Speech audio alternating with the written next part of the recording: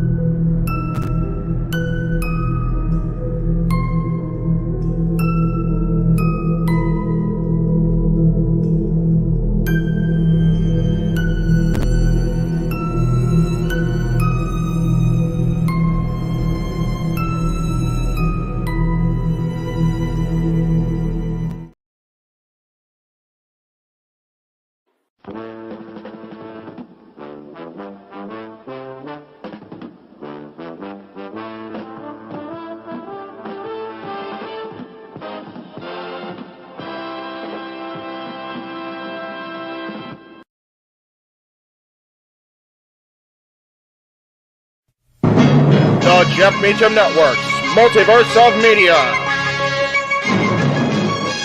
For over 15 years, the recognized symbol of excellence and the standard bearer in coverage of sports and entertainment.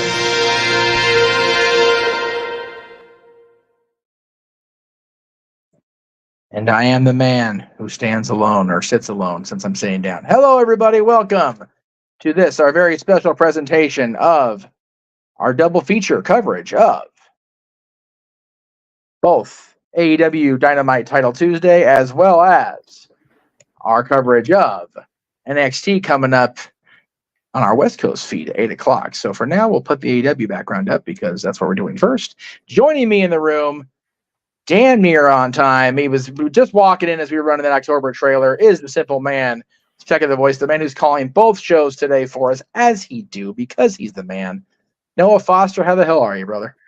Doing well, Jeff. Good to see you. I'm looking very forward to this Titanic Tuesday of professional wrestling. Damn it! But I digress. And I hope that everybody at the end of the day just really appreciates what competition and progression has brought forward versus this whole idea of separation and mitigation, this versus that. I'm in for the whole 5-hour shebang that we got planned on what is now the 99th Championship Network Multiverse Media Live Watch event, and I'm looking very forward to all of it.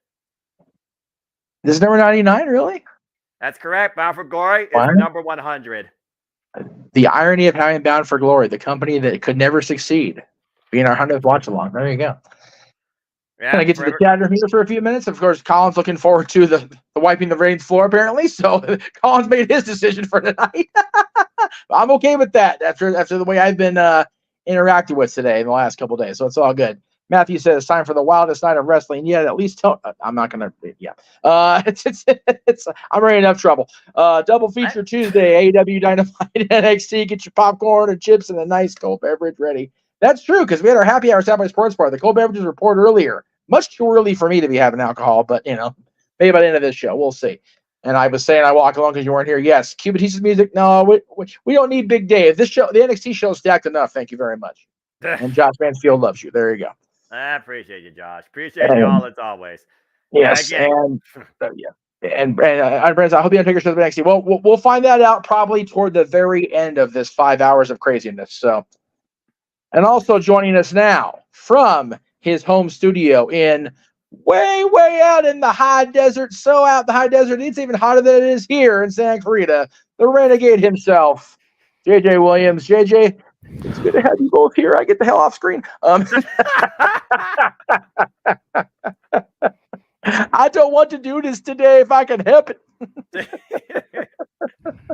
Good to have both you guys here to call what is going to be a very interesting night of television. Interesting, you say?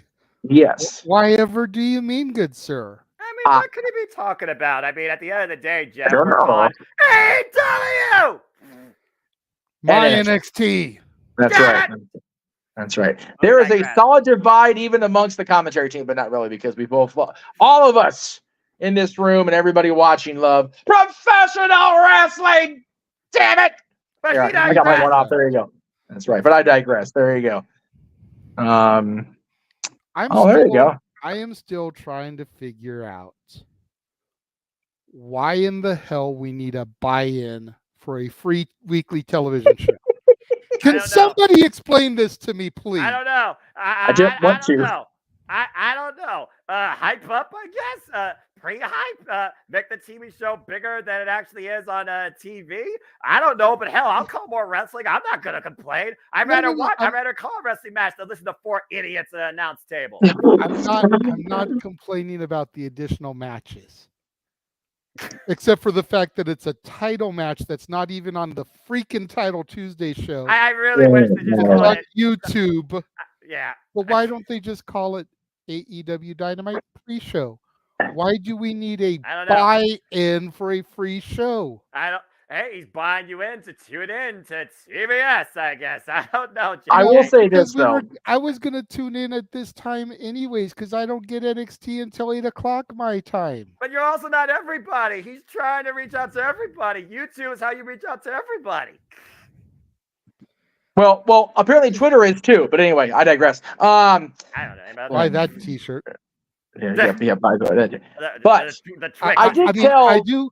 I do love though how we have the Mad Keen Eddie Kingston in this buy-in match, and we've got the Mad promoter running a Twitter feed. But I digress. And we have a certifiable madman going up against Eddie Kingston. So Murder somebody's gonna get Grandpa, hurt. King of Pancrase. Let's freaking go. The leader of Suzuki-gun, one of the most lethal men ever in professional wrestling, Minoru Suzuki. Okay, Yes. but it's Title Tuesday Dynamite. Damn it. Pull one of your non-title matches for the buy-in. I don't know. I really don't know. JJ's upset at the labeling of this show, and I concur with him. Anyway, I'm Common about sense were common, more people would use it.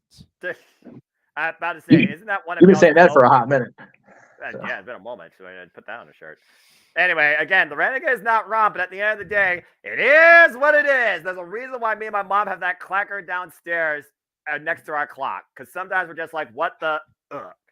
Yeah, it's like you have 4 non-title matches and 2 title matches on your TV show. Pull a non-title match for your buy-in. Put this on the show. Now, at the very least, it is 3-on-3 as far as title matches, non-title matches, and one of your non-title matches is number 1 contendership. So you leave that one on the show. Now you have 4 matches with title implications. I can give you a buy. Pete Dunn shrug here. I don't know. I'm just going along with it.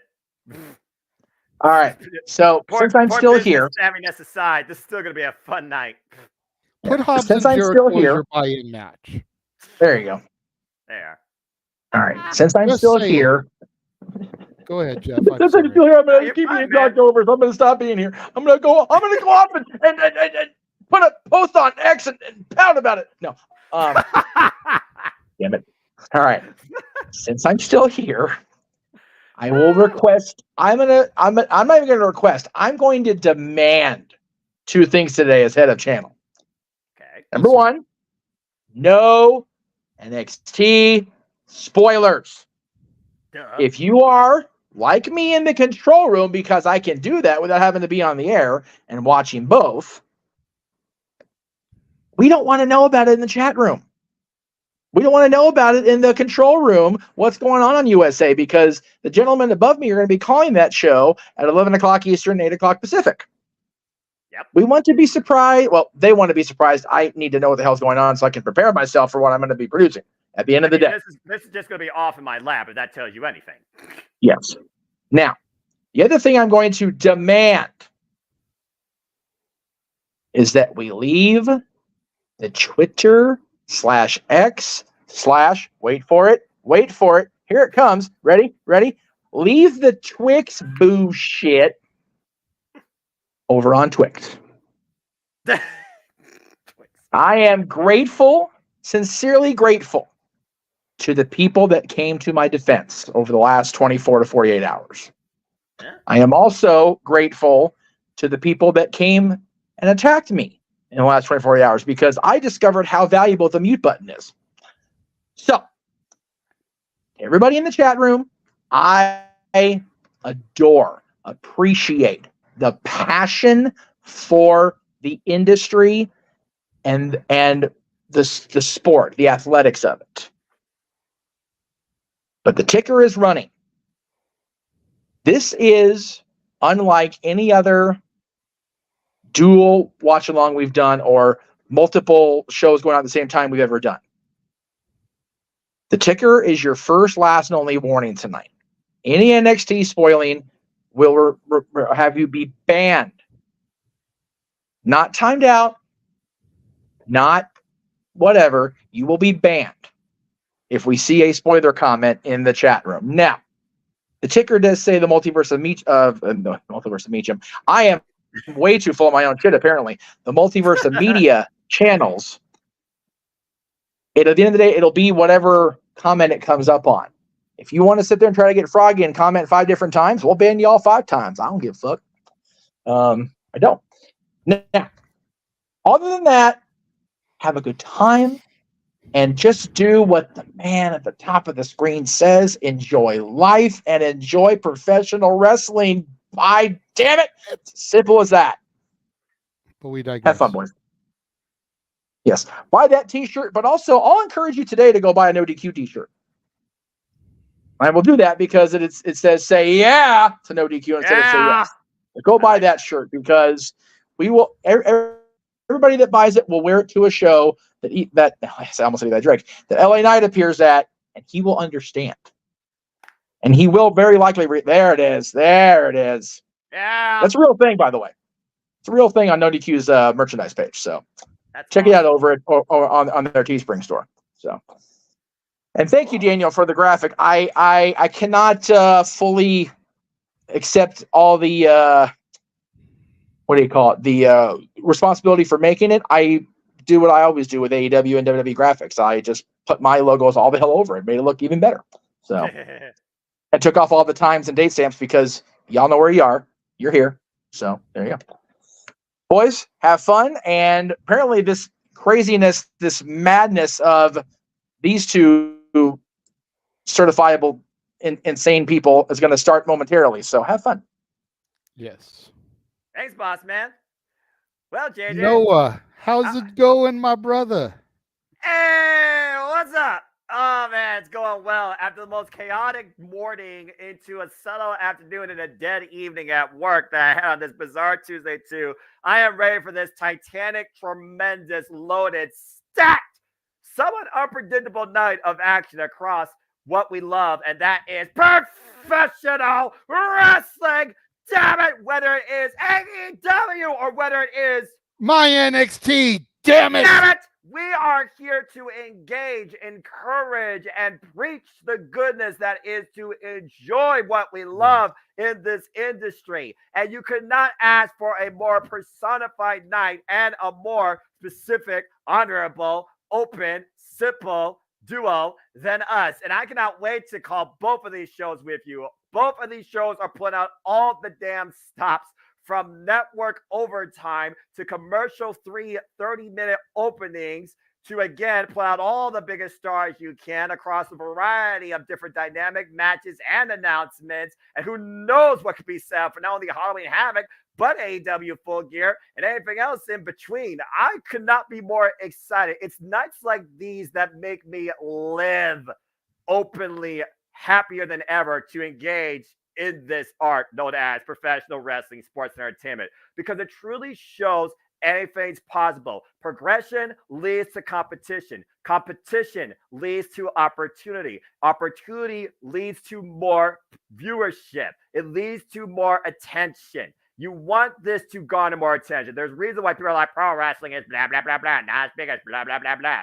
We got two titanic shows tonight from the two biggest companies in the industry. I can't freaking wait. I'm not sure if calling them Titanic shows is the best idea, because at the end of the day, the Titanic sank. That's true. Tremendous. Let's go with tremendous. But I do think they're as big as basically a cruise ship, but you consider, again, how stacked both these shows are. Yes. I mean, I got to admit, I did my own little bit of trolling earlier today. I saw a post on the Twix asking what your excitement level was for Title Tuesday tonight, 1 to 10. I put a 2.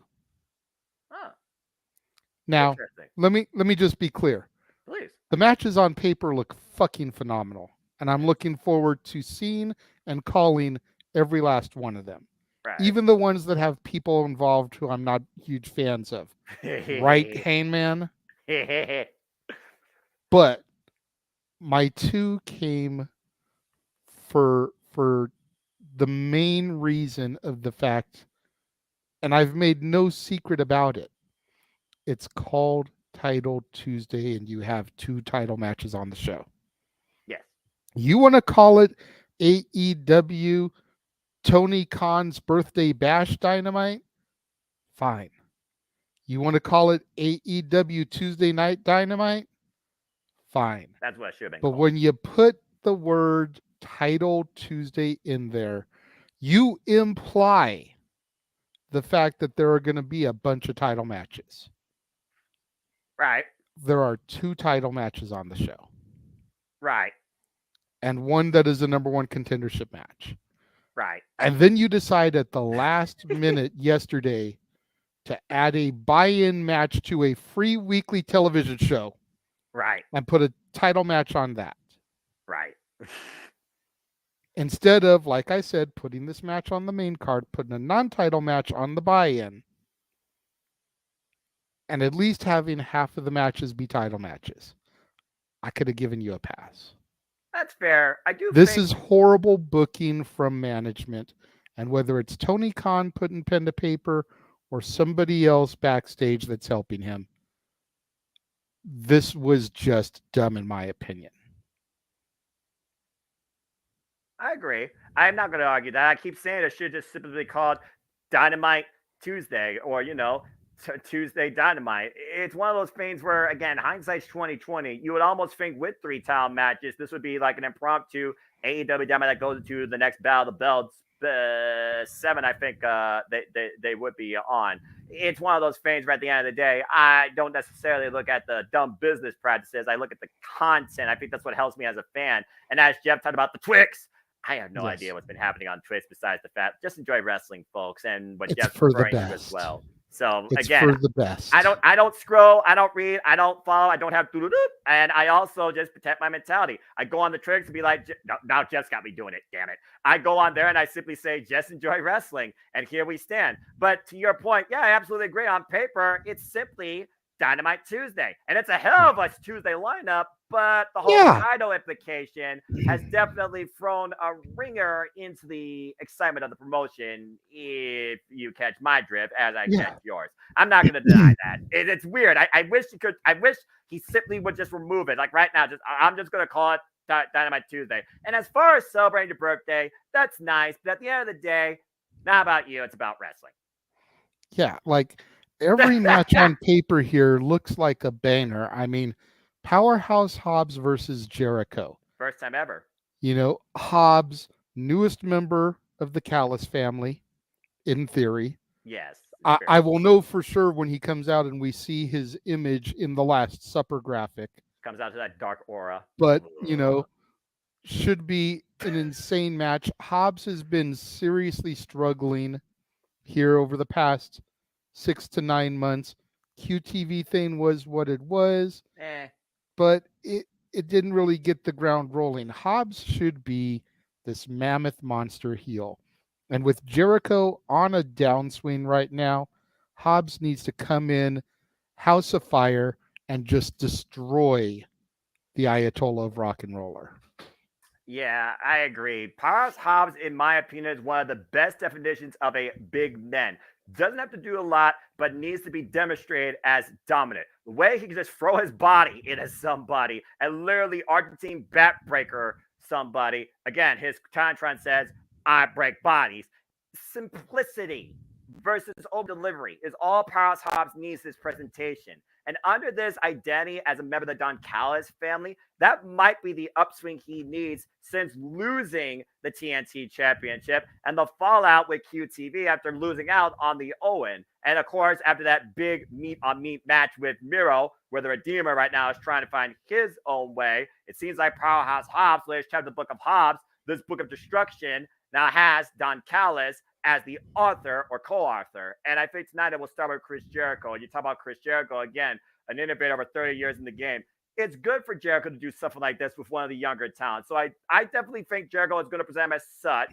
But in the narrative of fighting the Don Callis family, I can see Jericho definitely not going down easily and going to go down swinging. This is going to be a heck of a first-time bout, though, to say the least. Oh, yeah. I definitely don't see Jericho going down easy, but with the momentum the Callis family has, like him or not, Hobbs needs this victory. Oh, there's no doubt about that. The end result, Hobbs needs to win. Simple as that. Again, it's as simple as that for that. You've got Jay White versus Heyman Adam Page. A former leader of the Bullet Club and a former member of the Bullet Club going toe-to-toe. I'm looking forward to this match. Even though, and it's well documented, I'm not the biggest fan of Adam Page.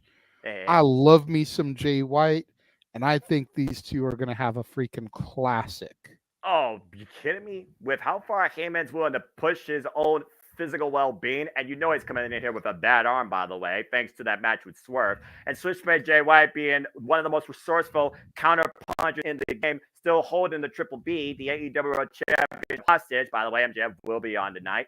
It's one of those things where you're also renewing old history. Like you said, these two used to run Bullet Club. They were on opposite sides of one. What was the Bullet Club Civil War that surrounded Cody Rhodes, the Guerrillas of Destiny, and Kenny, by God, Omega.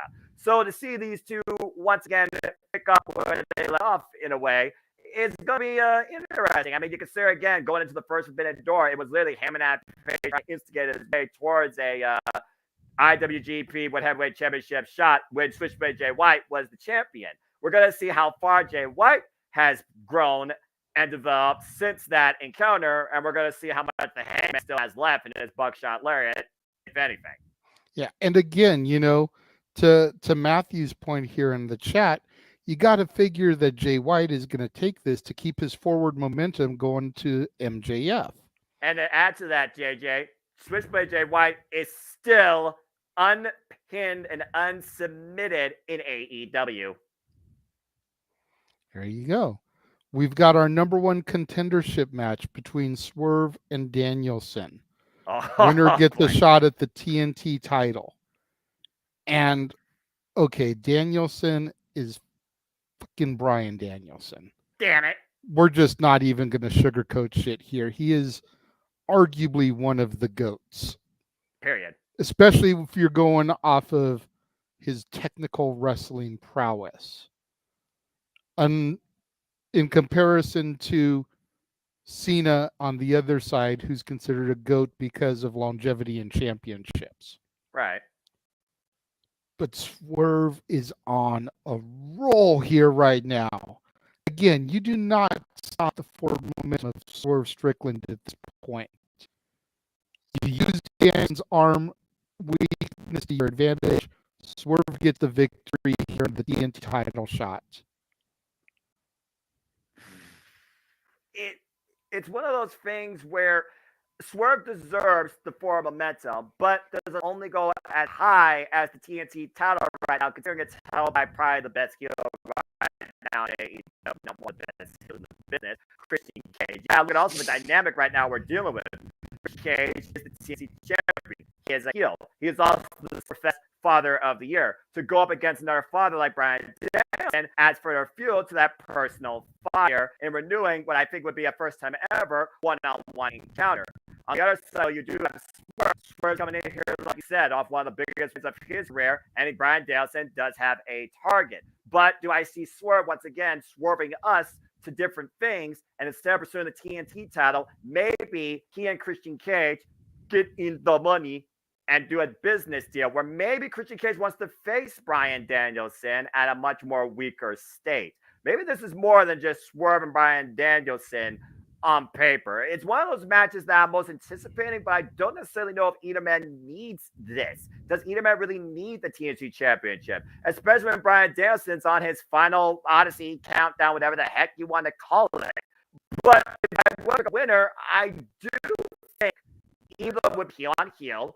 Swerve deserves it, but I don't want to say against Luchasaurus, Nick and Christian Cage just sounds really bizarre.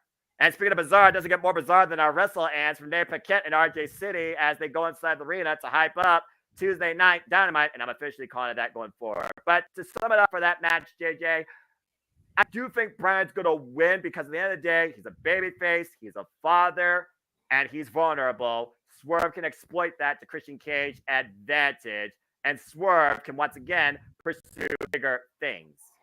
Yeah. Then we've got the international title rematch, Moxley versus Ray Fenix. Oh, dear. And Matthew brought up a good question earlier on. He says, do we even know if the match is still happening?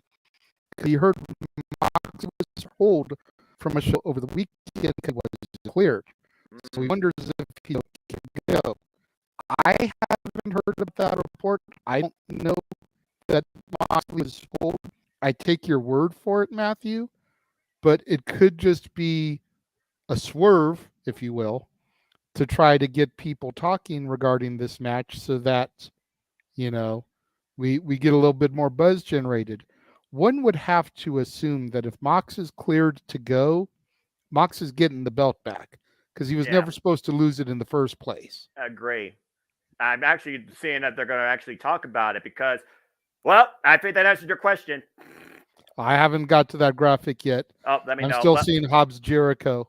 Well, let me know when you see a certain graphic that you are. Okay, I see it now. So looks like it is still going to happen. It makes me wonder, though, again, at this point, like you said, Ray Fenix is incredibly capable of being a singles champion. And I do wonder if that audible wasn't called. Ray has the potential, but now Jon Moxley's back. And again, you have a concussion. You are vulnerable the rest of your life to get just like that. So it is one of those things that I'm nervous. Again, I've been nervous about the AEW International Championship since Orange Cassidy lost it. But looking at it right now, I got to say that I think the Luchasaurus are better at pursuing tag team gold, and I think Jon Moxley needs to regain it. I completely agree. Nothing against Ray Fenix. I like him. He's a great talent. I will say I like Penta a little bit more. If I had to pick one of the two, there's something about Penta's mask and makeup and his outfits just pop for me. It's fair. In comparison to Ray Fenix. That's fair. Ray Fenix looks a little bit like a generic luchador. No, not El Generico. That's somebody completely different. I wonder where that Ray Fenix looks a little bit more like a generic luchador, whereas Penta looks like a star. You know, so if I had to pick one of the two, I'm going Penta for a singles championship. And I mean, to that point, he is a former Impact Wrestling World Heavyweight Champion. That's correct.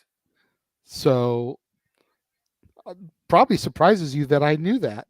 I'm very impressed, JJ. That's why I was like, very good. The video I sent you yesterday of all the former Impact Wrestling champions first match and a debut, whatever. Yep. That's how I learned that. I was thinking that's where you got it from. By the way, great.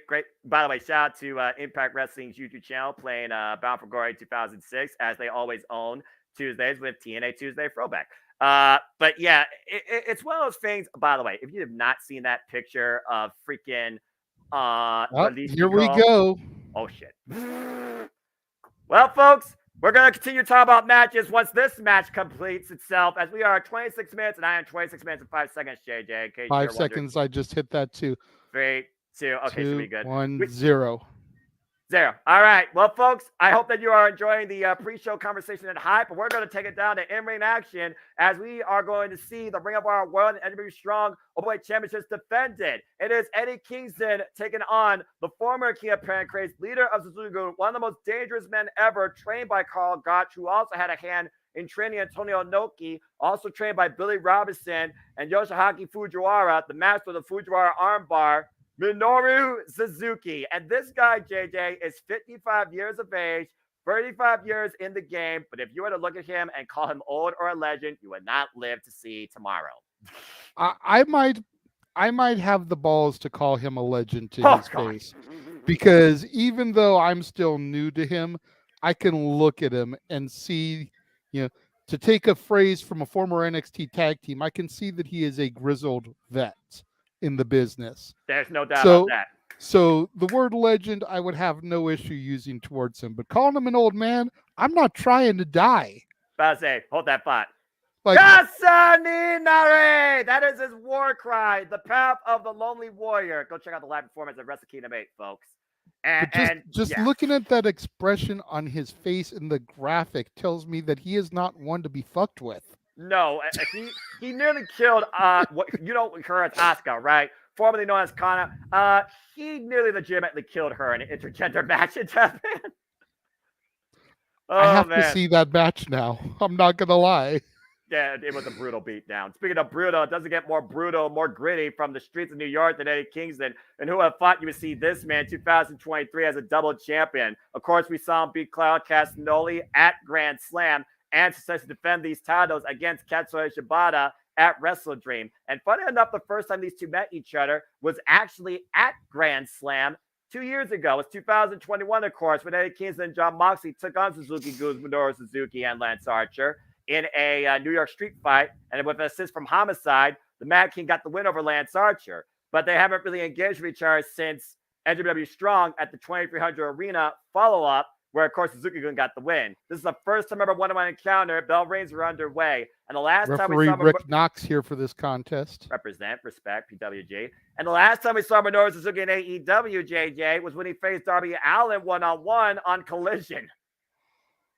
Kingston already taking the strap down. Here goes the other one. Yeah, Kingston He's ready to fight. He's welcoming those chops. Well, again, Minoru Suzuki, proud student, demonstrator of strong style. He wants you to hit him as hard as you can, and then he's going to hit you even harder. He lives off pain, and he also loves dishing out pain. Ask Jon Moxley, for example, who defended the IWGP United States Championship against him back at the New Beginning in 2020. Jesus.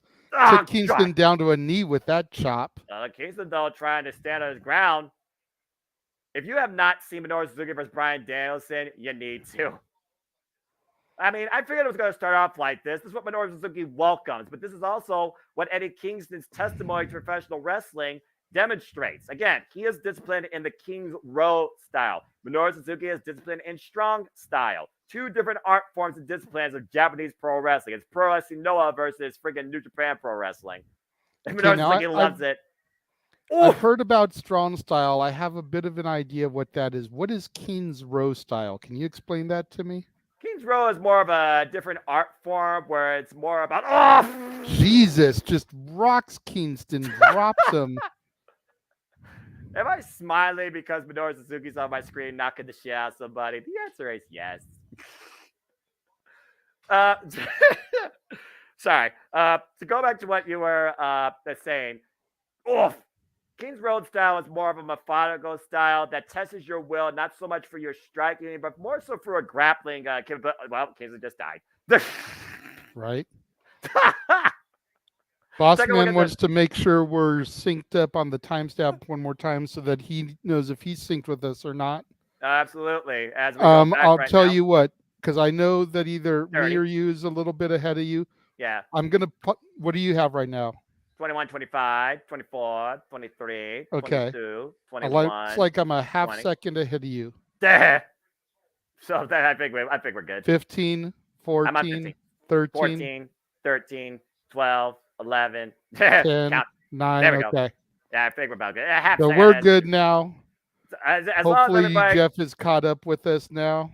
All right, and good. That's what matters. As long as everybody's having fun, that's all that matters too. I mean, a second to a half second latency, especially with restaurant quality picture-in-picture. Hello, JR.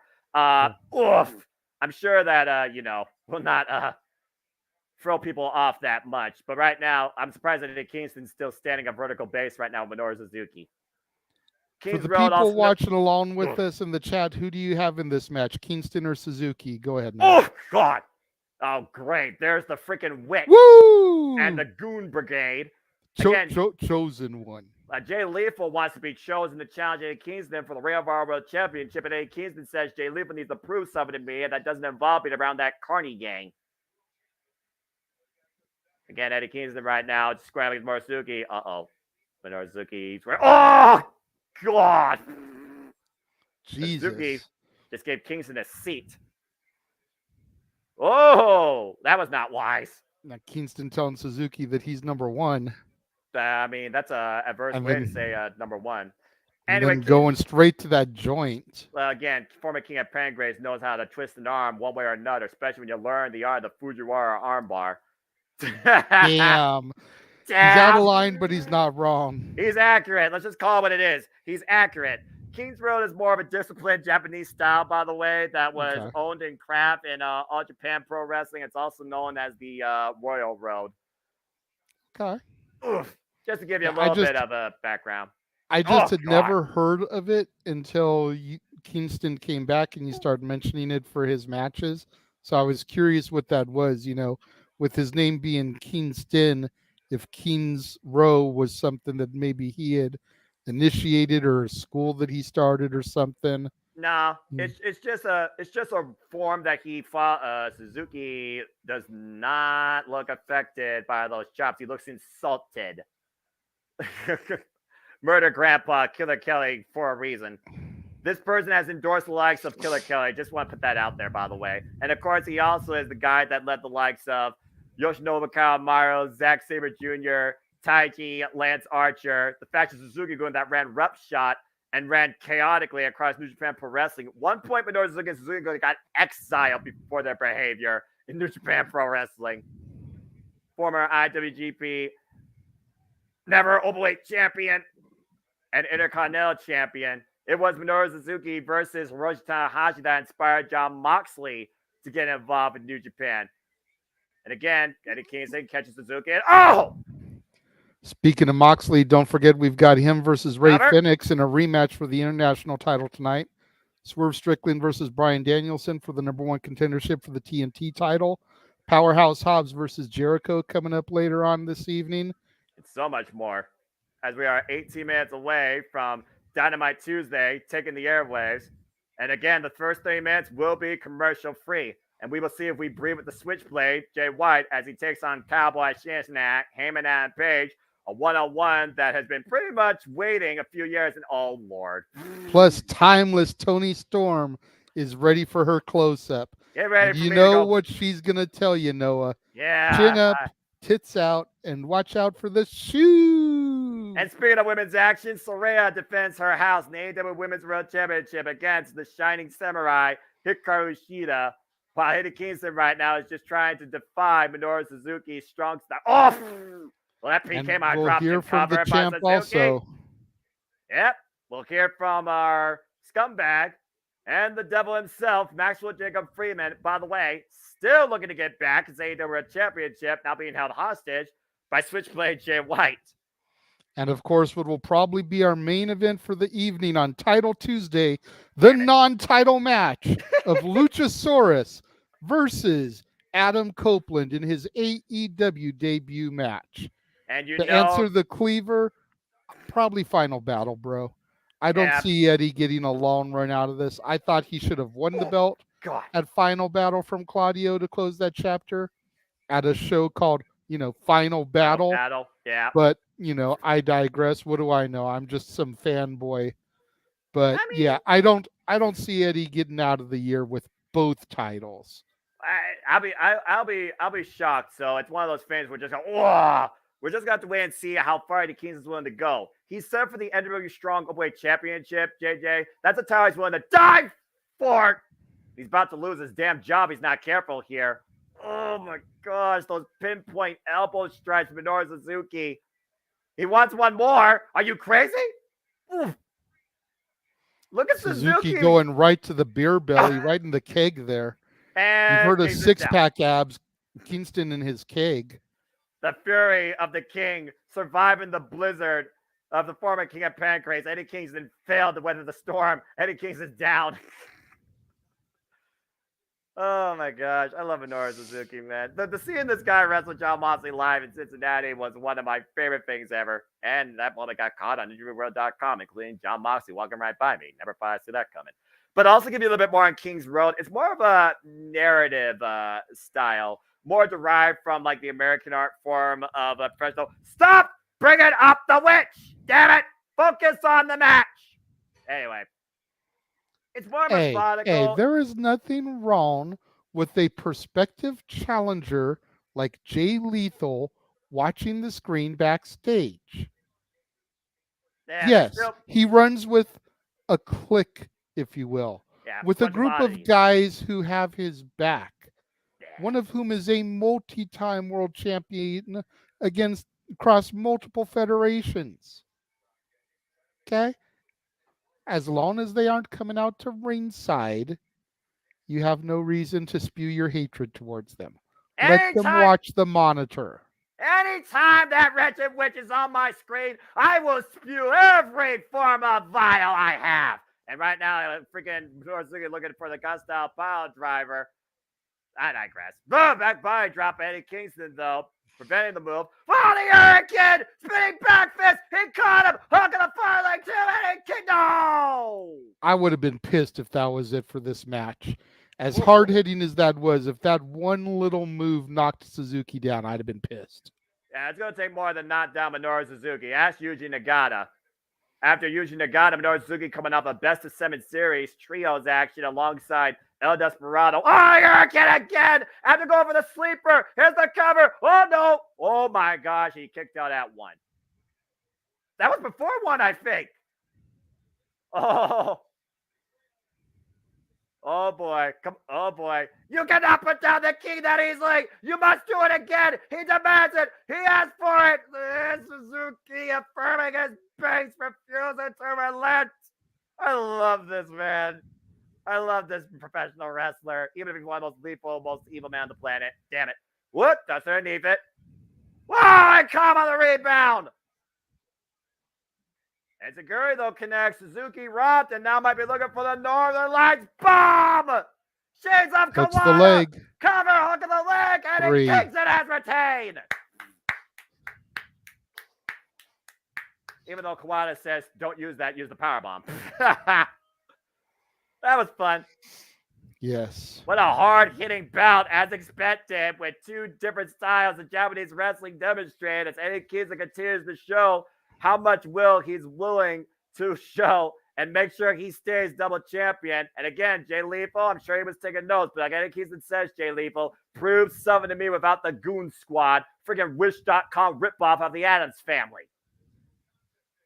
A great physical contest here, though, and a great championship bout by Eddie Kingston. Again, respect the king! Damn it! I love the fact that Minoru Suzuki still goes as strong as he does in this business, even without a championship. And in fact, again, it was last year in April. He came into AEW as Ring of Honor Television Championship, and Samoa Joe survived him. I would say that Kingston did something similar tonight. I think Kingston still doesn't know where he is right now. I think they're still trying to find each other. I mean, Suzuki tried to pull himself up. Eddie Kingston tried to just keep himself up. Damn it, Jeff. Damn it! What the hell? I mean, you know. Hey, he's not wrong. I can't fault the man for that. You know, when you're the man with the name on the marquee, you've got to make sure that you cover your ass. You know what? You're not wrong. You're absolutely not wrong. Suzuki back in the ring. Kingston still in a bit of a daze. Are we going to see a show of respect here, Noah? Well, Suzuki begins to make his way over to Kingston. I mean, again, Eddie Kingston and Suzuki, they've been fighting for years. It's the first time everyone went encounter. At the end of the day, Kingston survived the king. I wouldn't mind seeing this ran back, though. Looking for Wrestle Kingdom. Hey, look at that. Off! And that's how you show respect, by the way, JJ. That's how the king shows respect. There we go. Nice embrace between both competitors in the ring. They love to Kingston see it. raising up Suzuki's hand. That's professional wrestling, damn it. Again, Rick Eddie Knox Kingston back in the ring as well to raise Suzuki's arm. Rick Knox, get out there before Suzuki chokes you out. But respect. Very cool. Very I guarantee cool. if that was Reshu Umino would have been knocked the F out. But Eddie Kingston once again proves why he fought so hard and so long to be the double champion he is today. Eddie Kingston is still our Ring of Honor World and AEW Strong Openweight Champion, and he will defend the Strawweight Championship very soon in Las Vegas against United Empire's Face of Fury, Hinare. And we'll see how Eddie Kingston survives that brawl. Oh, wait a minute. Kingston going over to the announce booth. Oh.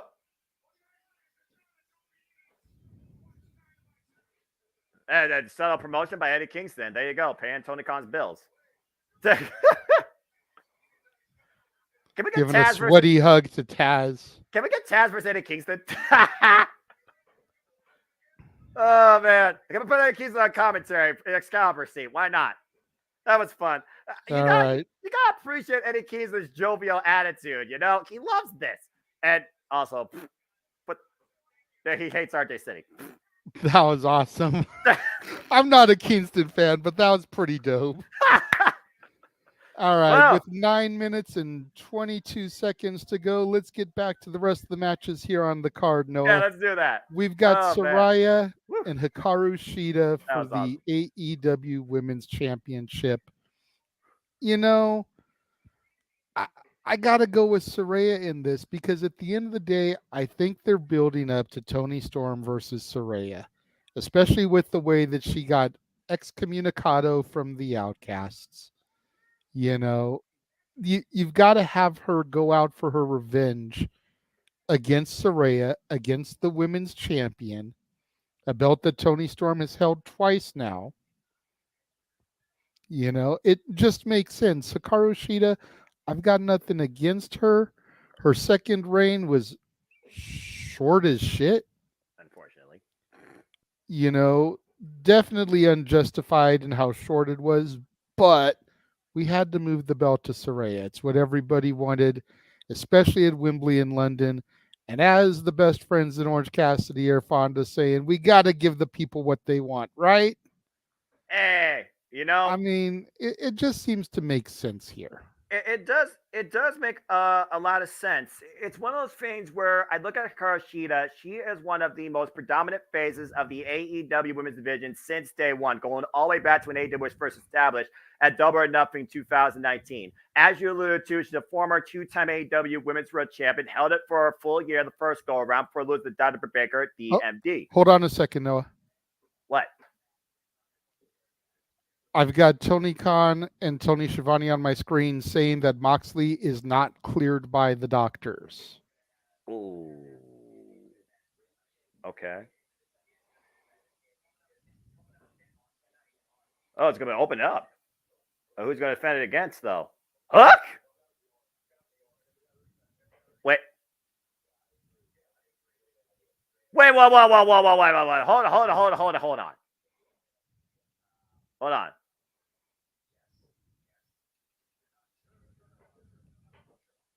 Wait, Orange Cassidy's facing Ray Fenix now for the AEW International Championship, and that's our opening match? And Hook just gave Tony a chip. So, yes, there we go. It is official, in the words of Adam Pearce. The International Championship will now be on the line as Ray Fenix defends the championship against the former champion, Orange Cassidy. Well, consider that quite a swerve. We'll talk more about that here in a moment. But to round out the thought about the women, yes, Saraya again, who would have thought you would see her even wrestle ever again, let alone be a women's world champion? Right now, it's her house, and I do feel like they are making a sequel to Grand Slam. When it was the illustrious Toni Storm that took on Saraya at Grand Slam, came this close, she fell short. Now she's timeless. And the fact that we are just outside the road that is Hollywood, as you alluded to, the vignettes, the cinema, the storytelling, the theatrics that will be involved, it screams they're setting up Saraya versus timeless Toni Storm at AEW Full Gear. In order for that to happen, I think Saraya has to retain. And another thing I've been thinking about, there's been some tension with the fact Shida has not been able to reclaim the championship. And a lot of that she blames on the doctor. By the way, the doctor right now is taking time off because she's focused on her dental patchistry. So see you soon, Britt. And I do think that's an underlying fear that could develop in the women's division, and it keeps Shida away because I don't think Shida needs to become the Charlotte Flair of the women's division. So I think that Saraya does need to retain. And another note about this match, Ruby Soho is banned from ringside. Saraya has to do it on her own. This is a true one-on-one encounter. But I have Saraya retaining as well. Yeah. Like I said, I don't think there's any question in this match, unfortunately for Hikaru Shida. I'd be shocked. But would you be shocked, JJ, as we switch gears with 5 minutes and 9 seconds here to talk about this real quick, the fact that Orange Cassidy right now has a chance to beat the other Lucha brother? How poetic would it be that his last defense before he lost to Jon Moxley was against Penta at Ciudad Miguel, and he caught Penta with a simple crucifix roll-up? Ray Fenix beating Orange Cassidy would be huge. Ray Fenix being the younger brother, by the way. But Orange Cassidy, we talked about it before, he never really needed to lose the title. So at this point, I think Orange Cassidy kind of needs this just to feel complete. I don't want to see it happen as an album to Ray Fenix. But like I said, Ray Fenix to me right now works better as a tag team specialist. And I think the Lucha Brothers should pursue tag gold. So now that Orange Cassidy's in this seat, it screams like he might get it back. That's fair because, again, Ray Fenix was never supposed to be the champion. Jeff, if you check your private messages for me, I just sent you the updated Fenix Cassidy graphic so you can Meachamize it and everything. Yeah. I already got it off Twitter and uploading it into the thing right now with the Meachamization. But thank you, brother. Much appreciated. God bless the man on the marquee, always getting stuff done in time of absolute precise accuracy. And then, Noah, that leaves us with the main event. Oh boy. And I mean, Luchasaurus has been on that downward swing ever since losing the title to the man who really has been carrying the gold and the weight of the TNT Championship since June, Captain Charisma, the instant classic Christian Cage. Christian being now the rightful holder, as he will tell you, he was the rightful holder all along. He wasn't! We're not going down this road again. Continue. Granted, Luchasaurus is going to have Christian Cage in his corner. Granted, he's probably going to have Nick Wayne in his corner, the newest member of Christian's coalition. Right. But you are not going to job Adam Copeland out in his debut match. It is just not going to happen. I'm sure he'll have his own X factors. Darby Allin, I'm sure, won't be far behind, nor will the icon called Sting! Sting's more realistic at this point versus Darby Allin, because if you saw a collision like I did, Darby Allin is officially a one-armed man. Nick Wayne crushed his arm with a concerto. I did not see Collision, unfortunately. I have not had the chance to go back and rewatch it. I got you, brother. Although they are showing the highlights right now, so I probably will see it here momentarily. Yeah, after Edge was about to spear Luchasaurus again, he got planted into the mat, and Darby Allin came down for the save. And it was Nick Wayne that took advantage and crushed his former mentor, his former friend's arm with a concerto. So Adam Copeland is coming in this pretty much alone. It's okay to botch every now and again and call him by that name. We Adam Copeland Edge for 25 years. Thank you. The Freudian slip is going to occur here and there. If the people in the chat room or Tony Khan and the rest of the AEW company doesn't like it, you can bite me. Same. I mean, for real, go back and watch the media scrum and look at how many times his own talent slipped and called him Edge. Well, I mean, again, just saying. He's always had an edge to him. We've been on the edge of our seat waiting for him to arrive. And whether or not he's on the edge of glory of his former greatness or he's about to reach a whole new level of awesomeness, that really comes down to how he kicks off his AEW career tonight. And I got to imagine that's going to be our main event match. Is again, they run down the card. And again, folks, it's not Ray Fenix versus Jon Moxley now. It is Ray Fenix versus Orange Cassidy for the AEW International Championship. Everything else is still in play. We will also see tonight Maxwell Jacob Freeman and MJF, and I guarantee you he's going to have words for one Switchblade Jay White, who is still in possession of his property. Will we see more of the Don Callis family unfold? Maybe another member shows up. What other crazy things will happen? And Timeless Toni Storm will once again get her close-up, and you wonder what will come from that. Are we going to learn about her next act, her next role, her next opponent, or we're going to learn maybe the next title? We're literally, all these questions are mere seconds away as I switch from YouTube to Sling to get ready for our live feed, because it's Tuesday. You know what that means. This wild, insane double feature Championship Live Watching event is about to really kick off hot with 30 minutes free All Elite Wrestling as we bring you live coverage to start with AEW Tuesday Night Dynamite. And with that being said, hello everybody, and welcome once again to the Gemini Direct Live Watch events here at the Gemini Direct Multiverse of Media. You know what this is, for I am the Superman of the Simple Brand and the voice of the JMN, forever grateful for professional wrestling. Damn it! But I digress. And my name is Noah Foster. With me, as always, is the Renegade against tribalism. He is also the Renegade that is about his brand. He is the Renegade, though, that also respects all things wrestling, as I'm waiting for Big Bang for you to go off my screen. JJ Williams. And JJ, we know what's opening our show. We know it's 30 minutes commercial free for the first bit or so. Are you ready to go? As I got Warner Bros. On my screen and light the fuse, bring the Christian. Okay, I'm still on Big Bang Theory. So. Okay, well, let me know when you're on there, and then we'll continue from there. The friggin' Christian Cage TNT champion in the production truck. Christian. Okay, there he is.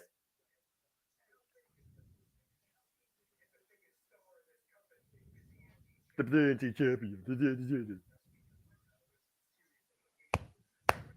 Of course, he's got to be here because not only is his former friend involved in the main event, he also has to worry about his next challenger. Yes. And I get to see it live. To answer Emmanuel's question real quick while Christian is chit-chatting, what's going to happen, Emmanuel? And we'll go ahead and lay this out one more time for the new people that just joined in, that missed our call of the free-for-all. Noah and I are very simply going to call AEW Dynamite for the first 2 hours.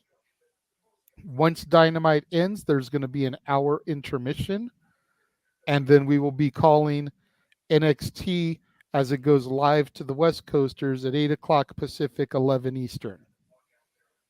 So we ask once again verbally, and the ticker is going, no spoilers, please. Any viewer who posts an NXT spoiler will be banned from the Jeff Meacham Network Multiverse of Media YouTube channels. This is your one and only warning, and you have been warned. Rolex. Well, with that disclaimer known, and let the fuse bring the boom, the Titantron, the theme is underway. Once again, I am proud to say it's Tuesday. You know what that means. We are here live across the Multiverse of Media to bring you coverage first of these two incredibly tremendous shows loaded for every professional wrestling fan, sports entertainment, enthusiast galore, as we bring you inside AEW Tuesday Night Dynamite. Hello, everybody, and welcome once again to the Multiverse of Media. You know what this is. For once again, I am the man of the Simple Brand and the voice of the JMN, forever grateful for professional wrestling. Damn it! And my name is Noah Foster. As we start 30 minutes commercial free with our TNT Championship. Looks like number one contenders match. The American Dragon Bryan Danielson takes center stage first. And with me, as always, I am never alone. I have with me the Renegade against Tribalism, JJ Williams. And JJ, it's showtime. We are going on and on and on, at least for another 5 hours, as the American Dragon Bryan Danielson, with 13 wins this past 14 singles matches, opens up tonight's festivities and looks to take one step closer towards maybe one last championship in what he deems is his final odyssey. With that being said, there's a ton ahead. Are you ready to go tonight? I've been ready, man. This is going to be so much fun. I miss nights like this in professional wrestling. Same. I miss the Monday Night Wars. I miss all of that stuff, man. The last time we truly had anything like this was back in January of 2010 when Impact and the Hogan Bischoff era decided that they wanted to go toe-to-toe with Impact and Raw. Granted, we know how that went. That administration damn near killed the little engine that could, whom we will be covering on October 21st for Bound for Glory coverage.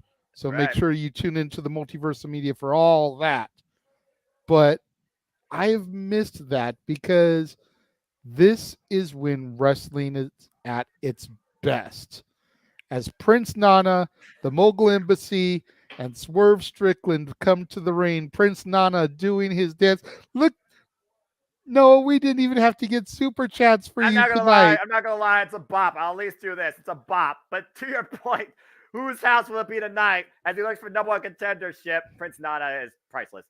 As Swerve Strickland, who also came off an incredible win at Wrestle Dream against the Heyman Adam Page, surviving the buckshot lariat and catching him with the JML driver. Some said Prince Nana, though, called the audible and saved Swerve from defeat. Again, it was the crown jewels quite literally to the head and two house call kicks and a JML driver that allowed Swerve to put down the former AEW World Champion. On that other note, though, Bryan Danielson coming up probably the greatest technical match we've ever seen, beating Zack Sabre Jr. and a follow-up exhibition this past Saturday on Collision against Kyle Fletcher, beating him with Euro Clutch. Both these men are true tested valor contenders that are worthy to challenge for the TNT Championship. But only one man can take one step forward. Bell rings are underway. Hey, Aubrey Edwards is our that witch. Get her off my TV screen. How dare you? Blasphemy. At least she's got more integrity than Karen Jarrett ever had in her whole damn life. That's debatable. She used to be a Hebner. Oh, look at this stare down. You've got no argument to that. Hey, I'm focusing on the match. We're not going to argue about referee integrity, but one's a referee and the other one's a wretched witch. That needs to be, you know what? I'm not going there. We're going to get a test straight for it to start things off. Again, this is our opening contest, TNT title, #1 contendership. And again, the winner of this match will face the face of TNT, the TNT champion, Christian Cage, who is in the building, as we saw, as he cued the show. And, of course, that will be Saturday at Collision. I will see live right here in Toledo, Ohio at the Huntington Center. You see right now Bryan Danielson controlling Swerve, bringing him down to the mat against the cover. Timeless Toy Store will be ready for a close-up. We got Powerhouse Hobbs versus Chris Jericho, the AEW International Championship on the line with Ray Fenix and not Jon Moxley, do not be medically cleared, but also Orange Cassidy. We have another match added, Noah. Wardlow versus Matt Sydal. Another non-title match will be on the show this evening. Well, at least we get a Powerbomb Symphony. I always am up for an encore for that. And speaking of encores, will you I like Matt Sydal. Well, he's all right, too. And, of course, Switchblade Jay White goes one-on-one for Heyman and Page. And, of course, Switchblade Jay White's in possession of the Triple B. And, of course, the true champion, Master Jacob Freeman, will be in the building. And we'll hear from him later tonight. That and so much more ahead on AEW Dynamite Tuesday. And, of course, Saraya defends the AEW Women's World Championship against Hikaru Shida. Ruby Soho is banned from ringside. And as you alluded to, JJ, it is the rated R in-ring debut in AEW for Adam Copeland against Christian Cage right here on Destruction, Luchasaurus. And chances are Adam Copeland will be coming in this alone after Darby Allin's arm got smashed with a concerto by Nick Wayne. Of course, Swerve, Darby Allin, Nick Wayne, all residents of Defy Wrestling, straight out of the Seattle area, have made it to the bigger stage of AEW. And Swerve giving us more swerves in his career lately since coming to AEW on the hottest run of momentum he's had in a long time, taking on one of the best in the world, Bryan Danielson. First time ever one-on-one encounter, I believe. Oof. Disrespect. Just slapping the taste out of each other's mouth. Well, I mean, Bryan Monkey flip from Danielson. And Swerve lands on his feet, this hybrid athlete, as only he can. Well, Bryan scouted that, though. The technical category of Bryan Danielson, I'm not sure if Swerve can keep up with that, but nice drop down, though. Catching the dragon. Now looking to time up. Oh, crucifix. Gets a 1 count. Inside cradle by Bryan. Reversal by Swerve. 2. 1, 2. 2 again. Both these men trying to keep down each other, keep it up with each other. Stalemate so far in the early going. Woof. This is a good even contest so far, JJ, considering I look at Swerve and Bryan Danielson, 2 completely different styles. Yeah, absolutely. Danielson, more of your technical wrestler.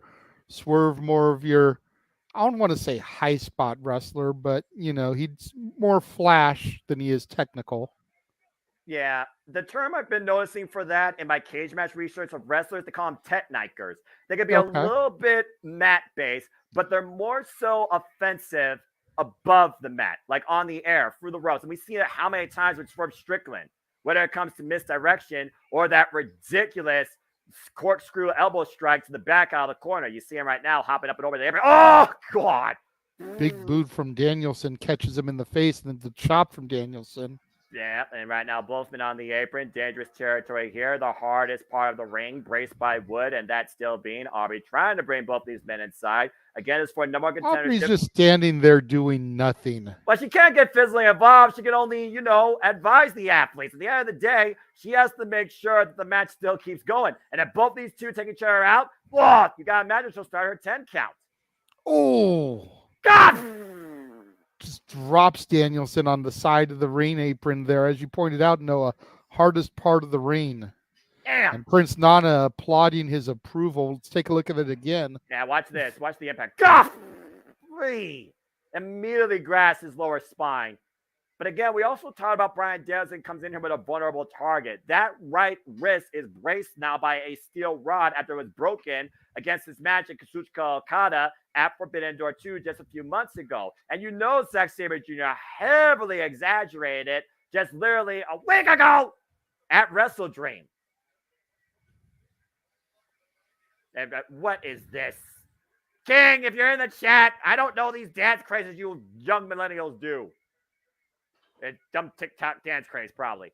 Nice pinpoint knee to the spine. There's a cover by Swerve. Kick out at 1. And again, back to my point. Out of the corner, there's that spinning corkscrew elbow strike perfectly to the spine. That is where Swerve is more effective. He's more effective out of the corner and off the ropes. Ugh. I gotta wonder how many injuries Bryan Danielson might be coming in here with. Not just the wrist, but the back. I mean, again, he come off that war against Zack Sabre Jr., and he come off a great exhibition, very physical exhibition against Kyle Fletcher of the United Empire this past Saturday on Collision. Swerve right now has just been biding his time and feeding off the momentum he got after being the Heyman since Wrestle Dream. He hasn't been in action since. Oh! Nice power slam. It'll roll through. Look him up. Kyle, we appreciate that, good sir. Swerve with the cover, like a disco cover, hook of the leg. The knees compressing the chest cavity, though. Gets a 2 count. And again, appreciate you all in the chat. Kyle, great friend of mine across all my leagues, too. Good to see you. Matt, good to see you. Daniel, Matthew, Christy. Hope everybody's having a good, fun time as we engage you in all things wrestling night across this tremendous Tuesday night for wrestling fans and sports enthusiasts galore. And thank you to everybody that's watching across all 5 channels on the Multiverse media. Please subscribe to all of us. We assure you our passion, our content, our coverage is not anytime soon in and out of all things wrestling. You see a knee to the small of the kidneys there by Swerve. Again, Bryan Danielson has had no title accolades in AEW yet, JJ, but has challenged multiple times for the AEW World Championship against Kenny Omega and Heyman and Page. Swerve right now is just loving this. And Matthew, stop it. Swerve springs up to the top rope. Uh-oh. This is where Swerve's the most dangerous. Jesus. Oh, God, the knees off the Connects floor. it. That great awareness, but again, how much that took out Bryan Danielson. We talk about all the time, JJ, putting your own body in harm's way. Yes, Bryan Danielson got the knees up. That's a lot of weight, though, compressed on your own body. High risk equals high reward a lot of times. But then again, sometimes you go for that high risk and you botch and you fail and you end up with high punishment. As Danielson now taking control of things on the outside. But he needs to bring him back inside the ring if he wants to be crowned #1 contender for the TNT Championship. And as I alluded to, Bryan Danielson has no title accolades in AEW. Neither does Swerve. Only has a tag team title accolade with Keith Lee. And Bryan does the top rope. Missile drop kick. The hard landing, though. You see Bryan immediately grasping his ribs. You see the pressure that was applied there again on the landing. Bryan Danielson is at what a hurt right now. It's hard to fight, but you can't breathe. Yeah, no question about that. Again, you would know that formally as well, being a former competitor yourself. Aubrey Edwards finally doing her job, starting to count there. I mean, it was a 2 count, to be fair. She knew both men were going to get back into this, and now Bryan Danielson using Swerve as a kickboxing bag. Again, Swerve Strickland, a former AEW tag team champion. Bryan Danielson with no accolades in his AEW career, except a ton of instant classics. Bryan Danielson showing shades of Daniel Bryan here with those kicks. 2, no! Again, Bryan Danielson, one of the most lethal strikers in AEW, JJ. Those freaking kicks to the side of the head, those high kicks, one of those could knock you out. Yeah. Bryan Danielson's gone 30 minutes to a draw against Kenny Omega, 60 minutes to a draw against Heyman Adam Page, 63-minute Iron Man match. Fell 3-4 against Maxwell Jacob Freeman earlier this year. Beat Kazuchika Okada at Forbidden Door. Beat Zack Sabre Jr. at Wrestle Dream. Bryan Danielson on his final odyssey as he will be done next year as a full-time wrestler. Whoa! For the sake of his family and his daughter. And again, pin perfect kick to the midsection. And you heard that angst from Bryan Danielson. Now Swerve scouting his next move. Up and over. Over the top. Lands on his feet, though. Bryan looking to fall out. Oh, God! Got caught coming in. Whoa. Great scouting by Swerve Strickland. Swerve finally able to turn the momentum and the tide here. See if he can capitalize on it and try to take the dragon down. Try to slay the dragon. What the hell is this? And hanging him up in the tree of woe. That's a unique position to hung up Bryan Danielson. What? Danielson right now hung up. And they can only look up as Swerve, I think, is about to stop him in the ground, JJ. Nowhere to go. God! Oh, Swerve stomp on the apron. We've seen how effective that move has been in the past against Heyman and Page, particularly. Concaving the chest of Bryan Danielson. Watch the replay here. God!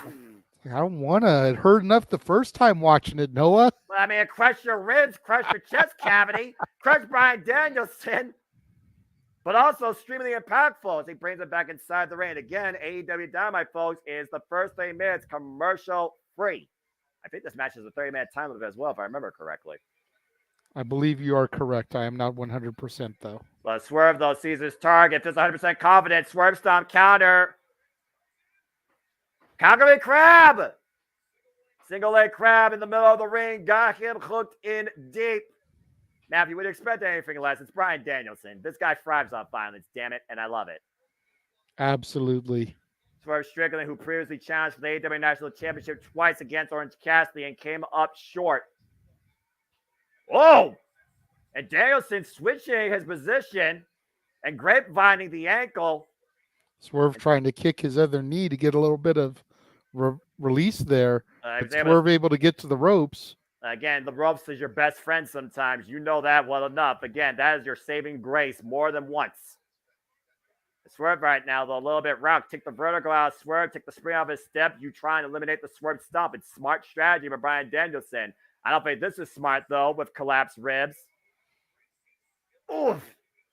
Again, AEW Collision comes to us next right here in my hometown, Toledo, Ohio. Find me if you wish at the Huntington Center. I cannot wait to see who challenges Christian Cage this Saturday live. It'll be either Bryan Danielson or Swerve Strickland.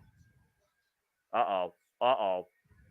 Swerve with his footing on the top rope on the inside. Bryan Danielson able to slip out, though, and oh!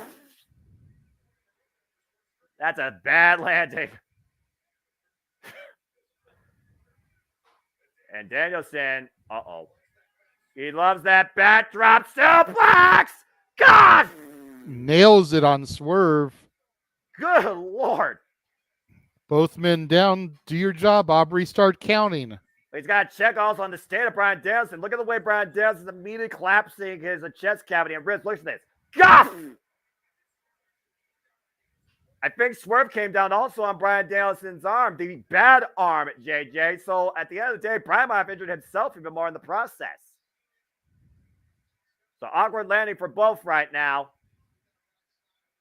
We talked about, again, Bryan Danielson might as well be wrestling with one arm as he looks to kick his fucking head in. Danielson right now picking his spot, placing Swerve, looking to leave a footprint on the Mogul Embassy's leader. Oof. Those hammering stomps with the side of the boot. And Swerve, though, whoa. I'm surprised Bryan Danielson doesn't keep. Oh, there we go. I was wondering why Bryan Danielson was kind of like easing in on the stomps. Now Danielson, lapel lock, locked in, switching. Again, can't breathe, can't move, can't see. Right now, just underneath the nose. Will Swerve tap out, though? The ropes are so close. Bryan changes position, though. Now trapping the arm. Again, Swerve emphatically makes it to the ropes, though, JJ. Again, the long reach of the legs. Great improvisation there by Bryan Danielson. Again, how much, though, has Bryan Danielson taken out of Swerve, despite the fact Bryan Danielson might have suffered more injury in this match? Running kick in the corner, the heel, the boot, and 2 points. Oh, God! Jesus. What a house call kick running, and Swerve floats up to the top. One more time, looking for the Swerve stomp. Nails it. The cover, 1, 2, Swerve is no! Oh, my God. God! How the hell did Bryan Danielson kick out of that? Instinct. Sheer instinct. That's 6 cents, as you like to put it, JJ. Being a forward yourself. Look at that Swerve stomp, though. On point. Looking for the JMO driver. Bryan Danielson flying out, but though, throw Swerve lost for again. Missing the corner. Bryan Danielson trying to pick a speed momentum. Swerve sends him up and over. Catches him. Wow, God! JMO driver, cover 2, got us no! No. Holy shit. Inside driver didn't get the full pump handle on it, though. A modified Jimbo driver out of the corner, 2.5, and Prince Nana can't believe it. Prince Nana need to get out the apron, dude. Aubrey, Gentleman gets physically involved. There's too much money. Uh-oh, wait a minute. He's got the crown jewels again. The crown, that jewel-encrusted crown of Prince Nana. But wait a minute! The Hangman! He's facing Jay White later tonight, but that's the same way that Swerve took advantage. The second whip counter. Oh, caught him. Jamel driver with the rope for the hook of the both legs. Deep hook, dig up two. Brian down. Oh, good grief. Swerve kicks out. Well, Brian Danielson, the second knee. The cover. Two. Brian Danielson is the contender. Wow. What a finishing sequence to that match, Noah. Insane high velocity.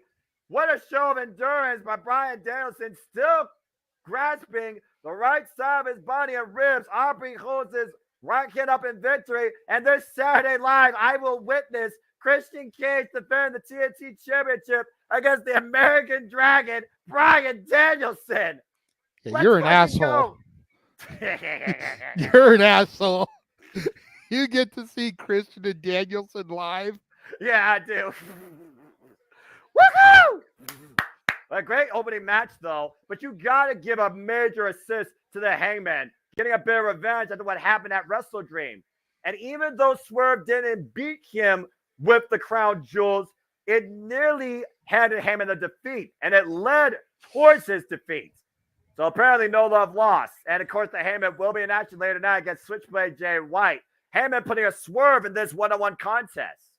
And you got to figure that this rivalry between Page and Swerve is not over. Oh, no, they're going to meet again somewhere in the not-so-distant future. As our producer man pops in. What is up, producer man? Hey, Jeff. Just wanted to pop in between matches. You know how we do. I missed the end because the producer to be a little mini Meach was picked up by his grandfather after school, so he was had to make the deposit into the car. Yes, but surprise, Brian won. But based on what I just heard you guys talking about, the fact that Paige got involved, it's like, okay, that makes sense. They're gonna further the feudings. Yeah, I wouldn't be surprised to see them run that back at full gear. You know. Well, I mean, Brian Danielson was born for greatness, but if you just didn't hear Samoa Joe, he just said this Saturday I start my ascension towards greatness. So it looks like this Saturday I'm getting Samoa Joe as well, and who knows what's next for that guy. Oh, it looks like it's time for our Judas moment here on Tuesday Night Dynamite as the Ayatollah of Rock and Rolla, Le Champion, the Demogod, the Painkiller, the Ocho, whatever you want to call him, Chris Jericho comes to the ring. With Floyd the Baseball Bat in hand, the first ever AEW World Champion, coming off quite a rough 2023 with losses against Absolute Breaker Stocks, Adam Cole, and most recently, Will Ospreay. And as we saw last week, Wednesday, JJ, apparently the newest member of the Don Callis family, planted Chris Jericho with an emphatic spine buster and took out Kenny Omega in the process. Now Powerhouse Hobbs faces the Ocho one-on-one in what's got to be to further Don Callis' agenda to eliminate Chris Jericho and Kenny Omega altogether. And you see that dented shot from that steel chair. Exposed head of Kenny Omega got brained last week as Omega and Alpha were taken out by the new Alpha and the Don Callis' family newest recruit, Powerhouse Hobbs, it seems. Well, we assume he's the newest recruit. We'll find out here momentarily. Like we said earlier, if his image and his face has been inserted into that Last Supper image, then we will know for sure. Until then, it's still just speculation and rumor. And we try not to buy into rumors here on the Multiverse Media. No, but I think Powerhouse Hobbs will buy into whatever can benefit his wallet and benefit his career. And even though he might be the virus of the industry, there's no arguing how influential Don Callis is. Callis is coming out with Hobbs.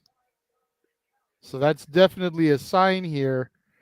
Looks like Hobbs is still using some form of his own music, though, not the Gallus family music. That is his original. That is his theme. You are correct. Also, Powerhouse Hobbs has the most singles win of any AEW wrestler this year, 29-3. Look at all that kinesio tape there on his right shoulder. Definitely a bullseye being sent out there for Jericho to target. Again, Chris Jericho, of course, we know he has the Lions, him. We know he has the walls, but Powerhouse Hobbs, he breaks people's backs with an Argentine back breaker and also sends them away with the Last Testament spine buster. We know how powerful Powerhouse Hobbs is. We know how savvy Chris Jericho is. The X Factor in this match is definitely going to be Don Callis, who apparently will remain at ringside for this contest.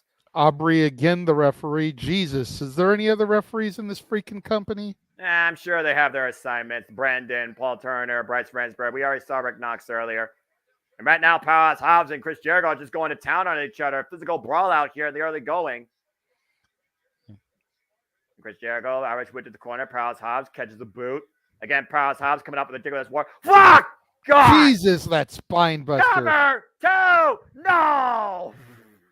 Good God almighty. That could have been it right there, Noah. I'll say it once, I'll say it again. Look at the smirk on Hobbs's face, too. He is so happy right now. I mean, he just spine-busted Chris Jericho into near oblivion. And I will say it because I haven't said it yet. Planted! 2.5. I dare you to even Gallus is smiling. And how much have we seen Gallus smile as of late? He's been a Chester cat ear to ear with what he's been able to accomplish. Again, Will Ospreay beat Chris Jericho. Sammy Guevara beat Chris Jericho. Kanusuke, another one. Jesus. Kanusuke Takeshita beat Kenny Omega twice. Don Callis right now is having the most upswing he's ever had in his career. He might be one of the most dangerous, most powerful men in the business. And Powerhouse Hobbs only adds to that repertoire, especially with this demonstration of absolute dominance. 2 spine busters, not again. Third one. Spine on the pine. You might want to call it, Aubrey, for Chris Jericho's sake. I mean, I'm not sure what's more dangerous at this point. A powerbomb 70 from a pissed off Wardlow or a sermon of powerbombs from Powerhouse Hobbs. Good grief. I mean, Don Callis, he wants Chris Jericho to suffer. He wants Kenny Omega to suffer. He wants to break them both mentally, physically, and emotionally until there's nothing left.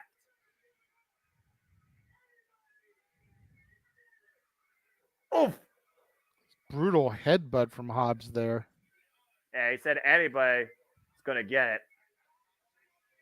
And Chris Jericho just trying to fight back. Oh, God. Sledgehammer to the spine. Right between the shoulder blades. This era of Hobbs reminds me of Hall of Pain Mark Henry. Uh-oh. God, another spine buster. I think the Hall of Pain has been renovated by Powerhouse Hobbs. Just saying. I mean, Jericho's got to be dead at this point. Like, seriously. Well, I mean, you know what a spine buster does to you. It collapses your spine and knocks the wind out of you, and also the whiplash the back of your head and neck. Yeah, exactly. And Jericho's over 50 years old. Like, come on. Jesus.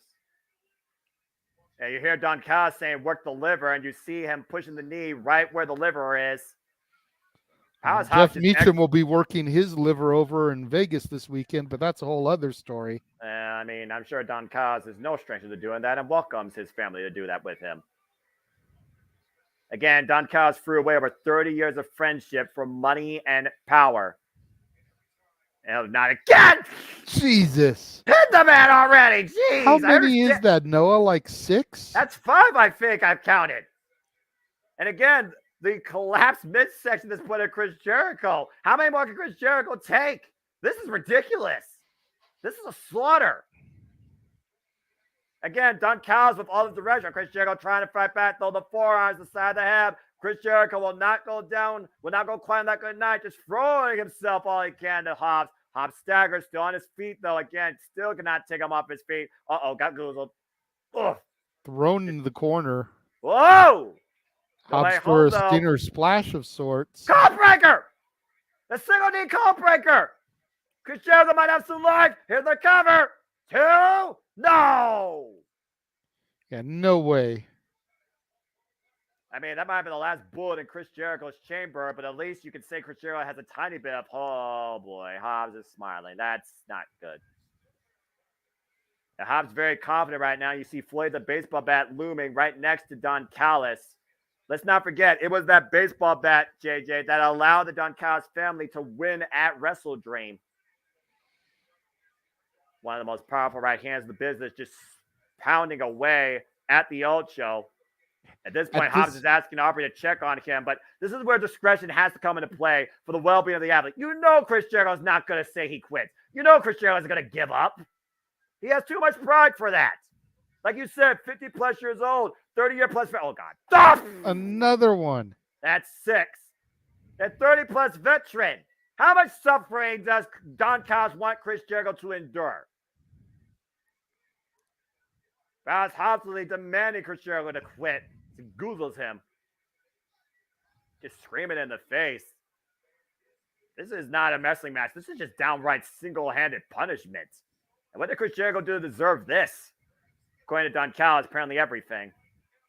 He betrayed Don Callis. He didn't betray Don Callis. Don Callis let him. Don Callis betrayed him. Literally. Don Callis, he put the fix in literally before the pain was even revealed. And Hobbs once again, Chris Jericho on the shoulder, trying to fight back though, pushes Hobbs towards the first into the corner. Kick at the knee. Chris Jericho trying to fight back though. Nice chop block there. And again, Chris Jericho might be looking for the walls, maybe the Lion Tamer. Can he turn Hobbs over though of how much work has been done to the compromised midsection? How much wind's been taken out of him? Can he endure? Can he turn him over? And again, Hobbs goes, he's got him in! He's got him locked in.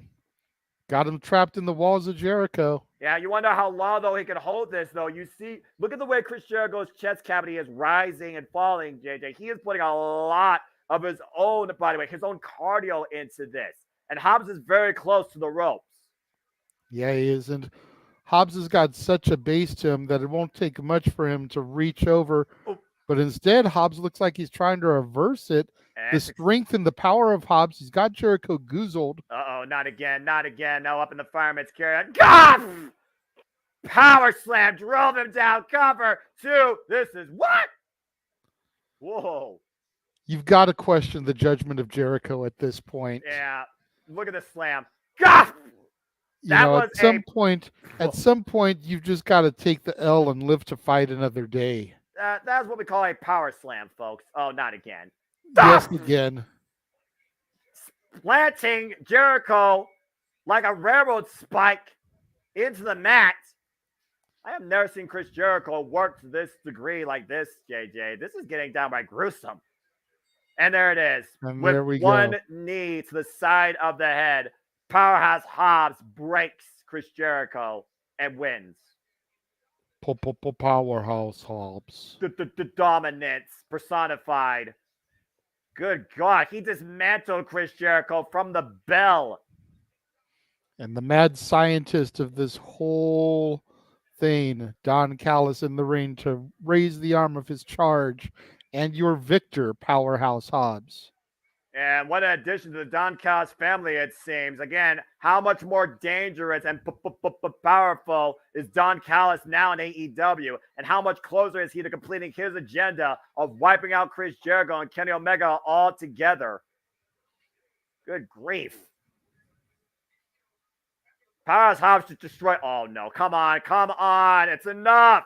You've already beaten him. Not again. This is ridiculous. So someone get out. Will someone get out here? The exclamation point.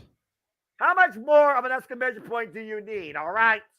You beat the man. You broke the man. You did what you came out to do. Leave already.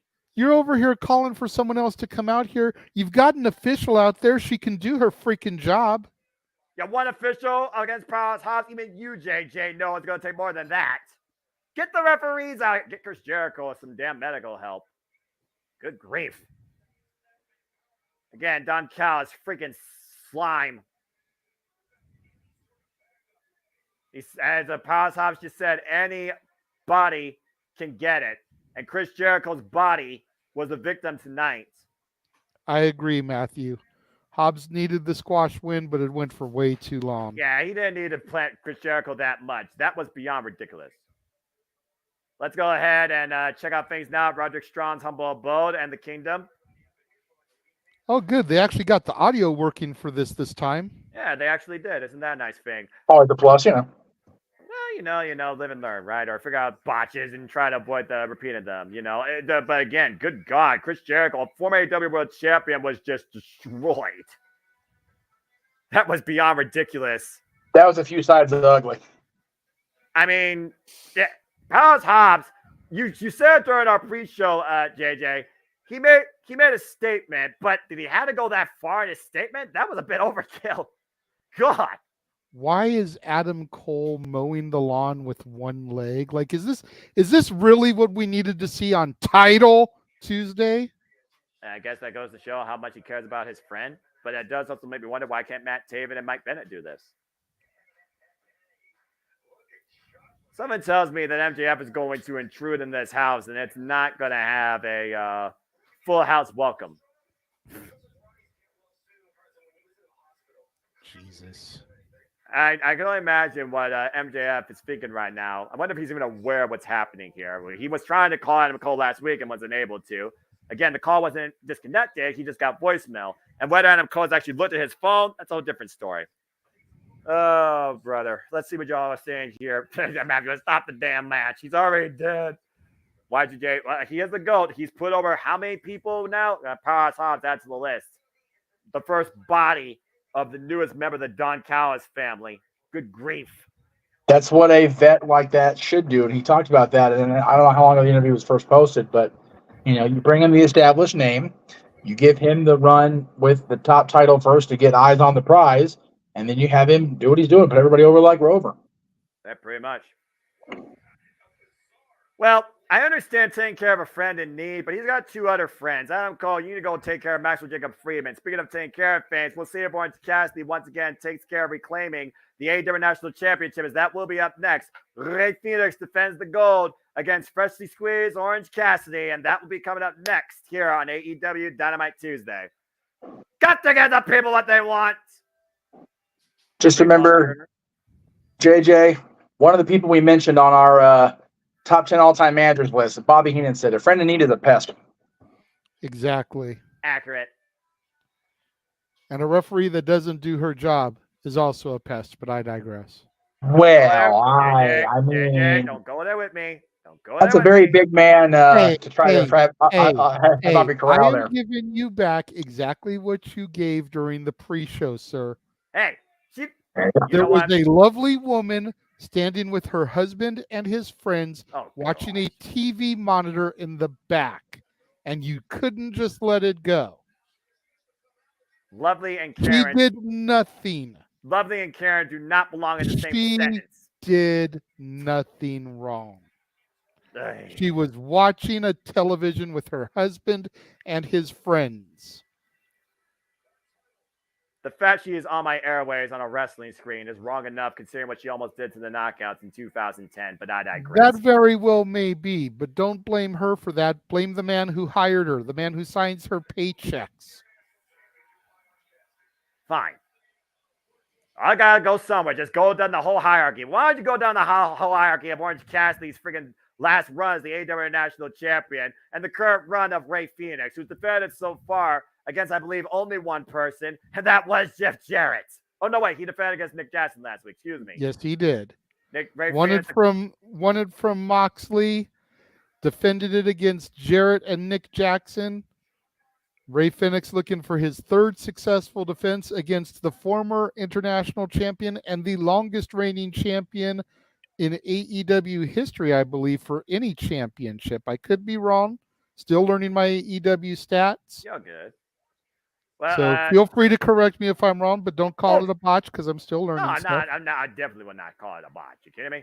But you're pretty close. I mean, when you look at Maxwell Jacob Freeman, who's still the holder of the AEW World Championship for nearly a year now, I think he has just surpassed the longest reigning AEW World Champion in history, and that is Kenny by God Omega at 346 days. While Fresh and Squeeze George Cassidy was the longest reigning AEW International Champion for 326 days and 31 successful defenses. And as I alluded to, his last successful defense was against the older brother of the Lucha Brothers and the brother of Ray Fenix, Penta El Zero Miedo. And now Orange Cassidy goes one-on-one against Ray Fenix in the challenger position, looking to become a two-time AEW International Champion after first winning it against Pac back last year in 2022.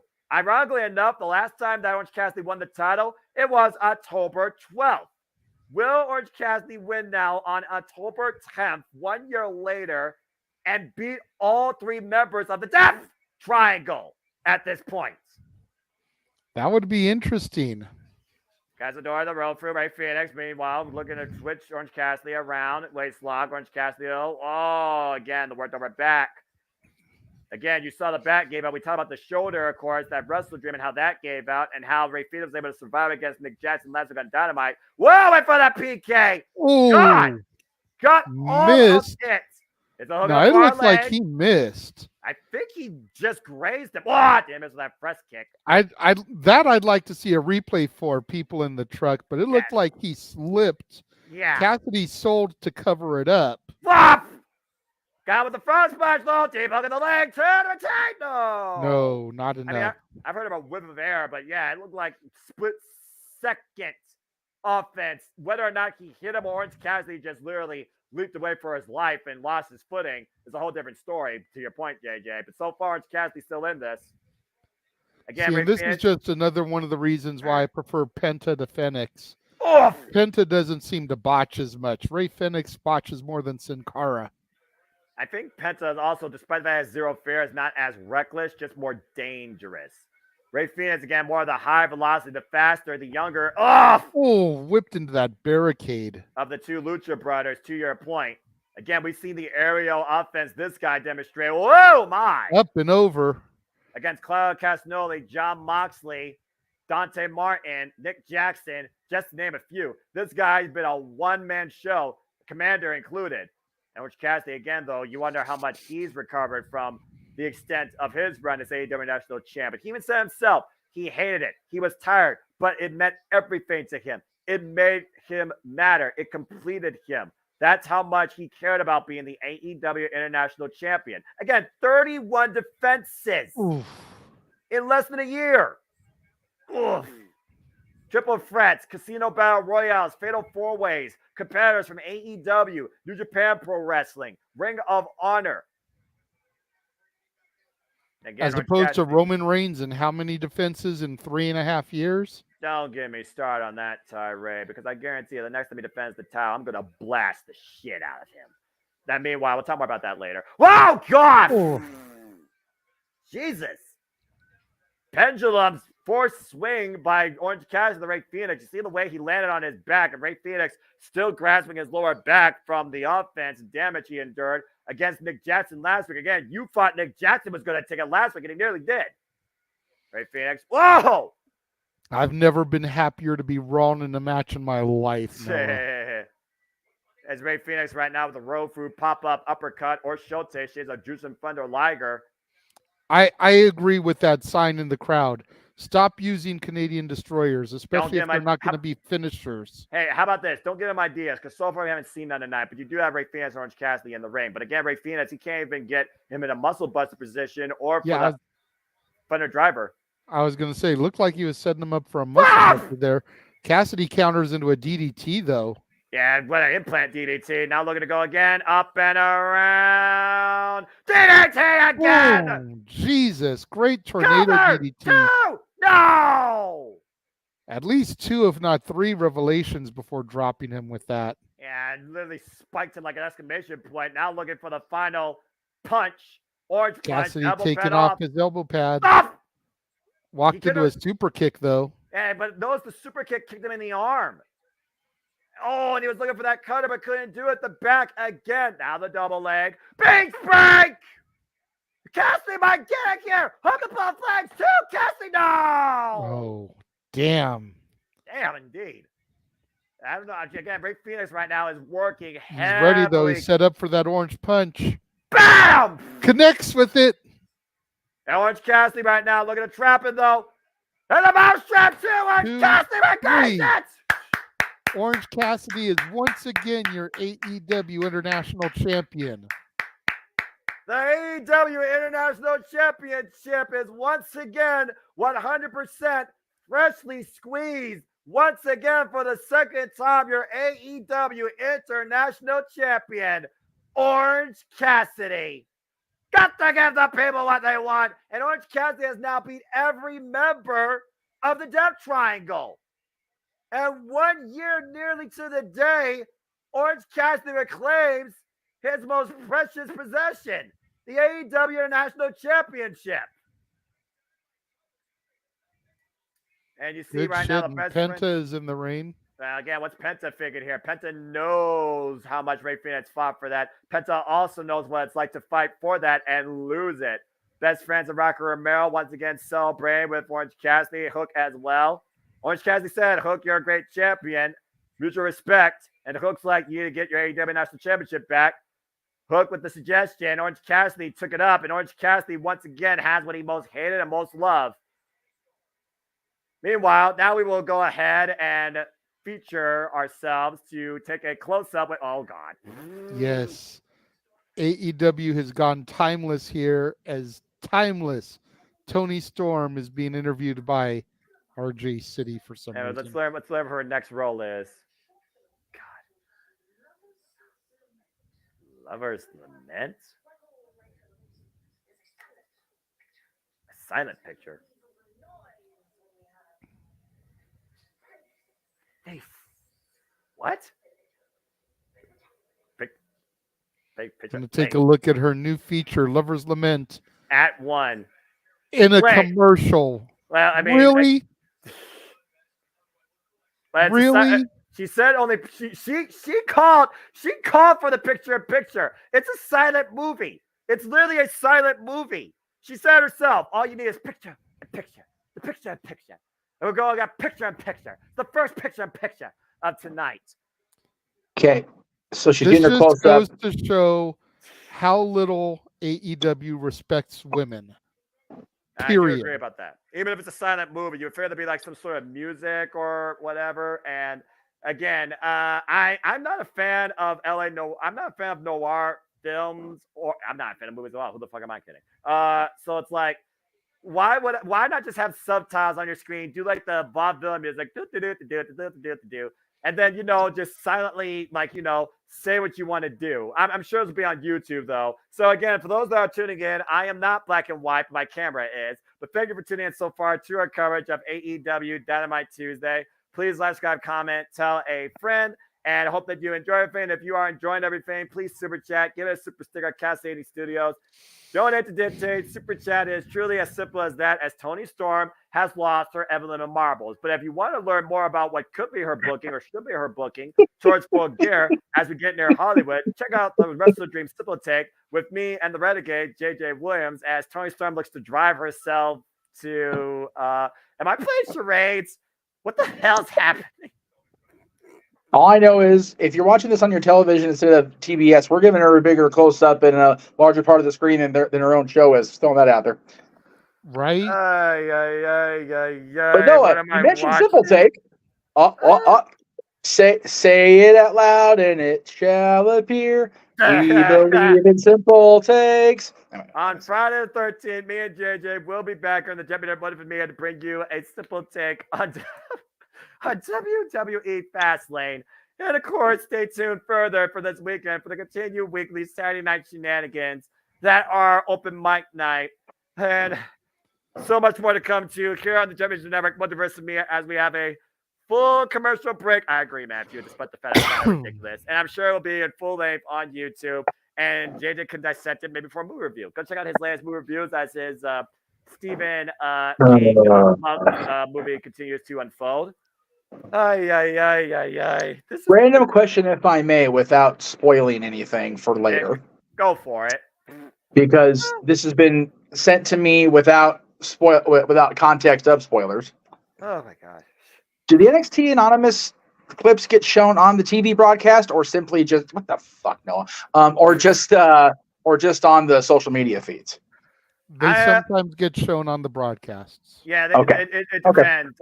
It depends. Okay. Uh-oh. Well, Reggie. Well, from something in black and white to something in full color, Wardlow's about to unleash Mayhem and bring us a Powerbomb Symphony, as he destroyed his in 1 minute last week. Yeah, I've been trying to find one on social, and I can't find one. This is one. Yeah, of those things they didn't post one, so you know. I almost sent you one from Winter is Coming where these two met, just so that there was right. Yeah, this isn't going to last long enough. Oh, look! Oh no, not Matt! Oh, Matt Seidel! I love Matt Seidel. Are all the referees sick? Do all the referees have COVID tonight?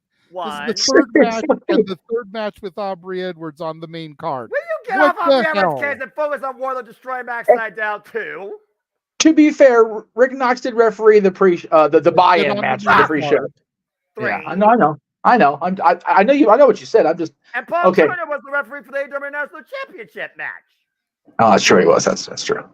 Okay, so this is the fourth match, the third time we've seen her. Still, Jesus Christ. And that's it. And we're still in the first hour. Well, why didn't she do that during the Hobbs Jericho match? Because Jericho is too stubborn. Matt Seidel's not moving. Damn it, Wardlow. Why are you such an asshole? Well, Wardlow, arrive, powerbomb, leave. Thank you and good night. Bravo. Wardlow Lesnar in the house. Seriously. Wardlow Reigns, arrive, wreck shit, leave. Oh, let's go check on Chris Jericho now, who's grasping the back of his head and neck and getting... So while they're talking to Chris in the back, I just wanted to point something out. Last week when Wardlow appeared, he was wearing MJF on his tape. There's a message there. He wants what he wants, and I agree. We all know Max kind of did Wardlow dirty. So speaking of dirty, just don't do it, Garcia. Don't you do it? Okay. Yeah, Garcia. A little bit. What's the word I'm looking for? Conflicted. Again, Chris Jericho, he's the one that brought him up into this whole idea of sports entertainment, and that's how he got his character. Derek Garcia is one of the longest running stories of character development in AEW, still being figured out. But I love Jericho's presence. Yeah. Go from Wardlow power bombing the shit out of Matt Seidel to some cowboy shit. And yet this guy hates cheating. Yeah, he cheats at poker. Referee Bryce Rensburg for this contest is Heyman and Page looks to bounce back. Oh, look, there is another referee. There's like 5 referees versus the. All right. So go ahead. Once again at home, since I'm still on audio, if anybody has the inkling to tune a drinking game into JJ's mentions of Title Tuesday or the lack of referees, do not turn it into a drinking game. I am not insurance heavy on the liability on that. No audience, that's bad audience. Thank you and good night. Have fun with this one. This should be good shit. For real. This should be a damn good match, not gonna lie. Have fun. Yeah, right. Guns up, the Bang Bang Gang has arrived on Tuesday night. What in the shit is Colton Gunn doing? What the hell? I'm gonna pretend I'm not seeing these. Switchblade Jay White. Rolling. Keep rolling. Oh my gosh. Now I know y'all be loving this shit right here. Okay, non-copyright first off, non-copyright. As Switchblade Jay White leaves Bullet Club Gold and Card Blade in the battle. As we saw last week in AEW Dynamite, it was MJF that confronted Bullet Club Gold after being called out by being the one that attacked Switchblade Jay White, but it was a clever ruse as Jay White pulled the trigger and BAM! Blade Runner MJF and took possession of his championship, which led to MJF accepting Switchblade White's challenge. And now we know our main event for AEW Full Gear that Attila will be there live for. It will be Switchblade Jay White challenging. He is not the champion. Challenging MJF for the Triple B for the AEW World Championship. The fuck am I looking at, Meacham? So Noah, if JJ's going to get copyrighted, I might as well do mine too. Bicycle, Bicycle ass boys are out on bicycles. Bicycles ass boys are out on bicycle. Ass boys are coming your way. And they've got Juice riding one. Oh, yeah. It's not Juice, it's the honeycomb guy. Oh, my God. I had a great next line, but I can't even remember what it was now, motherfucker. By the way, those aren't bicycles, they're tricycles because they got 3 wheels. Just saying. They're power wheels. Oh my God. Motherfuckers riding Power Wheels out, and this guy is carrying the AEW World Championship around. It's a sad state of affairs when Hangman Page is the one looking the most like, well, the least stupid. The least stupid, and he's sober. What's by the way, sad too. is Card Blade Jay White is more over than Adam Page has been in his whole fucking career. Damn. Accurate. He's especially in AEW anyway. He's not wrong. He's absolutely not wrong. No, he's not. He's absolutely not wrong. And Matthew did the chat. I don't encourage any drinking games during AEW. I learned my lesson. Everybody stop. Sobriety is the way to go. Take it from the person that's 98% sober. I won't normally encourage sobriety, but in this case, I need to stay straight. I swear to God, this is just Dr. Thunder. But it probably should be more after the time the night's over. Well, I mean, again, what's Switchblade Jay White going to be after this match is the better question. Against Heyman and okay, for real, I'm gone now.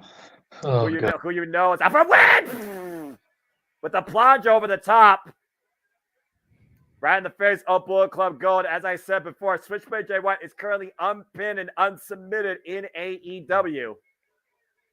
Oof. Of course, Heyman and Page, Switchblade Jay White, they got bad blood going all the way back to even 2016 with the Bullet Club Civil War and the IWGP United States Championship. As we go to Wrestling Client picture-in-picture here in the early going, trying to compose ourselves after the Hot Wheels rode in by Jay White's accomplices. This whole thing's gone off the damn rails as they all just take a seat. They're not getting involved. They're not involved, right? Not even Card Blade. I still say that should be called Switchboard. Switchboard makes more sense. Someone make a damn pull. Is it Switchboard or Card Blade? What should it be? Damn it! What the hell's happening here? Ay. We have lost all control as wrestling continues to unfold. And again, I gotta wonder if Prince Nana and Swerve are gonna come out for revenge after you gotta say him and that Page kind of cost Swerve the chance for the TNT Championship. JJ, has to compose yourself. Great chop there by Switchblade to Page. And again. Yeah, I mean, you got to wonder if Swerve Strickland is not going to be out here for a little bit of revenge after costing, being cost a shot at the TNT title. Right? It would only make sense and further help set up the rematch that we know is coming between those two. There you go. And right now, Switchblade Jay White's trying to get his breath back. I also got to wonder what Swerve... Oh, my God. He's out of line, but he's not wrong. And in the words of the Second City Saint, stop him when he's telling lies. He's not. He's absolutely not. We've gone from suck it to scissoring to power wheeling. What's next in 2023 in the freaking Gunn family? Don't answer that question. I don't want to know. I feel like it's going to be too much of a euthanasia. Meanwhile, Irish Whip, Hangman countered by Jay White. Oh, my gosh. Oh, man, the boot. I got full commercial here, and I can finally get my composure. Gotta pay the advertisers. Gotta make money. Did I mention how much I fucking hate television? Anyway. But I gotta say, that totally 80s commercial for Wipeout with the Dead or Alive, You Spin Me Round song. Baby, and freaking John Cena. A John Cena commercial during AEW Dynamite. Don't think that didn't go fucking unnoticed. Oh, you know it didn't. But of course, John Cena has also been a host for Wipeout, though that's on TBS, to be fair. So at the end of the day, John Cena's also an actor, WWE superstar secondary right now. Even he said in his press conference, as soon as Hollywood get their act together, boom, he's back making movies because he has prior obligations. So just keep that in mind. And I know that song. I've heard that song. It's been me right around there, right around there. Maybe that'll come up when we do 80s karaoke night sometime in 2025. Oh, God bless it. You got a better chance of someone doing a $10 super chat, getting you singing an AEW theme and me singing an NXT theme before we're done tonight. Welcome back to AEW Dynamite Tuesday, folks. As we got, I didn't say nothing. We got Switchblade Jay White with Heyman and Page right now. All right, so you guys heard it there, folks. A $10 super chat to Jeff's channel. Noah will sing an AEW theme. A $10 super chat to my channel, and I will sing an NXT theme. Fucking hell. Noah did it to himself, and Jeff, you can pop in here real quick and co-sign on that because you heard him say it. Can't type banners fast enough. I hate myself sometimes in my voice. And I hate Peter. But I digress. The freaking Jay White with the German screw leg with the Heyman, looking for the front headlock and a freaking German suplex. Again, the main event of AEW Full Gears. We will cover here on the Multiverse. Will be a Saturday, November 18th. It will be MJF defending the AEW World Championship against Switchblade Jay White. Massive chop there, as you just saw, JJ. Now Jay White didn't really see it. We saw this great shot of the crowd, but I was able to hear it. Yeah, I'm about to say, you freaking sometimes all you gotta do is just use your ears versus your eyes, especially when you're at the building. And Heyman catches Jay White. Fly driver! Again, immediately grasping the right knee. Heyman, to his credit, had that well scouted. Yeah, you did. The match has slowed down as Cardblade has taken a lateral press across Bullet Club Gold for this contest. And right now, Jay White a bit stunned, and back to the chop game by that wide-eyed cowboy. Cowboy Shiznat trying to take over Tuesday Night Dynamite against the leader of Bullet Club Gold. Ooh. Brutal elbow shot. And got to return fire. Meanwhile, got caught by the Heyman. Uh-oh. The faraway slam. And a kip up. With a tweaked right knee. Running shooting star press. Cover hooking up their leg too. No. As little of an Adam Page fan as I am, and it's well documented how much I can't stand his cowboy shit, you got to be impressed by that running shooting star. Yeah, for a man of his size and build to be able to execute what is thought of primarily as a cruiserweight move, you got to give him some props on that. It's one of those things where Heyman and Page has the build of a heavyweight, but kind of moves a little bit like a cruiserweight. Quite agile for his body size. The Switchblade Jay White, quite counterintuitive, though, catching himself on the ropes and once again going to the outside. Meanwhile, looking for the plunge again. Scouted. Missed. And again, the knee. Look at the knee. Look at the way he grasped the right knee immediately, JJ. May have buckled on that landing there. Pop-up power bomb onto the edge of the apron, though. Pop-up power bomb. Shades of Kevin Owens, too. Good grief. Again, as we've well documented, the hardest part of the ring there. Yeah, again, where wood meets steel, and steel has no give on a human spine. And bringing him back inside. Switchblade Jay White, though, trying to create distance between him and the Heyman, just trying to reach the ropes for some vertical base. A pop-up. Power bomb. Sky high cover too. No. You notice the right shoulder was exposed. He did not cover the legs firmly on both shoulders. And that was the shoulder Switchblade Jay White got up off the fall. Still to come tonight, of course, the AEW in-ring debut of Adam Copeland taking on Luchasaurus. And again, as we know, this Saturday, we got our first match. It will be Bryan Danielson contending for the TNT Championship against Christian Cage. Christian Cage, though, will have eyes firmly on tonight's main event festivities with his former running mate, the Radar superstar, Adam Copeland, in-ring debuts to come tonight on Tuesday Night Dynamite. And Heyman right now hooking this Jay White up, maybe looking for Deadeye. Jay White fighting it, though, and immediately grasping the injured right leg. Might be looking for a dragon screw leg whip. Heyman fighting back, though. Ooh! Brutal elbow to the knee. An exploder vertical suplex there into the corner. And the butterfly suplex or double underhook, whatever you want to call it. I call it effective. Definitely got all of it. Heyman rocked right now. And again, Switchblade Jay White right now taking control of the match. The counter puncher looking for his balance. Might be looking for his sidewalk. So wait a minute. That fish hook in the right leg. He's looking to jam that knee on the apron there. That's going to be excruciating, compressing the entire kneecap into the apron. Take a look at this. Talk about knee breaker. God! Yeah. Got to be careful. Freaking knee will explode doing stuff like that. And Switchblade Jay White don't give a damn, and you know it. As we go Well, I don't care if Adam Page gets his kneecap shattered, but I'm just saying, you know. I mean, well, you know, Doc Samson ain't out there yet. As we go to Restaurant Quiet picture-in-picture, and to your point, that's a very real possibility.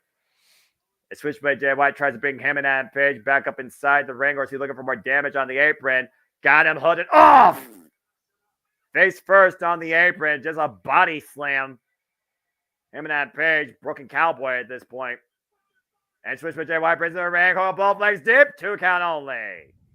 And Heyman immediately grasping that right knee in agony. Again, when you cannot move your patella, I can only imagine how vulnerable you are, whether it's a figure 4 leg lock or, of course, what Switchblade Jay White uses, what he once called the Tanahashi tap out, the TTO might become the HTO, the Hangman tap out. And again, going back to work to the right leg and right knee on the apron, hyperextending it. Oof. Again, slamming it across the ring apron there. He's fully controlling Heyman Adam Page. And now bracing the ankle, almost a reverse ankle lock of sorts. Again, Bryce trying to bring Switchblade Jay White back inside the ring.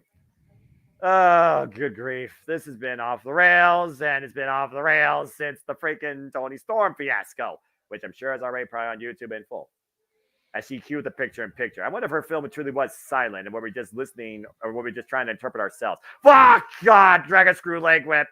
Damn, that move has to suck. And once again, and to my point, Switchblade Jay White looking for the HTO, the Heyman tap out, legs trapped, middle of the ring. Heyman with nowhere to go. Imagine the pressure being applied more now to the knees, to the ankles. Perfect executed game plan right now by the Switchblade here. Dadgummit. I glance over the screen and I see my freaking verbatim. And Heyman finds his way and sees the ropes and forces Switchblade Jay White to reach the hold as he uses the entire 5 count to his advantage. That is the same move he used to tap out Hiroshi Tanahashi and win the IWGP Heavyweight Championship years ago, but nonetheless. And Red Shoes was given Tanahashi as much leniency as possible. And of course, Tanahashi's knees are never going to be the same.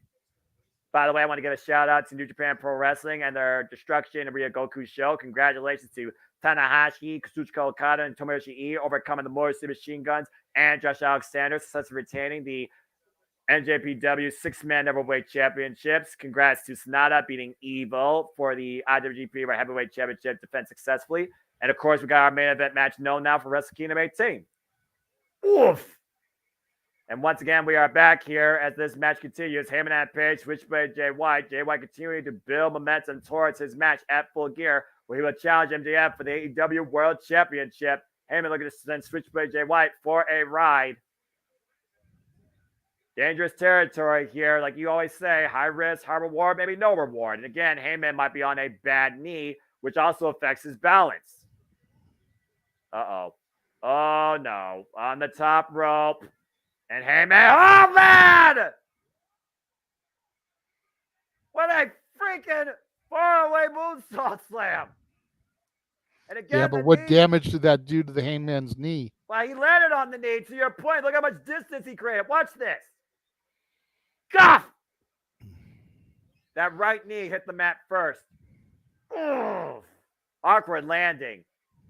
Not going to win out Switchblade Jay White, but again, collapsing his own leg in the process. Referee Bryce Rensburg up to a jumping 5 count. Switchblade Jay White right now, vulnerable state. On Dynamite Tuesday, this one-on-one clash, if nothing else for pride. And again, Switchblade Jay White still undefeated, unsubmitted in AEW since he's arrived.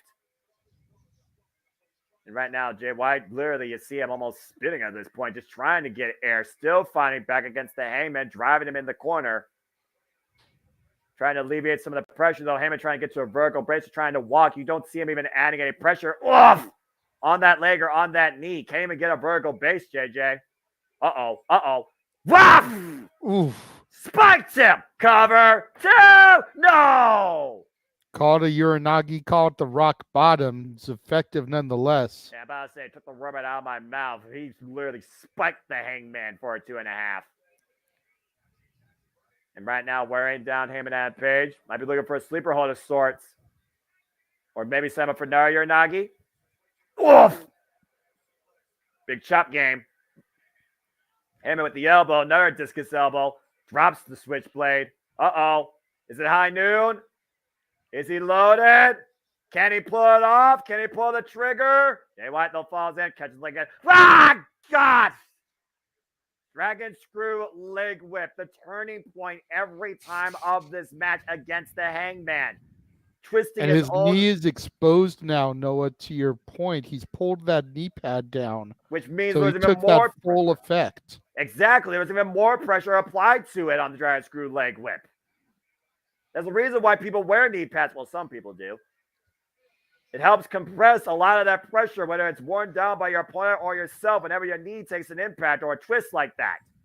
The switchblade, I'm looking for an avalanche here, Nagi, trying to bring Heyman in the hard way. Both men very precarious position on opposite sides of the corner. Oh! Guillotine of sorts. Sent throat first across the top turnbuckle. Oh, no. I know what this wide-eyed cowboy is thinking here. The robo camera is in full position for it. Again, can he actually get the base, though? Can he hold the base? Can he hold the vertical base? Oh, boy. Watch his legs. Watch his foot. And watch the Heyman fly! Gorgeous moonsault, but again, the landing jammed his kneecap some. Ari Hara moonsault connects, but again, go for broke. But how much are you willing to risk? And is it worth it, Hangman? And once again, looking for the shot. But Jay White, the counterpuncher he is, goes all the way to the other side of the ring. Try to keep himself out of bounds from the buckshot lariat. Again, that is the counter nature of Jay White. Fuck! It caught him. Big German off the Russian lace for cover two. No! Still has him hooked. Yeah, he still has the waist lock, but again, change the position. Uh-oh. Oh, man. Oh! The chop block to the right leg. And now, the sleeper suplex. Heyman somehow on the vertical base. Whacks him out with a lariat. The heavy clothesline, but again, you also look at the way he stepped forward with the right leg. How much impact he got behind it. Well, you got to wonder if he goes for his traditional buckshot, what is that going to do to his leg? Is he going to jam it coming down? Is he even going to be able to get the momentum? Yeah, to your point, that momentary hold, but meanwhile got hooked. Did I? Set up the ring, and you see Bullet Club Gold immediately coming into play, distracting the referee. Heyman, though, comes to the cover, hooking the leg too. No, not enough. Again, referee distracted just long enough that he wasn't able to get down there and begin the 3 count immediately. Again, referee Bryce Rensburg right now. Wait a minute, Prince Nana. The crowd jump. Wait, Heyman caught them, though. And Prince Nana, like I said earlier, with the roll up. Roll up. Deep roll up. He's got the tights. Jay White steals it. Jay White steals it. Guns up. I called it. A stolen win, but unfinished business, courtesy of the local embassy. Prince Nana's revenge after costing for Strickland. Jay White wins against Heyman and Page. And, of course, still holding the Triple B as well. And Bryce couldn't see it. You can't call what you can't see. Nope. And here, Prince Nana, by the way. Prince Nana costing the Hangman tonight. And look at that wide-eyed stare. That's one angry cowboy. He's pissed off. Prince Nana, run for your life. Heyman hobbling his way. I don't know if this is wise. To the Mogul Embassy's locker room. Again, Hangman and Page have been screwed 2 times over now by Prince Nana. Again, for those that don't know, Switchblade Jay White is not your AEW World Champion. Wait a second. Well, speaking of the champion. Oh, good grief. Was the Hangman walking up there because he hurt his knee or because he cowboy shit his pants? Anyway, carry on. That's a different question. How about we talk about what's on the mind of Maxwell Jacob Friedman, who is pissed off. Yes. As he should be. Currently 1/2 still of our Ring of Honor Tag Team Champions. Oh boy. MJF is dangerous when he's mad.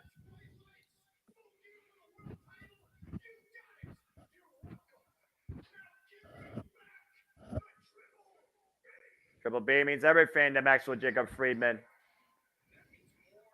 That means more to MJF than anything else in this world. Does it mean more than Cole's friendship? I would say yes. And Switchblade Jay White. Switchblade Jay White's right now. Switchblade Jay White is right now controlling this, so. Let's see here. I say that's the 4th time he's being Heyman at Page.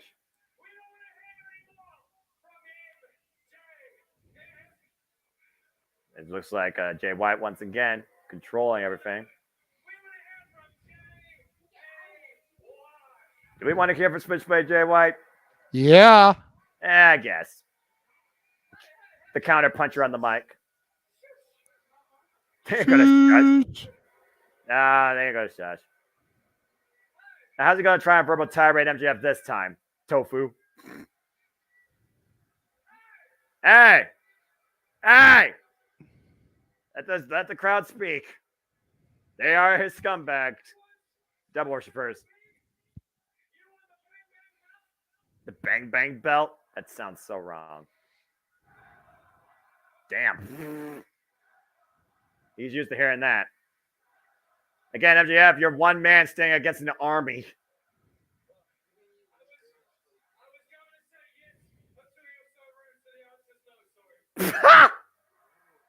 They have reverse psychology.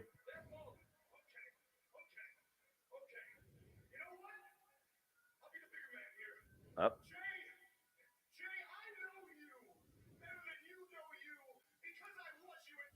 What?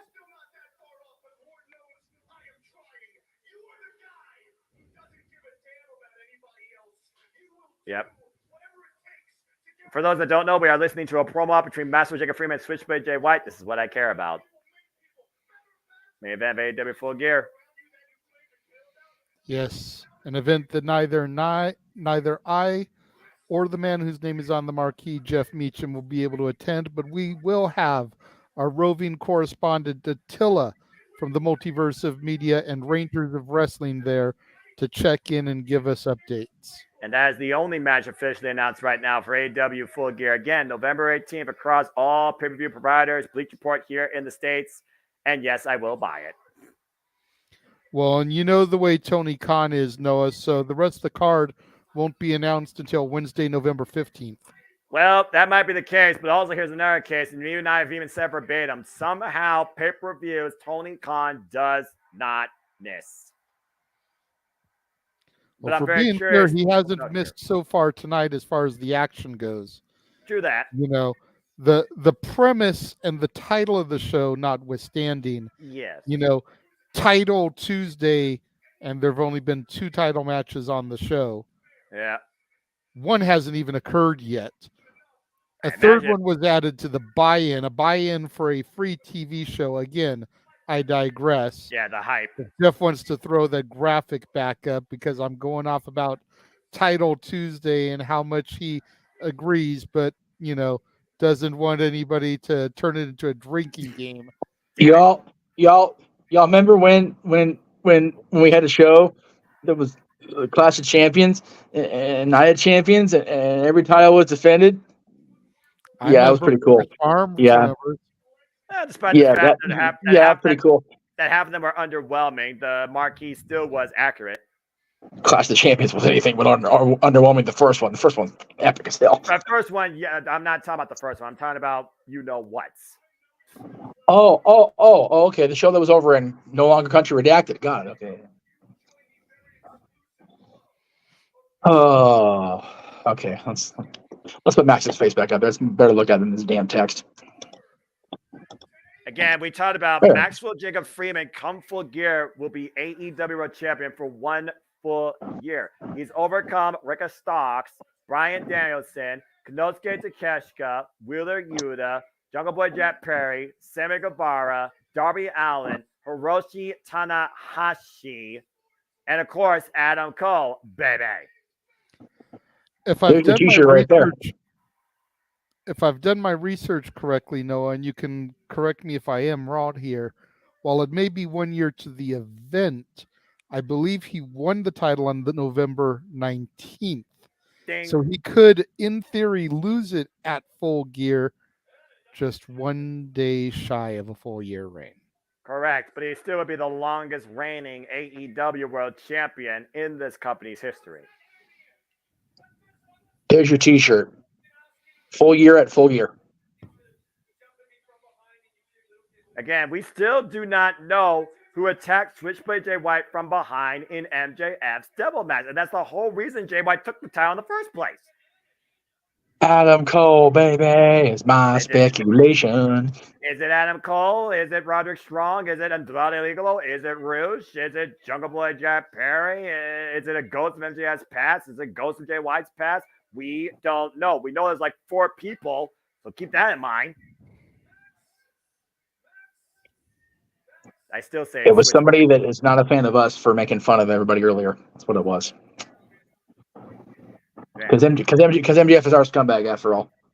Yeah, he's our scumbag. The people's scumbag. But that's right. About to say again, MJF is one man standing against an army. Well, yeah, but the army came out on freaking Power Wheels. So, I mean, Yeah. Just saying. Still, though. They're not quite foreboding as much as they were before the show started. Power Wheels running, honeycomb, gold, cereal eating. There you go. Bullet Club. Oh, boy. Oh, juice.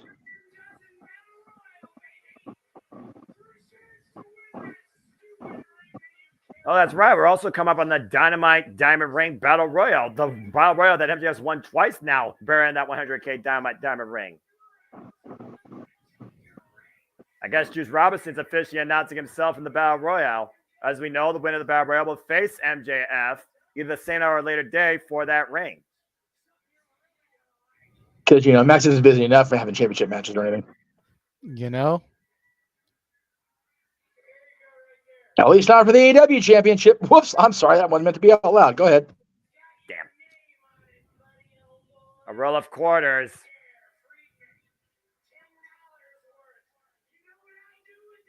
Yeah, you punch someone's lights out with them.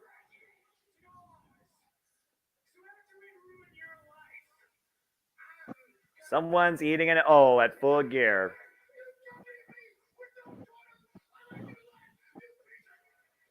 Whoa! All right, MJF triggered. A little bit hot under the collar. Again, MJF right now, there's nothing you could do against those 4 men without some backup.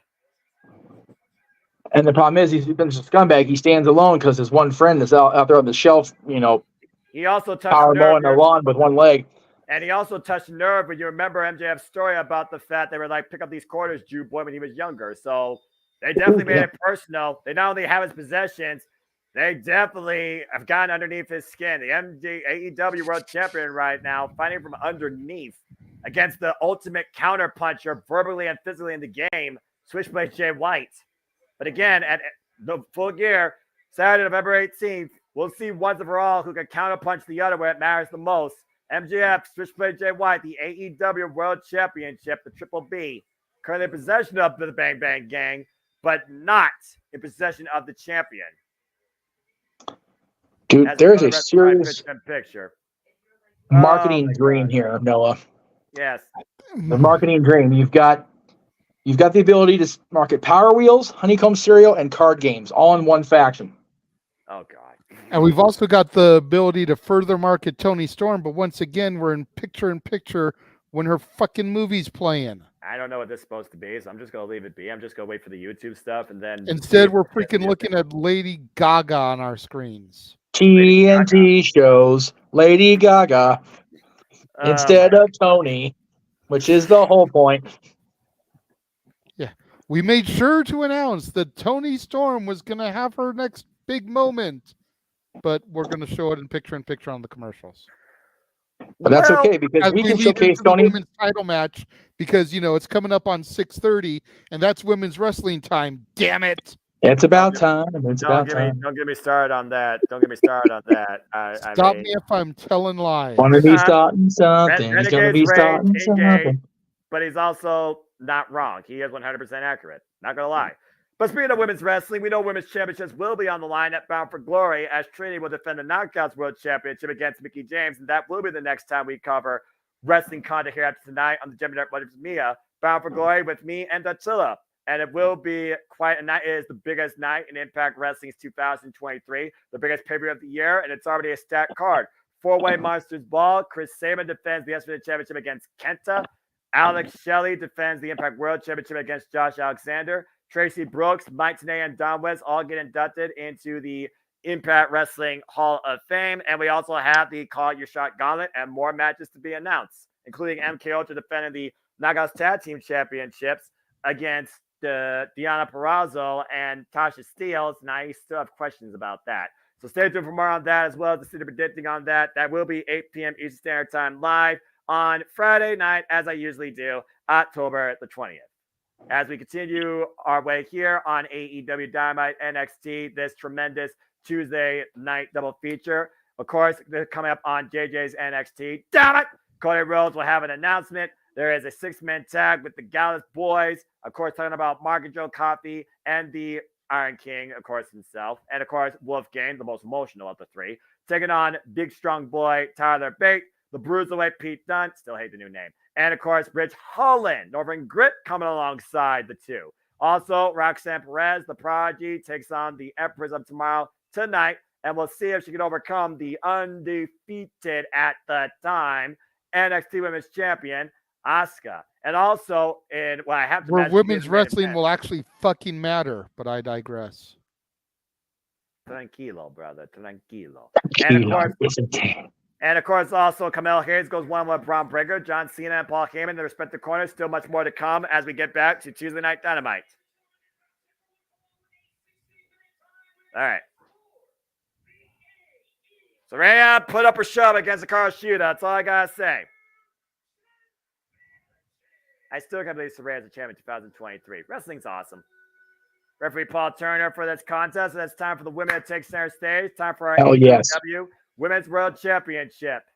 Scrutiny aside, do not deny the capability of these tremendous athletes as Hikaru Shida, the former 2-time AEW Women's World Champion, who held it the longest time, 397 days, earned this opportunity 2 weeks ago. Game main event match against Ruby Soho, by the way, on Rampage. Knocking her out with the katana, that spinning knee strike. And we might be one katana away from a 3-time AEW Women's World Champion. And Ruby Soho has been banned from ringside. So Saraya will have to get it done all on her own. This will be her second defense since winning the title back at Wembley Stadium, Fatal 4-Way against Dr. Breakker DMD, former running mate Tony Storm, and, of course, Hikaru Shida.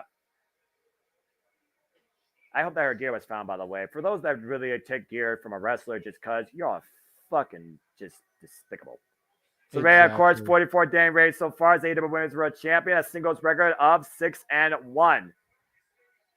It was 1 year ago at Grand Slam that Saraya came in and claimed AEW was her house in the biggest house of them all in London, August 27th. It was the fallout of what was known back then as the Outcast.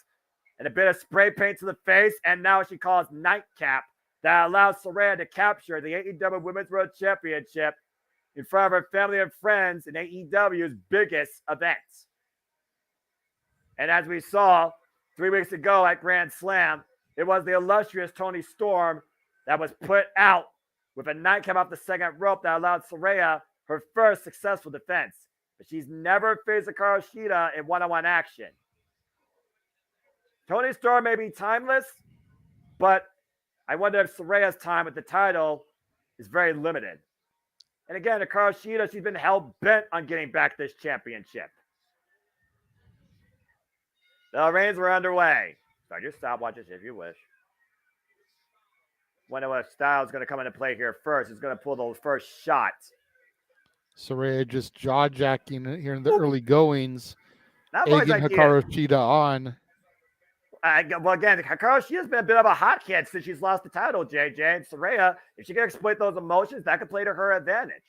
And understandably so. I mean, she was not defeated to lose the title. Nope. Saraya pinned Toni Storm. Yeah, but you know the danger of a fatal four-way. Champion doesn't have to be involved in the decision. It was out of her hands, and that was the obstacle she had to overcome, and she failed to do it.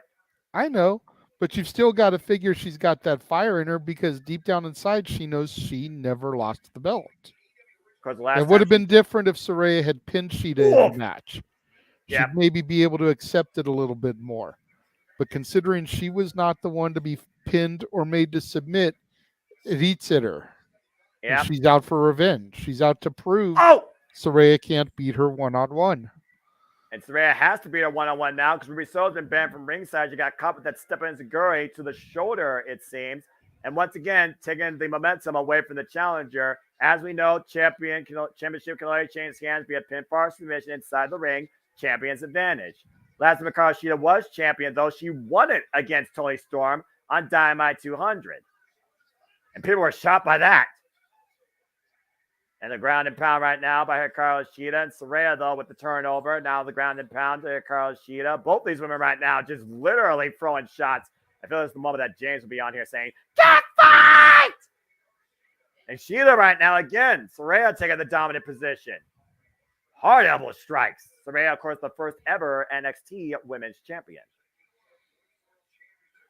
Miss you, buddy, James. Hopefully you get back to a headspace to where you can join us again soon, bro. Yeah, just again, protect your mentality. Take care of yourself, man. We appreciate you and always got nothing but love and support for you. Argentine backbreaker right now by Shida, dropping Saraya like a bad habit. Great strength not by sooner. Look forward to seeing you for Haunted Hangman. That too. Great strength by, of course, this veteran of the game, disciplined in Josie Pro, trained under the likes of Emi Sakura. And this running knee lift. Oh, Jesus. Got all of it right in the face. Now, wait a minute. Wait, hold on there. That's got to be Ruby Soho. Of course it's Ruby Soho. Whoa! Tennessee Road Medicine. You knew Ruby Soho was going to try and get involved on behalf of her friend. And she paid. Here comes Tony. Watch out for the shoe. The hell is happening here? And no love lost on Ruby Soho and Toni Storm. Toni Storm comes Ruby Soho the TBS Championship at AEW All Out. Well, there's your close-up of the night, JJ. The fall of that friendship. And, all right, we've lost all control. As this AEW Women's Championship match continues and Toni Storm chases Ruby Soho back to Hollywood. Stay tuned to keep you in company. Wrestler Clay picture-in-picture. Saraya taking control on the outside. Driving across Shida into the barricade. I did not expect to see that tonight. Can somebody play the Benny Hill theme on the background and clip that? No, because that will be copyright infringement. Oh, well, damn it. Anyway, own interpretation band and diddle little and diddle little. I'm gonna say your line. Damn it, Jeff, you freaking idiot. And I approve. That's I may be an idiot, but my name's on the marquee, so I am King Idiot. Oh, hell. Oh, good grief. And here you thought you were not going to get that much out of this Women's Championship match. It's not super. I was expecting an awesome match here from these two ladies. And they're delivering. Yes, they are. Saraya right now being the Although for the third time of the evening now, women are in picture-in-picture. Let's just not overlook that. Well, I've already said the only ones who know how to book women's wrestling to the highest degree is Impact, but your NXT has taken steps forward. I'll give them that much credit. Anyway, dude, I know you don't watch Monday nights. Raw took steps forward last night. There were like 12 different women featured in segments throughout the 3 hours. All right, good deal. There was one or two matches, but there was a lot of women featured in backstage segments. That's good to try and familiarize people with the actual roster. Now just make Raw freaking not feel like a long 3-hour drag with so much advertising and a good amount of wrestling. Maybe I'll watch it. Yeah, Again, Candace, 3 hours is Indy, still too long. KC Squared, Natalia, Oof. Tegan Knox, Becky Lynch, all featured at some point, and I'm sure there's a couple others I'm forgetting. If Jeff wants to remind us, he can. Chelsea But Green still, that was and a Piper lot Niven. of them. Yeah, Yeah, that's right. Thank you, Chelsea and Piper. Nice. Yes. Saraya right now in control. A good deal. I like that. Again, respect women's wrestling, damn it. Oh my gosh. Saraya not respecting Hikaru Shida's hair. It's one thing to pull her hair. It's another thing to step on it while dragging her up. How about trying to rip the hair off her head? I think And they Toni also Storm, by the way, go ahead. No, you're good. We're a picture. Go ahead. Just say your thought right now. Oh.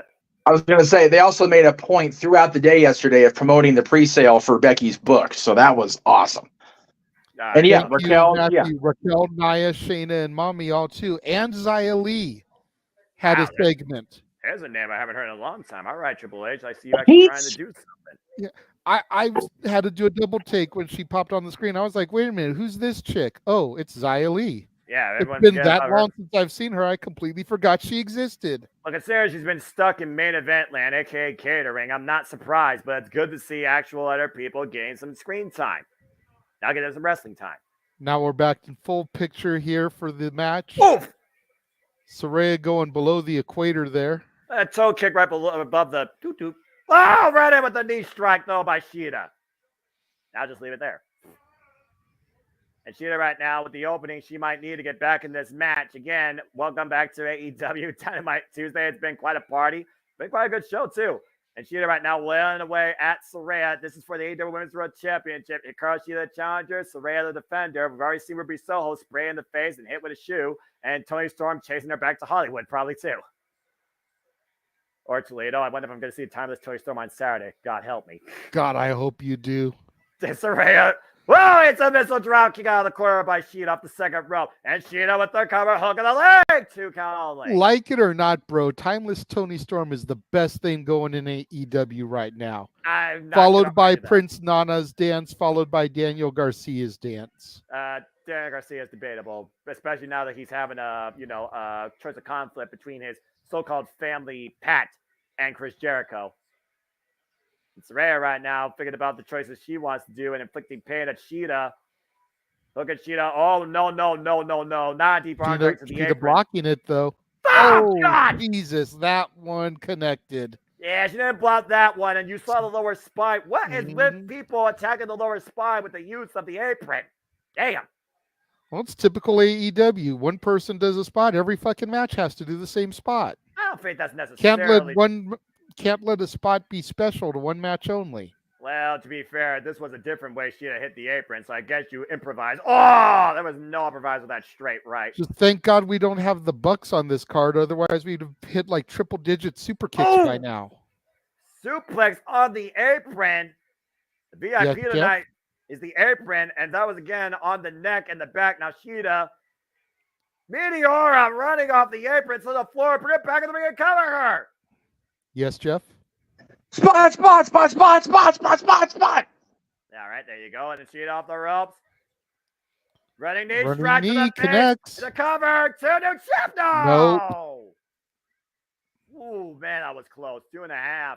Shida letting out a battle cry of sorts there. Would you expect anything less from the Shining Samurai looking to unscathe the katana from its sleeve and hits you? Ooh, Saraya counter though. Double leg. Steps through. What are we going for here? Or that pendulum. Oh, but Shida, nice up kick. Knocks Saraya. Oh, question mark kick. Saraya right now rocked. And Shida once again picking her spot for a moment. She was going for the candlestick, but then again, you can't use that. You get disqualified. And Shida again now to the top rope this time. Oh! Got caught with that kick. Nightcap! And floats over. She's got her hook. To Saraya. No! No! Whoa! That was so damn close. Saraya thought she had it. I thought that was it. You thought that was it. I thought that was it. Everyone thought that was it. Well, Turner getting a 2.5 right now, and Shida Saraya apoplectic. Those split toe boots, shades of Hayabushi. And she's going for the candlestick, and she's also got that spray paint. And meanwhile, oh, come on, not like this bullshit. Oh, come on. Nightcap spray in the face, not like this. Saraya, down low. Again, Shida kicks out. What the hell? Saraya has put out everything possible, including Shida's own kendo stick, and still cannot put down the Shining Samurai. The Warrior Spirit is too strong with this competitor. Gotta figure third time will be the charm, Noah. Yeah, but what lengths is she willing to go for that third time? Out of the corner, off the second, off the top? Saraya's got to go deeper in the arsenal. This is Saraya's toughest test to date. Shida refuses to be denied.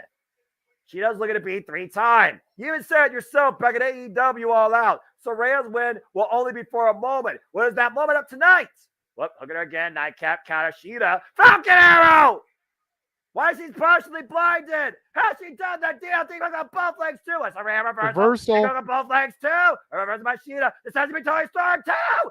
Got her! Got her! Got her! Shida did it! Shida did it! Shida did it! Did she hold the rope? Did she hold the rope? I'm not sure. Because it looked like she reached back for something there, Noah.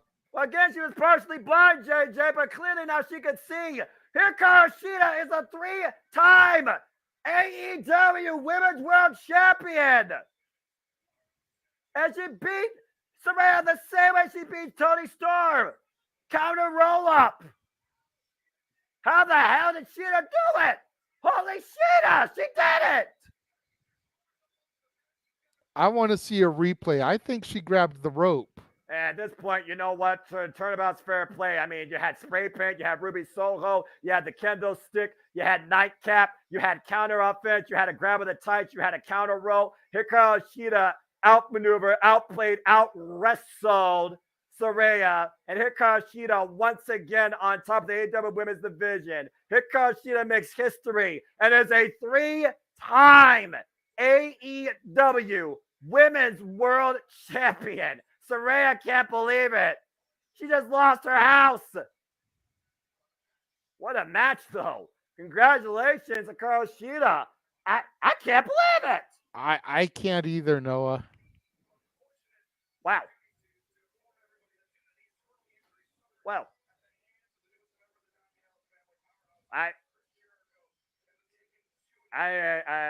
Jericho's been taken to a nearby hospital due to the injuries suffered at the hands of Powerhouse Hobbs. I mean, he was rocked, so I mean, I'm not surprised. I think Powerhouse Hobbs. Well, you know, maybe if Aubrey had done her job and stopped the match sooner. Will you get off Aubrey's case? All right, I said one bad thing about the witch, and you have been on Aubrey's ass, wrongly proverbially, since the better start of Dynamite. And I talk about the witch during the pre-show. Can we all move forward? And you also said turnabout's fair play here when Shida may have cheated to win the championship back. Hey, that is terribly. All right. Oh. Countermeasures by the Warrior. You try and outsmart somebody at their own game. What game is Karen Jarrett? You know what? I'm not going to talk about this. I will talk about. I am baffled and dismayed at our play-by-play man. Shame on. You know what? I've never done this to you before, Noah. But you know what? What are you doing? I'm a little tired of your shit. Oh, really? Tired of your shit tonight. Yeah. Of me. Well, while they hype up Rampage on the show here and Collision, which Noah will be seen live in Toledo. Let's go ahead and acknowledge the new international champion. I'm sorry, that's like the greatest. That's the greatest thing I've ever seen in my life. And new. That is the greatest thing I've ever seen in my life. That is tremendous. I want to turn that into a PNG for an open mic night graphic. I will work on that in the interim here. Oh my God! My goodness. Whoever drew that, give him a raise. That is brilliant. Oh, here we go. Here we go. Here's some serious shit now. All right. So enough of our tirade about the women in wrestling. All right. Let's tirade Don Callis, who again is talking about Kodasu.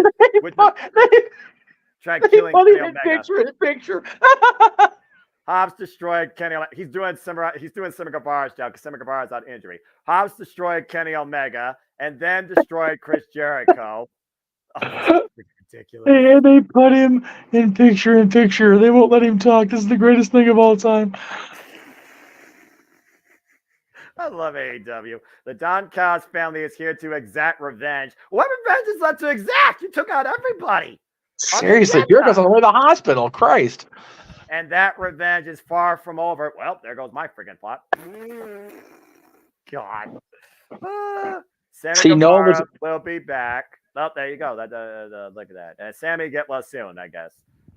Noah was so focused on his bias for Karen Jarrett, he didn't realize that the revenge was far from over. See, your biased commentary blinded you to the facts, Foster. Oh, terrible. Like anyone besides me is unbiased in this industry. We all have our freaking points that we all have those things that grind our gears and cause us to go on a tangent. And apparently with me and JJ, tonight, it's Aubrey Edwards and freaking Karen Jarrett. It's always Aubrey Edwards and Karen Jarrett when it comes to us, bro. Come on. That's right. That's fair. I understand what's coming my way. I acknowledge what I'm going to receive. It's okay. It's all right. You know what?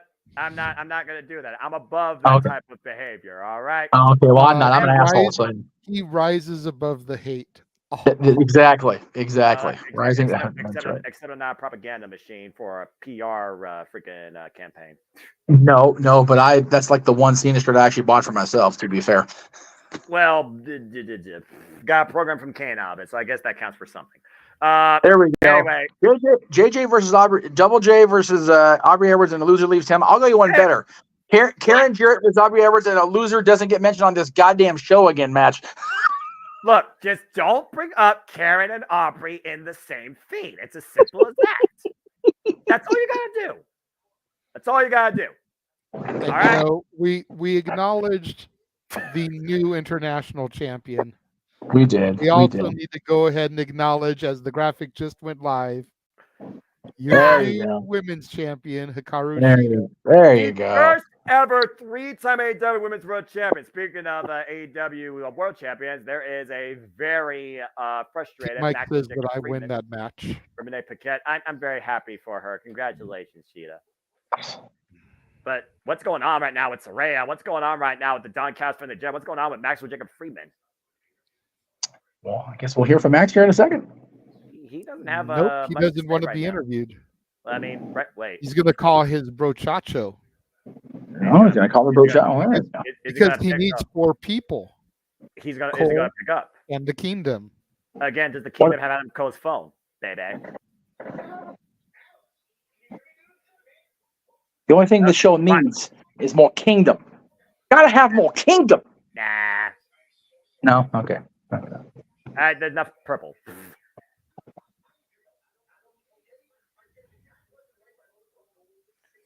Well, we won't fault you for the mention in the chat because it's not technically a spoiler because he was already gray before tonight.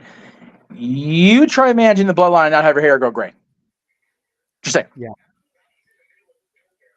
Just throwing that out there. And it looks like Roderick Strong's not the only one yelling for Adam. Oh gosh! Wait a second. Wait a second. My brain just froze something here. Well, we know that everybody loves the Acclaimed, but does MJF love the Acclaimed? Well, Max Caster's a fan. And MJF refuses. Wait a second.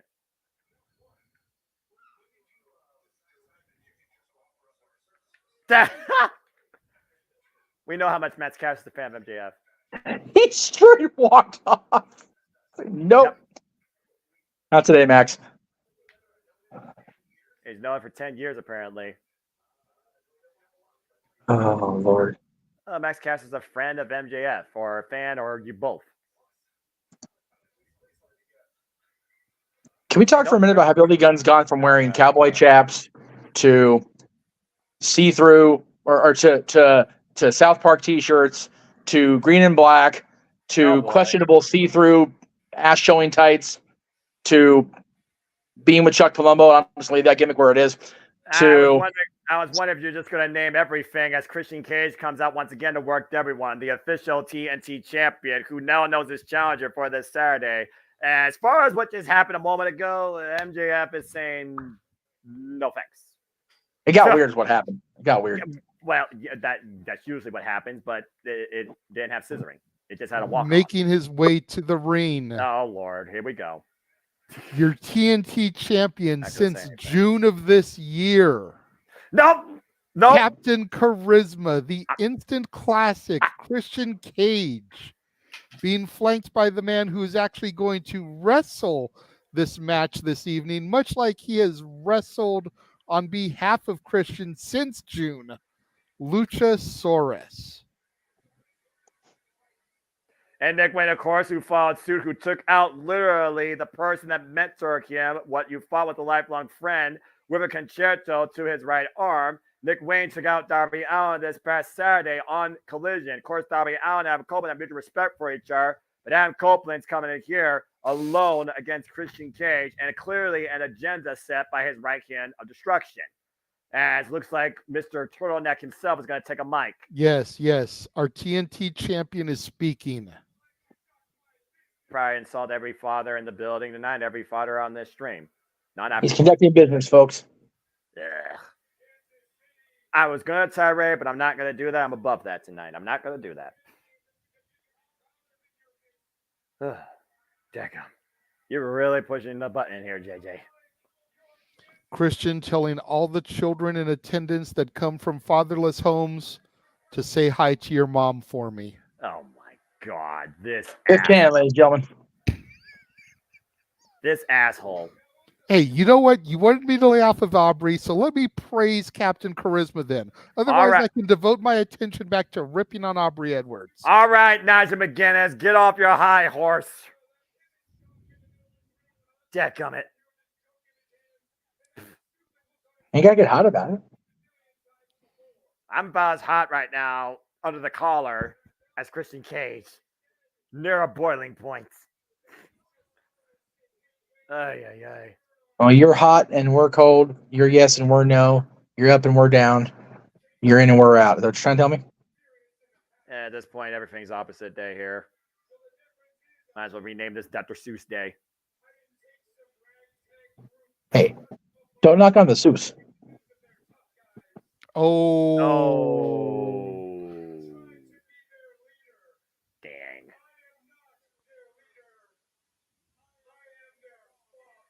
Oh my God! Shots fired regarding Edge and the Judgment Day. Damn! Can we not actually piss off the hottest group in the WWE right now and just incur that wrath there, Christian? Just saying. Yeah, I don't mind if Christian Cage attacks that. That's hilarious. Yes. Appreciate that, Daniel. Thank you.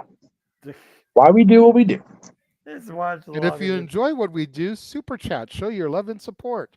Yeah, it's exactly. Viewership from you and support financially and watch hours from you folks, our fans, that keep this going. Oh, man. We post comments about Judgment Day shit posting from viewers just like you. Damn.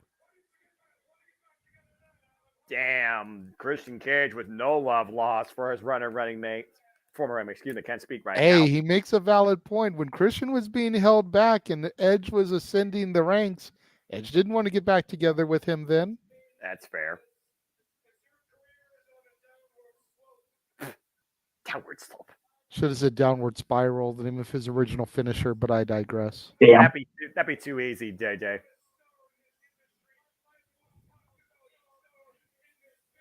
I don't know if that's true, but he's definitely one of the most talked about. Definitely one of the most talked about in this company. Yeah. Christian Cage saying he doesn't need Adam Copeland. To be fair, I don't think Adam Copeland needs him. I think Adam Copeland just wants to work alongside him. So again, is it misinterpreted? Is it this show? Okay, now you're pushing a nerve you shouldn't cross. This is going to end badly.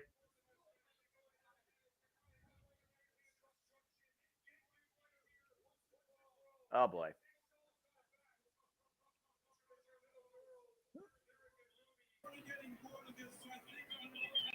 Damn. Oh gosh. What the hell? Oh, Huh? Whoa. Don't tuck his Glamazon. Just saying. Bad idea.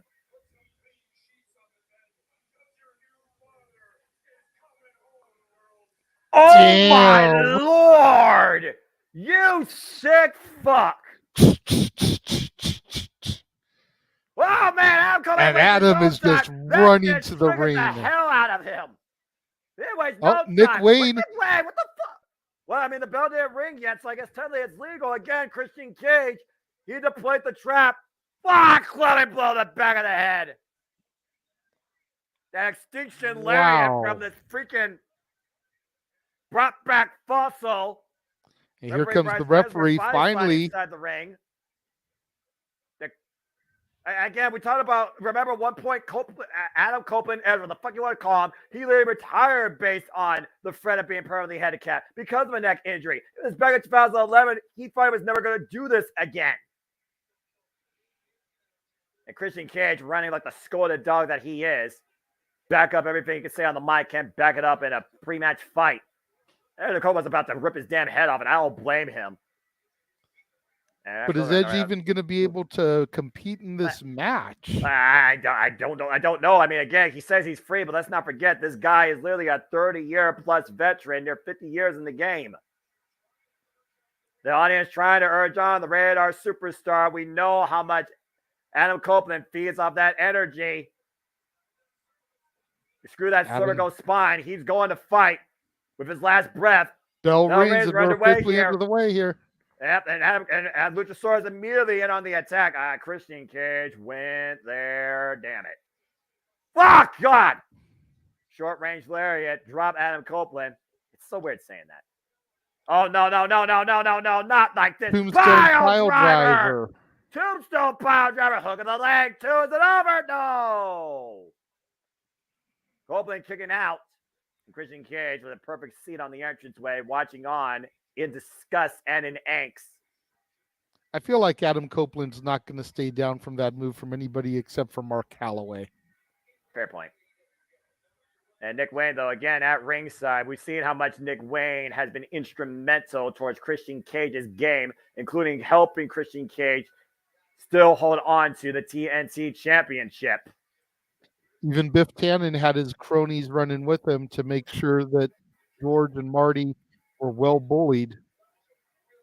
You talked about this whole coalition that Christian Cage has created now with his right-hand destruction, Luchasaurus. Now Nick Wayne also along his side, brainwashing that young 18-year-old, betraying his best friend in front of his father in his hometown, costing Darby Allin everything, and literally trying to take Darby Allin out of the equation. You see Darby Allin is not in the building right now, not even at ringside, after that concerto to his right arm on Saturday night. Luchasaurus is exercising his will against Adam Copeland in the corner. Man, Adam Copeland came in like a bat out of hell and hasn't been able to throw one shot. No, because he was goaded into it. I mean, Christian got him riled up. Adam fed right into the heat, and Luchasaurus was just standing there waiting for him. But JJ, it is going to take a lot, Noah, for Adam to be able to recover and begin mounting some traditional offense here. Right now, Luchasaurus is in the driver's seat. He just needs to make sure he doesn't crash the car into a truck of manure. Right now, Adam Copeland just putting his boots to the side of Copeland. But even you as a father, there's a certain pride, there's a certain line you don't cross when it comes to a man and his family. And Christian Cage went there. He worked everyone. He worked Adam Copeland. But you can't just stand idly by and hearing him tirade your merit and your pride. You know, I agree with you, Noah, to a certain extent. At the same time, when you are an active competitor in a combat sport like this, you cannot let your emotions get the better of you, because that is how you fall. That is how kingdoms crumble, is when you let your emotions get the better of you.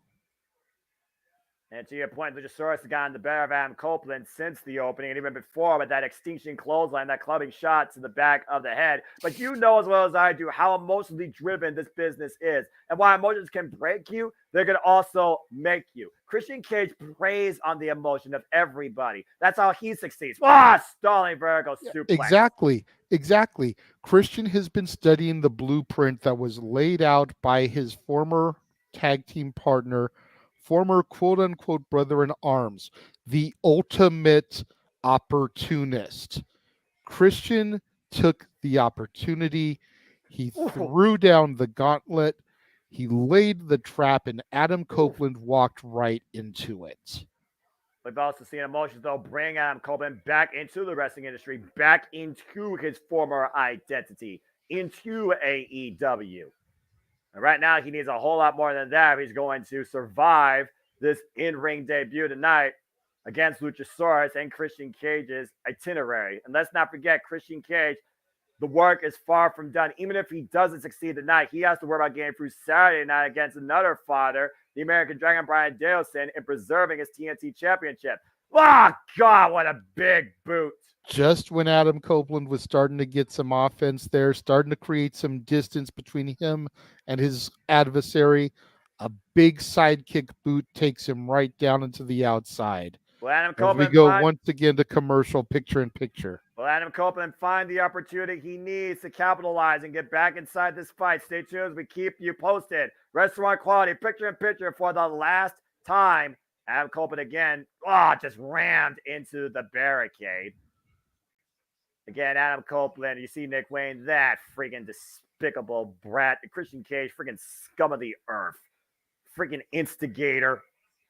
Pervert. Oh, man. I mean, seriously, how low do you go when you literally talk about sleeping with a man's wife? Did Adam Copeland not cheat on his wife with his best friend's girlfriend? I'm just saying, Noah. Let's not act like Adam Copeland is a saint here. All right, well, that being he actually committed the act. Christian just taunted about it. The thing is, though, Christian Cage, he's a guy right now that probably would commit it. Adam Copeland, he's learned his ways. That's hearsay. That is, you have no factual evidence, whereas we do have it that Adam Copeland did it. Yeah, still, again, do you hold the pass against somebody like Christian Cage is doing against Adam Copeland, or do you just freaking move forward? Some people can't get out of the damn pass. Some people can't move on from a damn act. Yes, Jeff. Adam Copeland on live television and popped a huge Raw rating, among other things he popped that night. Anyway. We don't talk about that night for reasons. And let's be honest, he was doing that because at the end of the day, that was his job.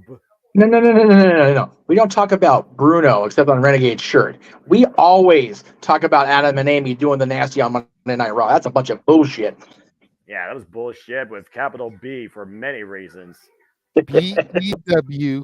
Yeah, BEW cheat. That's right. With two E's. One in the middle of the BW, too. Since you popped in, Jeff, you like my Back to the Future references? I was saying, I'm pretty sure he heard those. Oh, man, I'm sure Adam Copeland felt that. Especially like the one where he had Christian say hi to his mom for everybody. That's tremendous shit. It's good shit. Thank you. We should need to get Jay's hairstyle a little bit more slick back, and we get like 85 biff. We're good, man. We're good. Right? Christian Cage just Of course, that would require Darius to have more hair than he does now because he doesn't have Thomas F. Wilson's 1985 hair right now because everybody's a little thinner these days on the top. Well, certain wrestling company owners were acting like 2015 Biff on social medias earlier, but I digress. I mean, to be fair, other companies' heads are bald assholes, so there is that. And we are back. Yes, we're back. Thank God. Luchasaurus right now, clubbing shot. You see Nick Wayne, though, maybe looking for a cheap shot of his own, driving Adam Copeland into the ring post. And Nick Wayne proud of his work. Christian Cage, first time this match with a smile on his face. Admiring the work that his new son is doing. Oh, God. I thought he said rainbow. I'm sorry, Jay. I talked over you. I apologize.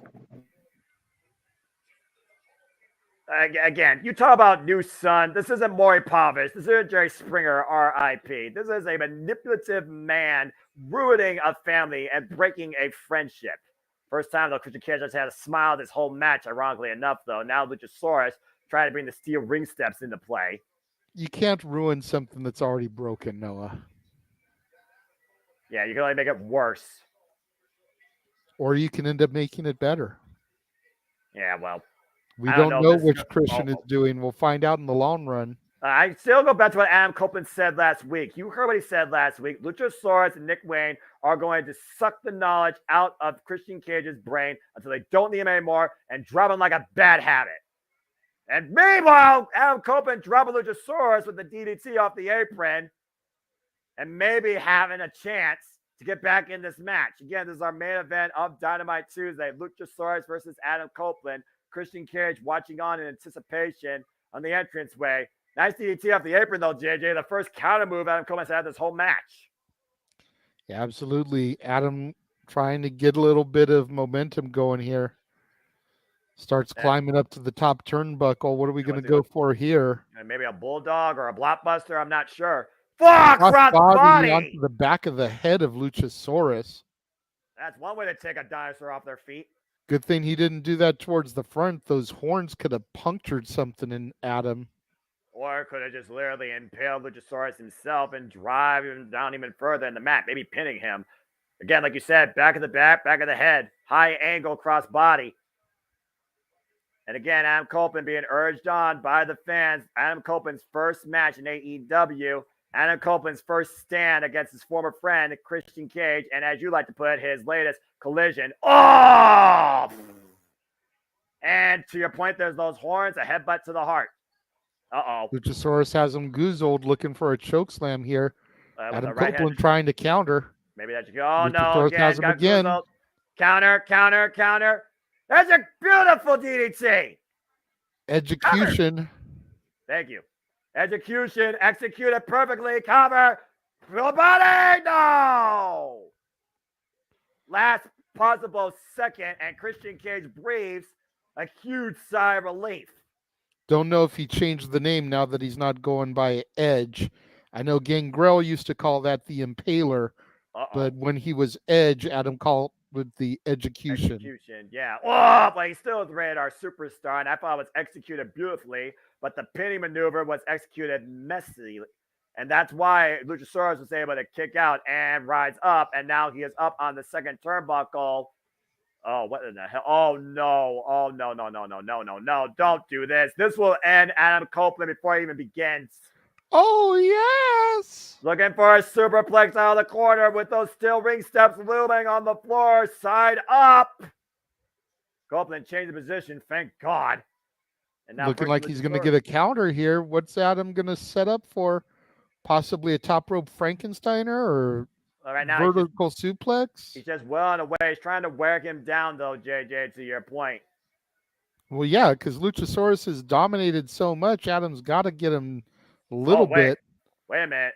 Oh, yep, top rope superplex. Big superplex. What an impact. Center of the ring. That's Thursday nights. Yeah, I know. They own that. Both men down. Adam Copeland trying to own this match, and both men down to your point. As referee at 3. His jumping 10 count. You notice that Christian Cage just eased up a little bit in that chair. Maybe getting a little nervous, maybe because he should be. Adam Copeland right now. Up. The will of the people. Bringing the radar superstar. Digging deep here. Trying to get back into this fight. Uh-oh. I think Adam Copeland sees an opportunity. Yep. He's poised up in the corner. We know what he goes for in these situations, Noah. And Christian Cage well aware of it. Oh, wait a minute. Nick Wayne's trying to put a chair in the corner. I don't know if Adam's aware of it. And Luchasaurus might not have spirit. Oh, man! Runs head first in that chair set up by Nick Wayne. Luchasaurus has him goozled. Going up, going down. Choke slam. Cover. 2. Luchasaurus. No. Whoa. Great intestinal fortitude demonstrated by Adam Copeland kicking out of the choke slam. Nick Wayne, Christian Cage, and Luchasaurus all can't believe it. went full on head first into that chair on that spear. And again, right now, extinction lariat, counter, duck underneath. Boatman, bamboo, boatman down. And Christian can't believe it. Yeah, Christian Cage right now, apoplectic. Can't believe that Adam Copeland is still surviving this thing, still alive in this match. You just see right now what you think is going through Christian Cage's mind. Again, sometimes no words tells a whole lot of story. Just look at Killer Kelly's character. And right now, Luchasaurus, on the outside of the apron, right where those still ring steps are, JJ. Adam Copeland trying to send him for the ride. Meanwhile, picking up speed. Adam Copeland looking to come in. Got caught. Oh, no. Oh, no. Whoa! Edge-o-matic. Man, he set back deep on that one on the apron. Once again, using the hardest part of the ring apron. You throw behind a caution in the wind. Again, putting your own body at risk, but you survive. And meanwhile, Adam Copeland, pick up speed to step up. Whoa, spear! Kind of an impromptu spear there, jumping off of the top of the ring steps. Well, not as much body on body as he normally would connect with that, but still effective enough to take Luchasaurus down. And throw caution to the wind, and like you said, using the steps as a direction point, and got enough of that spear to take Luchasaurus off his feet, wipe himself out in the process. Again, Adam Copeland, one of the greatest superstars of all time in this industry, one of the greatest track records. He is the ultimate opportunist. He is a Money in the Bank winner, Royal Rumble winner, multiple-time WWE and World Heavyweight Champion, multiple-time Tag Team Champion, Intercontinental Champion, Innovator of Extreme, United States Champion. Taking Luchasaurus to the limit. Adam Copeland again, that fall eye stare. Meanwhile, Christian Cage coming into play again. TNT Championship, denied. Adam Copeland, clubbing shot back of the head. How about that, Christian Cage? And Nick Wayne wiped out. Edge back in the corner there. Christian Cage has the title. Christian Cage on the apron, and Luchasaurus right now. And Luchasaurus, look at the time. Look at what happened here. You got shot in the back of the head. I'm just saying. Oh, man. And meanwhile, spear! He got all of it! That's a cover! 1, 2, 3, that is it. Debut. Eat it, Christian Cage! Suck on that, missed opportunity! Adam Copeland dug down deep on that one, overcoming all the obstacles in Christian Cage's collision. Again, easier said than done. And again, using Christian Cage's own TNT Championship against him. Oh, God! A chop block by Nick Wayne. Nick Wayne, the man that Christian Cage manipulated this past Sunday at Wrestle Dream to join him. Here goes the numbers game. Yeah, we knew the numbers game was going to come into play during the match, but we also didn't figure about, again, the aftermath. Oh, wait a minute, Bryan Danielson! Bryan Danielson is shot to the back of the head of Christian Cage. Bryan Danielson will challenge Christian Cage this Saturday for the TNT Championship. Again, like you said, though, the numbers game, just too much. Now Christian Cage put in the boots.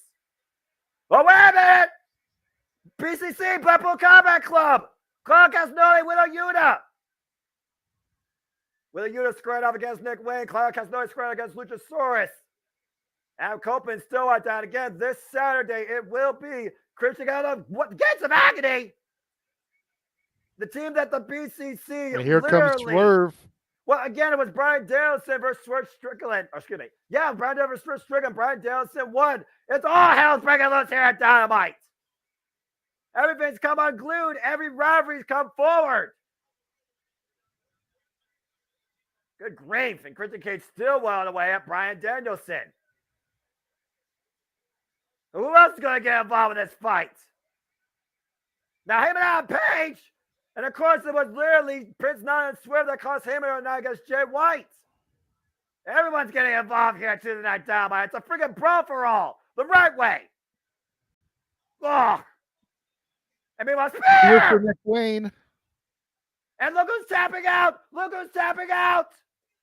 If you see that on Saturday, you'll have a new TNT champion, Noah. Will I see a new TNT champion come to light on Saturday night? Will I be yelling yes at the top of my lungs? Will Bryan Danielson tap out Christian Cage? What the fuck is next in AEW? Thank you for tuning in to our coverage of Tuesday Night Dynamite. Man, that was fucking awesome. Great show. Yes. Good God Almighty, that was insane. And now we bring you a brief interlude before we tune in to the White and Gold NXT as the All Elite festivities have concluded. JJ and Jeff, so ends part 1. That was fucking awesome. That was a damn good show. Good show. If you gentlemen will excuse me, I'm going to make a plate of dinner. I will then come back. I will be on headset, but I'll have my little icon showing. So just give me a few moments so that I can come back here and get some food in my body before the top of the hour. Sounds good. You I are love more than AEW. Oh man. Yeah, I know the avatar's me because I'm doing production right now. But if you switch, there you go. Oh, okay. Yeah, go. So when JJ lets us know he's back on headset, I need to say something, and it's not going to be popular. It's not going to be happy, but it needs to be said. Okay. Anyway, till we get there, again, as a reminder, no NXT spoilers. We are going to be covering that at the top of the hour. So keep that in mind as we go along here in this interlude, if you will. Because coming up, we've got just this much is just what's announced so far, right? So we've got a whole lot more wrestling coverage for you, folks. Damn it. I mean, it's granted sports entertainment on this end of it, but it's covering. It's what we do around here. Yeah, I thoroughly enjoyed what I got to see of Title Tuesday. That was very loud on Hulu. Let's turn that down. Good Lord. Not surprised Adam won. Very surprised they had Shida win already. Right? Or rather that they had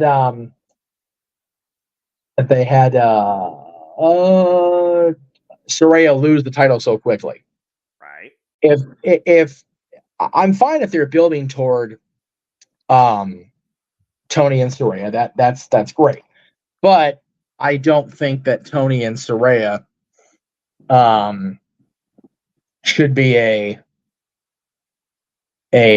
should be a thing this soon. I mean, if you're talking about doing it full gear, because number one, I want to see it live, so damn it. Number two, I just think it's too soon to start.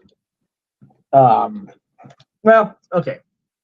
Maybe I'm on the fence, and I say on the fence now because yes, I would love to see the women get showcased better in AEW, because we talked about in the early part of AEW existence that they were showcasing their female talent much better than WWE or NXT was.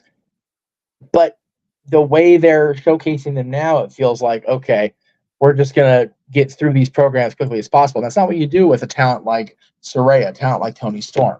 And I feel like that's what they're rushing through it. And yes, to the chat room, we have more than gone over the reason for the stacked nature of this card tonight for NXT. Yes, while it is countering AEW's attempt to come in Tuesday night, whatever the actual reason is, I kind of went back and forth with it off the air before we went live this afternoon about AEW moving. Is it a Tony decision, and is it Warner Bros. Discovery? Is it a mutual decision? And to the chat room's credit, there's a good point made. WWE is right now trying to get eyes on all their products to try to sell their television shows to rights holders, whether it's remaining with NBC Universal and USA Network, whether it's moving to a new network like SmackDown is moving back to USA. I don't know if they want to put all their eggs in the Peacock basket, and I think that is part of it. And this card tonight is part of it, and teasing the gong is definitely part of it. There is no more readily available legend talent to come in for a major pop on a one-off at this stage, probably than The Undertaker. Yes, The Rock is in play, but we saw that recently already. And, we'll see how that goes as far as everybody going back to work. John's here tonight. The SAG strike is still a thing. I am trying very hard to subscribe to your theory, Noah, and that we just need to sit back and enjoy it. Great show by AEW. Better than I expected it to be, I think. And I think the lack of title matches on Title Tuesday, while noticeable, I don't think it took away from the in-ring quality, at least for me. Agree. So there is that. I'm looking forward to what's going to take place. I did get a couple of things thrown at me that I am knowledgeable about that happened, but nothing that is going to deter my enjoyment of it. So that was nice, at least. Good. Yeah. JJ, when you are you, is JJ back? Oh no, he's still muted. Never mind. He's still eating, so you're fine. Okay. But Jeff, man, you know me, man. You know what I live by, and you're fine, brother. And I definitely get your points. I mean, again, I'm just a simple man and a fan. You've been literally a worker, an analyst. Well, you've been a guy that's been talking about this. God bless you for better part of pretty much more than half of my existence. And it's one of those things where picking the minds of you and JJ, working with you two, I see the point where you're coming from as well from a business perspective. And I respect that. At the end of the day, I'm well aware of the fact that right now, WWE is, again, they are the brand machine. They're branding everything they can that's related to them or that can be related to them. And that's the definition of this NXT, especially with the fact that you don't know for sure if WWE wants to be only all in one thing or still wants to be in two things. I'm pretty sure they're probably the Fox thing went belly up. But at the end of the day, they got more money probably merging with the UFC on this Endeavor and TKO type thing. So is it really a loss for them? I don't think so. But at the end of the day, if you can actually put all your content under one umbrella, I honestly wonder why wouldn't you? I've always thought that the WWE philosophy was make it as simple, as streamlined, as profitable as possible.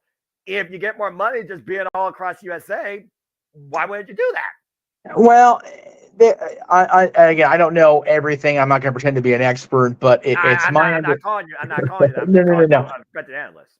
No. Well, and again, my knowledge of as a friend. I appreciate that. My knowledge of the, for lack of a better term, the business of the business is severely lacking for somebody that's doing it as long as I've been doing it, and that's not something I like to admit, but it's also something I'm not going to shy away from because that's what makes me different from the other people that I'm what do you call it? Critical about being criticized by. Is what we're trying to go for there. But yeah, either way.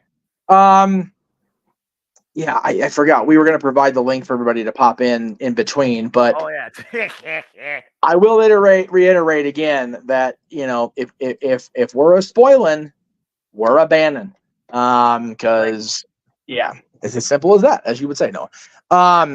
As far as the rights stuff, the TV rights go, WWE has always enjoyed having their what do you call it? Their material spread out on multiple outlets, and I think that having them on different networks is definitely a key thing.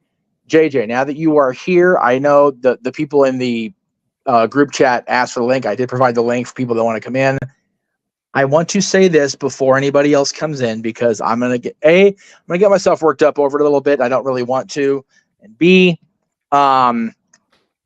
I need to find a better graphic for a couple things for later. Okay. The Jay White segment, the Juice Robinson portion of the MJF versus Bullet Club segment. Mm-hmm. Playing on the comment that was left by Max as a kid about, hey, I dropped a quarter. That is a very, from what I understand, I am not of this faith, nor am I, legally blood tied to anybody that is. Of course, one of my dearest people in the world is, and their family. Ooh. That is a that can be construed as an anti-Semitic remark. Correct. And with what's going on in overseas right now, I see now. not good timing for the product to put it out there. No, Absolutely not. no. So, No. I'm just going to throw out there that whatever I said yesterday is what it is. I haven't even looked at any of that because I'm so exponentially frustrated with the fact that I was attacked for something I didn't really do at the end of the day, and the person that they were defending allowed that sort of imagery and verbiage on his program when there's real shit going on in the world. Mm-hmm. That is what I am saying about it. Let me wait. Man of the Marquee is saying that, and I am choosing to leave what I say about it and what is said on here about it at that, because very simply, and I will gladly use the graphic that was provided to me by my tremendous moderator on Saturday nights. There is a reason why. Where did it go? It wasn't here earlier. No, it's not. I'm in the wrong chat. You're at double bed, JJ. What? That's why the main event for Saturday is going to be what it's going to be as far as topics. On it. 1 second. I'm sorry? On it. 1 second. Thank you. I just am sick to death of the double standard. And again, it's just bad timing with what's going on in the world right now. And I say that because there you go. I recently saw a post and I will give him a plug because he's one of the few fellow podcast hosts that doesn't, continually shit the bed. Oh. Conrad Thompson had he has a new show where he talks to people that had an opportunity and then just fell short. Chris Harris was on that. Zach Gowen. The most recent person went by the stage name Muhammad Hassan. Okay.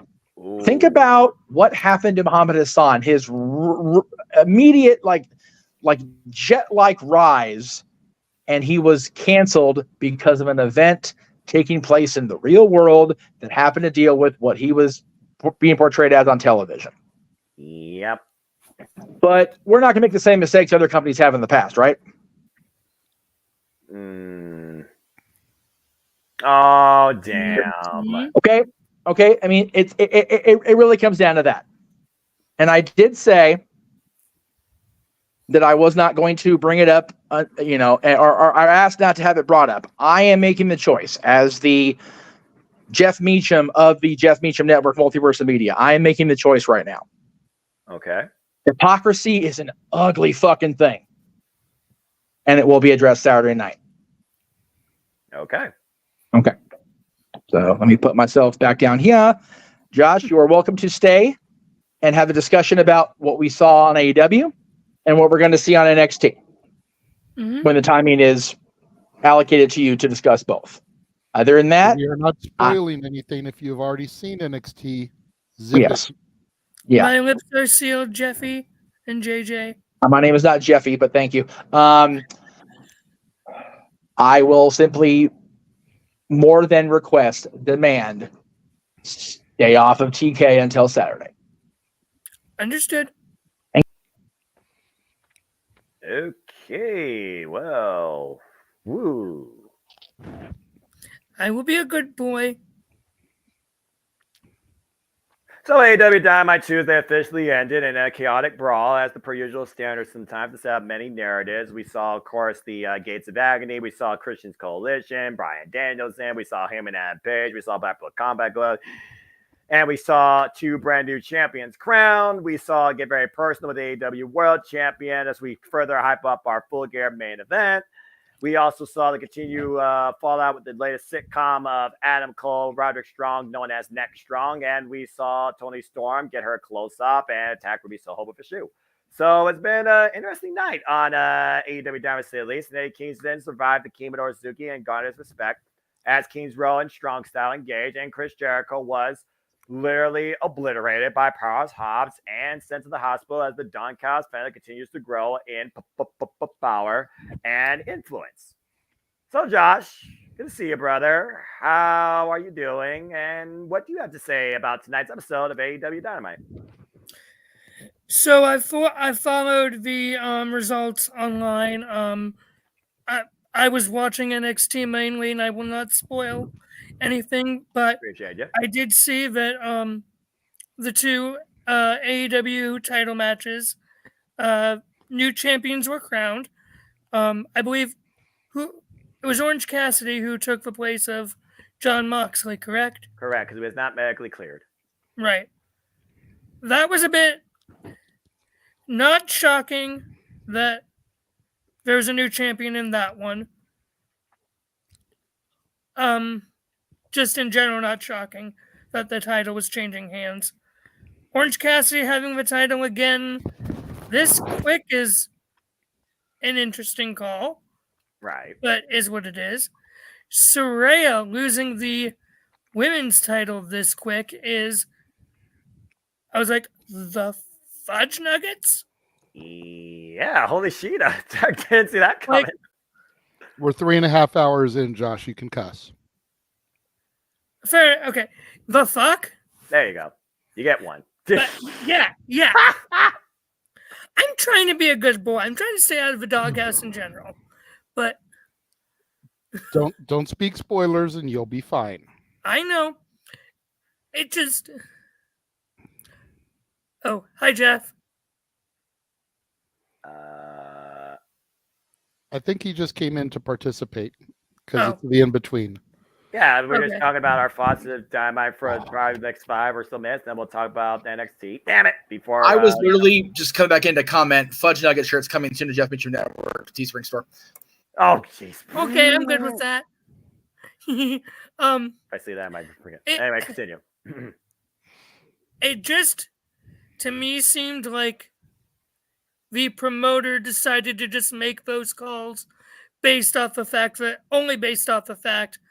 they were going up against NXT, knowing what NXT was already going to have from what was advertised, and just did those just for the sheer surprise factor. Or shock value? The Saraya one I can give you that on because I definitely think it's too soon for her to be losing it. You had to figure that if Fenix and Mox had happened, Mox was going to get it back because he was never supposed to lose it in the first place. Oh, I agree. When Audible was called because of his concussion and his injury.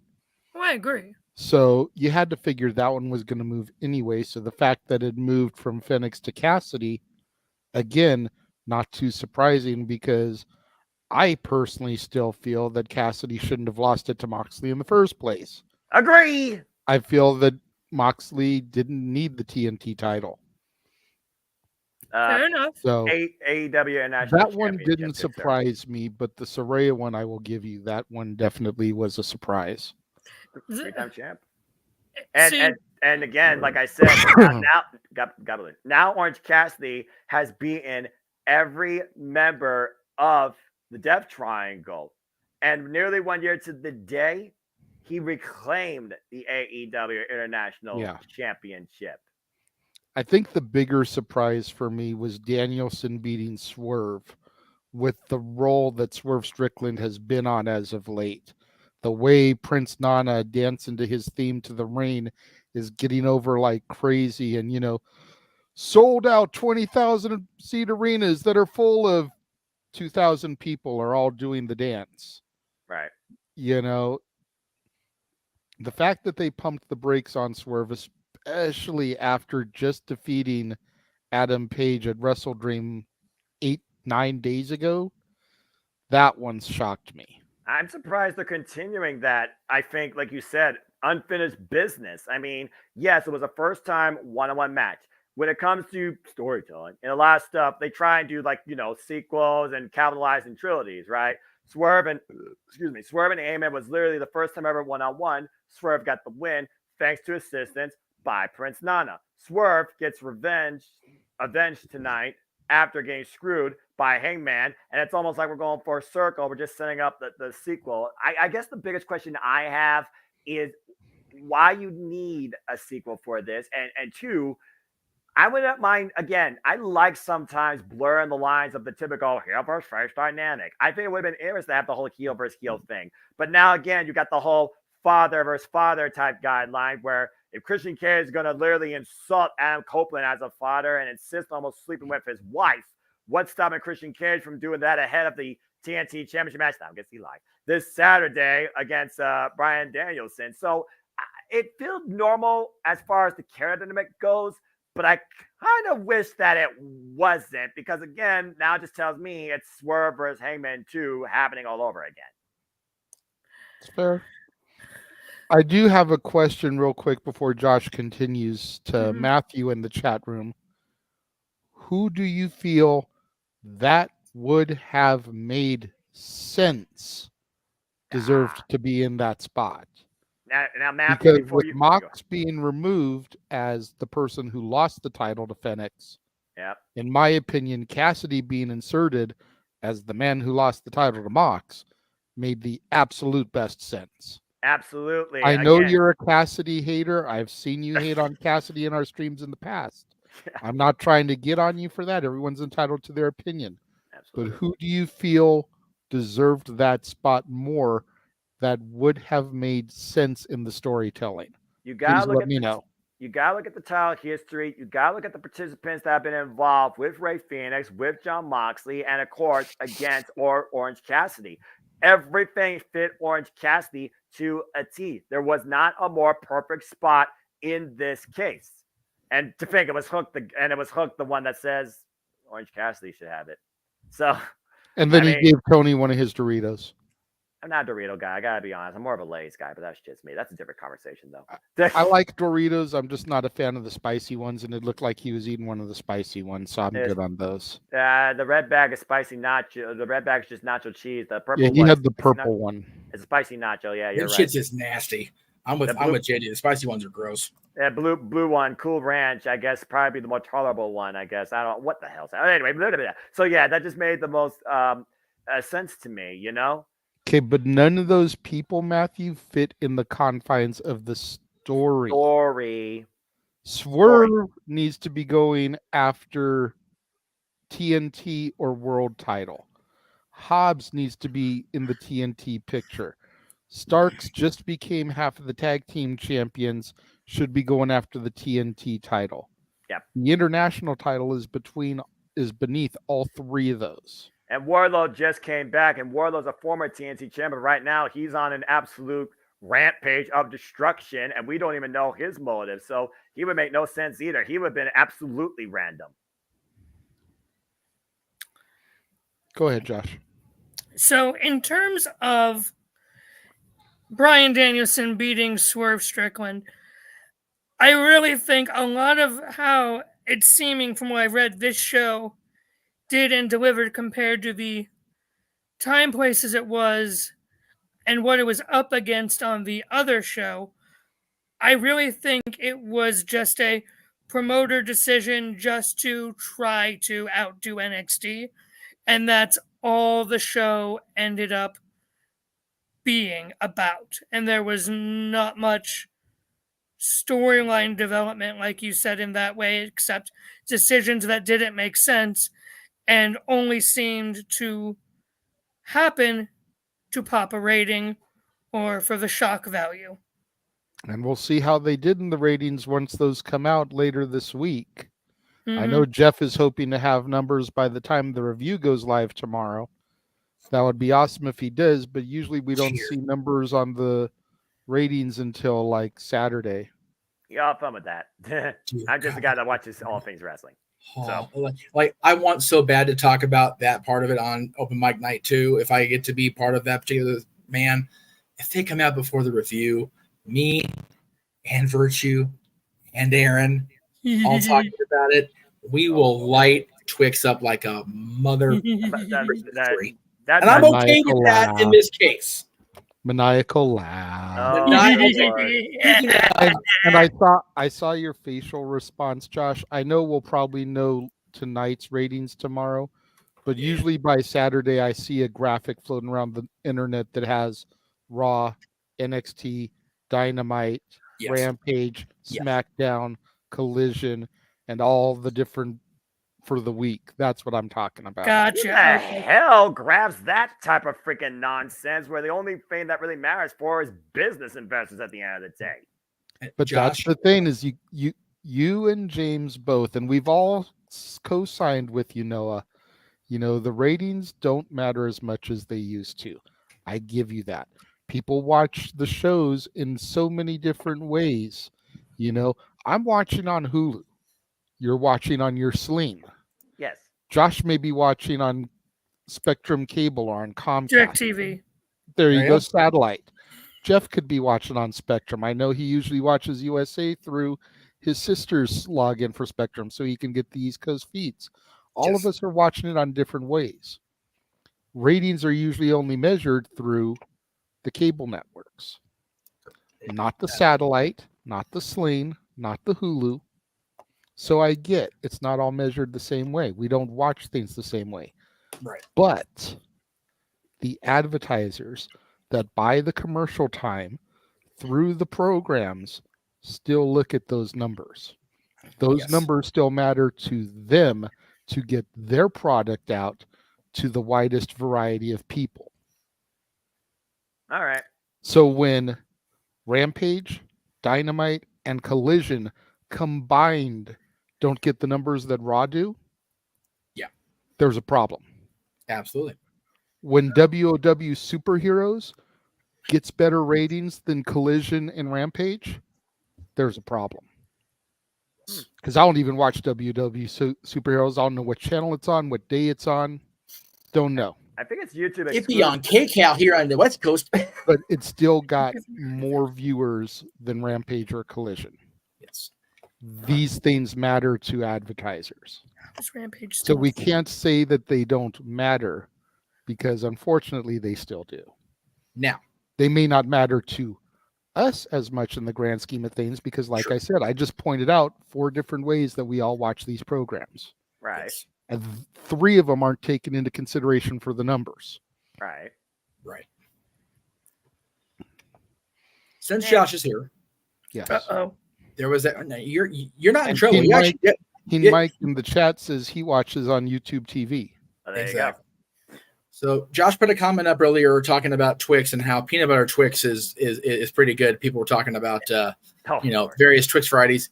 Just always remember this, guys, going forward. I'm telling you, if you live by this, you will never go astray.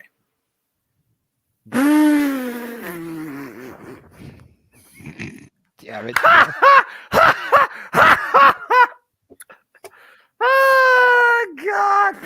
And I'm not fond of this guy 100% of the time, but I will take his quote today, JJ. Stop me when I'm telling lies. Oh my gosh, I'm never gonna eat a Twix the same way again. But I am gonna eat Ritz while you all talk about NXT, I think, for a little bit. This is why you should not let Jeff have the producer credit and give him too much time in between stuff. No, this is why we should, because I was fucking beautiful. I'm still waiting to see Josh's reaction when Cult of Personality hits at Survivor Series. Oh my God. I told you what my reaction will be if it happens. I would only be more giddy about the reaction if I knew I could give him my money back. This motherfucker cost me money. Anyway. Yes, thank you, CM Punk and promoter of AEW. And that's why, ladies and gentlemen, you don't gamble. You make an honest living, even if it costs you a bit of a mental struggle. No. You know what? I'm happy to help in the way I'm paying the debt back because at the end of the day, the money goes back into the company. So I'm okay with that. It does. It does with how we're doing this. And which is disgusting is that I don't get a discount on it, so it's costing me more than the bet was agreed to. But it's like why I'll send you the rest of that. But I'm not overly concerned about it. I'm just worried about the shipping cost. That's going to be probably more of a mucker for than anything else. That's usually anyway with any online order. But get back on topic. Anyway, yes, always on topic. So let me go back. Always off topic. We are. I am always off topic. Yeah. That So needs to be coming a up shirt. at Always the off top topic. of the hour for my NXT. Damn it. Damn it. But he digress. That's about as loud as I can get at this point because my girlfriend has gone to bed, so my voice is going to Oh, I down, wish you would have. unfortunately. I wish you would have spoiled the show then, because you're going to get loud, brother. Anyway, But Cody Rhodes is going to kick off the show with a major announcement. The Empress of Tomorrow returns home to where she dominated the ring to take on the Prodigy, Roxanne Perez. Just Carmelo Hayes with the GOAT, John Cena, in his corner, takes on Bron Breakker with the wise man, Paul Heyman, in his corner. And in the match that is sure to make Noah wet his pants, the Brawling Brutes and Tyler Bate are going to take on the Gallus boys. I am an iron bladder. There's a reason I never step away from these watch parties, but you digress. So Noah, if the Gallus boys are in the first match, does that mean they're on top this week? Shit. Damn it. Say the thing. Say that thing. Say that thing. Damn it, Jeff! You freaking idiot! Oh, I wanted Gallus boys on top. Okay, that works too. Yeah. For now. Not Once they come out, you can use that one. Once they come out, Let them save it for the actual match. Yeah, and see if they actually come out with the victory. And these guys are literally going all the way back to NXT UK when it literally was a battle of faction supremacy, whether it was the Gallus firm or British strong style, originally being Tyler Bate, Pete Dunne, and Trent Seven of Mustache Mountain, who is now in Rev Pro. Now you have Northern Grit, Ridge Holland, alongside fellow Brute from the Brawling Brutes, dumb gimmick name, with Pete Dunne and, of course, Tyler Bate. Pete Dunne, Tyler Bate, they've been colliding with each other since before NXT UK. Across Progress Wrestling, they defined the NXT UK Championship. The Gallus firm, of course, literally led by Joe Coffey, the Iron King, former NXT UK Tag Team Champions, and Mark Coffey and Wolfgang. This has every makings to be a knockdown, hard, drag-out, six-man tag into a brawl. When it's a Friday, it becomes a Donnybrook, just with how small this NXT arena is. So it's going to be a very fun six-man tag. And it's a pub fight rules match. Oh, well, never mind. All right, threw the rules out the window. So there you go. All you're missing is Guinness. Yeah, pretty much. Yes, the Prodigy that always rises to promise. The former Ring of Honor Women's Champion, former NXT Women's Champion, the first ever Iron Survivor Challenge First champion. ever Ring of Honor Women's Champion, correct? In the new era, yes, you are correct. In the resurgence of that title. And of course, Auska, the Empress of Tomorrow, the longest reigning undefeated NXT Women's Champion back in the best era there was. Of course, my NXT. Damn it! The black and gold. Auska, this is going to be a very interesting test considering that Roxanne overcame the final boss, Michael Satomura, but collapsed to the pressure of her own body and crippling anxiety, which is no joke. That's a real thing, folks. To see her now take on Auska, who's been a bit of a stutter step on the main roster as of late, but literally could usher in maybe the next Empress to rise to promise beyond NXT and on the main roster. It's going to be a real proving ground to see if Roxanne Perez is ready for the big time. And I'm looking very forward to this singles match. If nothing else, pride's on the line, I think, for both these two women. Yep. And the main event. Not the main event, I'd be bloody shocked. I mean, what else can you say about him versus Bron Breakker? I mean, again, Bron Breakker defined your NXT, the NXT champion, two-time NXT champion. Carmelo Hayes, him did miss for the longest time, multiple-time North American champion, former NXT champion, going for his greatest test day against Ilya Dragunov, but coming off short. Definitely one of the guys that can define the future then, now, and forever, with the guy that's defined this company now for the better part of 2 decades. You literally might be looking at the him of then with the him of now, taking on maybe the next big thing, rising, endorsed by wise men, Paul Heyman. This is literally generational defining battle lines here. Why higher ups at one point says that him, not ready.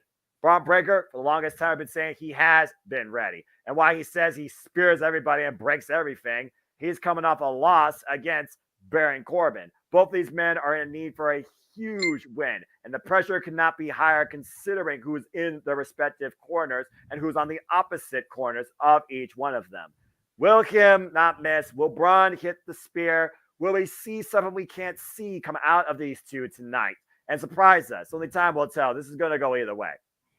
So before we get too far, before we get too close to the show, I should say, Josh, do me and yourself a favor and turn off your camera. And I ask you to do that because I don't want to see your reaction when I'm about to ask. Uh-oh. Okay. Oh, dear.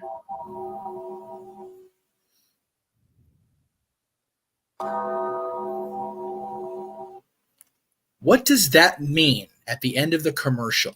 What are we going to see out of, apparently, this man who has this sound effect playing whenever he returns from his sojourns to the dark side?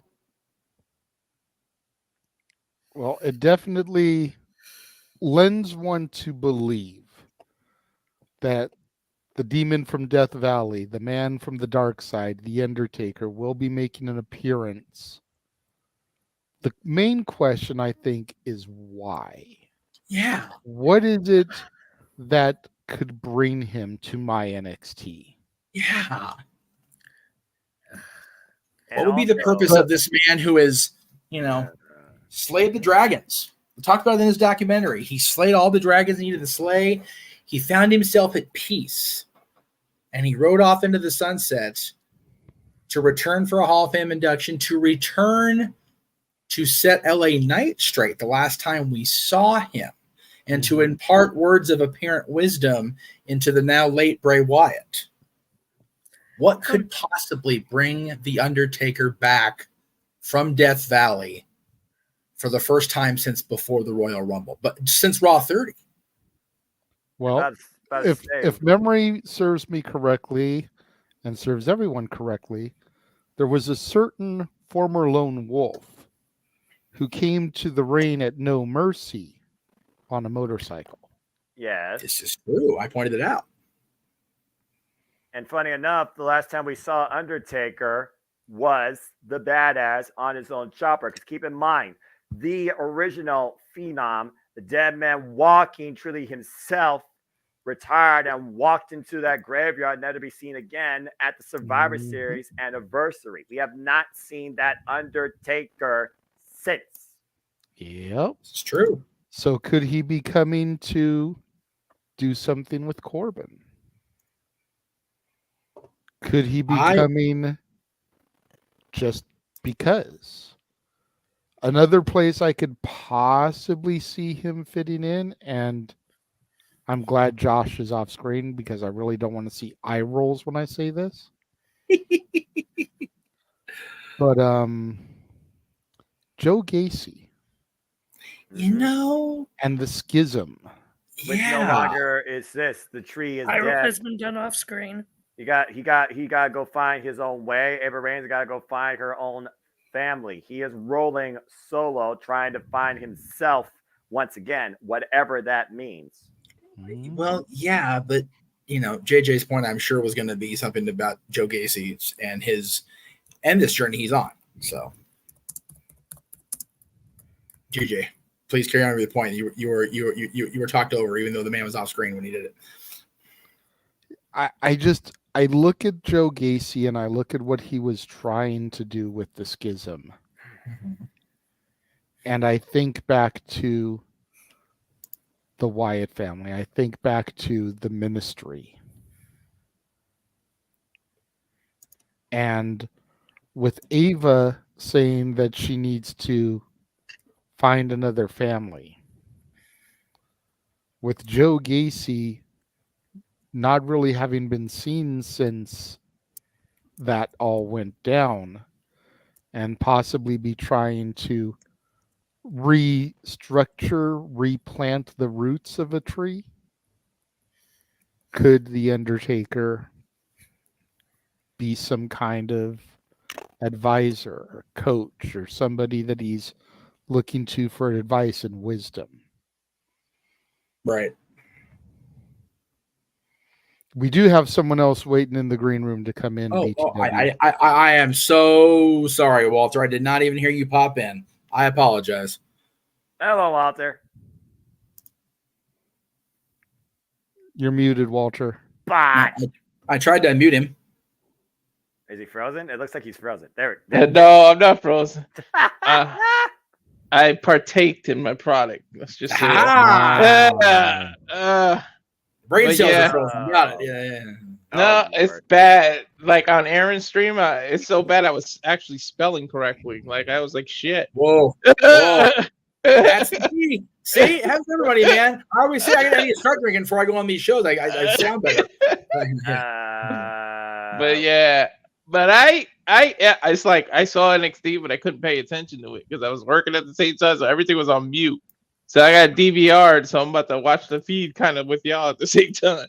Cool. This should be quite interesting. As we are 5 minutes out before, as I just took off the Dick Wolf credit from whatever that previous dumb shit is on USA. And I think it's Law and Order SVU. Whatever. Law and Order. Pick on SVU. I like SVU, man. Law and Order crime drama number 355 on your local TV provider.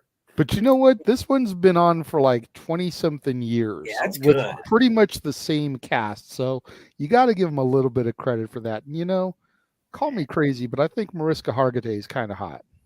Oh, yeah. I always have. I don't watch TV, so what do I know?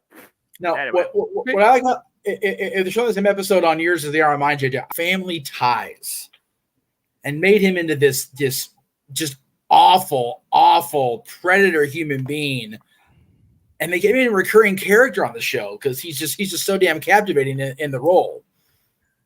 Anyway, okay, I am waiting for digress. So yeah. I'm still a good 4 minutes out from that. So I mean, yeah. So back to the NXT talk. I know another thing that did come out though prior to this. Kevin Owens, former NXT champion, said he's going to come down and pick a fight because he feels like he needs to do that. Hasn't done that for a bit. So I'm curious who's going to confront Kevin Owens or who he's going to try and pick a fight with. So Kevin Owens, of course, being a former NXT champion, taking it off of Sami Zayn at NXT Rival. And was definitely very pinnacle during the Black and Gold era before losing the NXT Championship to Finn Balor. So we'll see is that still the only NXT Championship, the quote unquote World Championship, to be stopped due to be stopped by a referee? Yes, that's correct. Because God, Kevin just obliterated him. He straight up Hobbs over Jericho'd him, or Wardlow over Matt Sydal tonight, and. Or Griff Garrison, just add the freaking count at this point. Griff Garrison. What a horrible way to. What about Griff Garrison? That guy. That guy is dead and gone. You do not bring him up. No, it's evil. No. Rick Garrison, bad, evil. No. Isn't your? What about Meach Jefferson? No, Meach Jefferson. I shot him between the eyes already. No, Renegade. That's a bad Renegade. Stop, Renegade. Wow, that's right. I don't know what the alternate of me is. I don't think I want to know. So the only way you see Meach Jefferson in any capacity is if you give your $200 super chat to bring back El Renegado de la Lucha Libre. Oh gosh, I'm gonna remember. I need to get $200 over the phone open mic nights on my channel. Yeah, exactly. Your channel. Exactly. Get the details correct. And then I think also, JJ, I think you're a breakout. Oh, speaking of super chats. What? Let's see. Where's the thing everybody agreed to? Where'd it go? JJ, isn't your women's tourney also continuing tonight, I think, or something like that? It's supposed to be a match in the women's breakout tournament, which, that means that there's going to be 2 women's matches, which is already more than Tony Khan presented, but I digress. All right. Oranges, but yeah. I mean, I'm sure that every segment on NXT to feature a woman won't go to restaurant quality picture-in-picture. Damn, Jay. Stop me when I'm telling lies. He's just really talking about what he's seen tonight on TV. It's not like he's saying anything out of the ordinary, As we are less than 60 seconds away, and my feed literally is black, and all I have to do is press play before the Next thing shows up that ever happens after long. I don't know if they do the whole then now forever still thing because again I don't watch TV. They usually do that, yeah. Okay, cool. So, So anyone else have you said you paused it as soon as the Dick Wolf thing went away? Yeah, I got nothing but black screen. Okay, I'll let you know when it goes away on my screen. Yeah, you're good. Because I still have the show going. So why the hell did it record it for 2 hours and 53 minutes? Don't know. That's a bit extensive.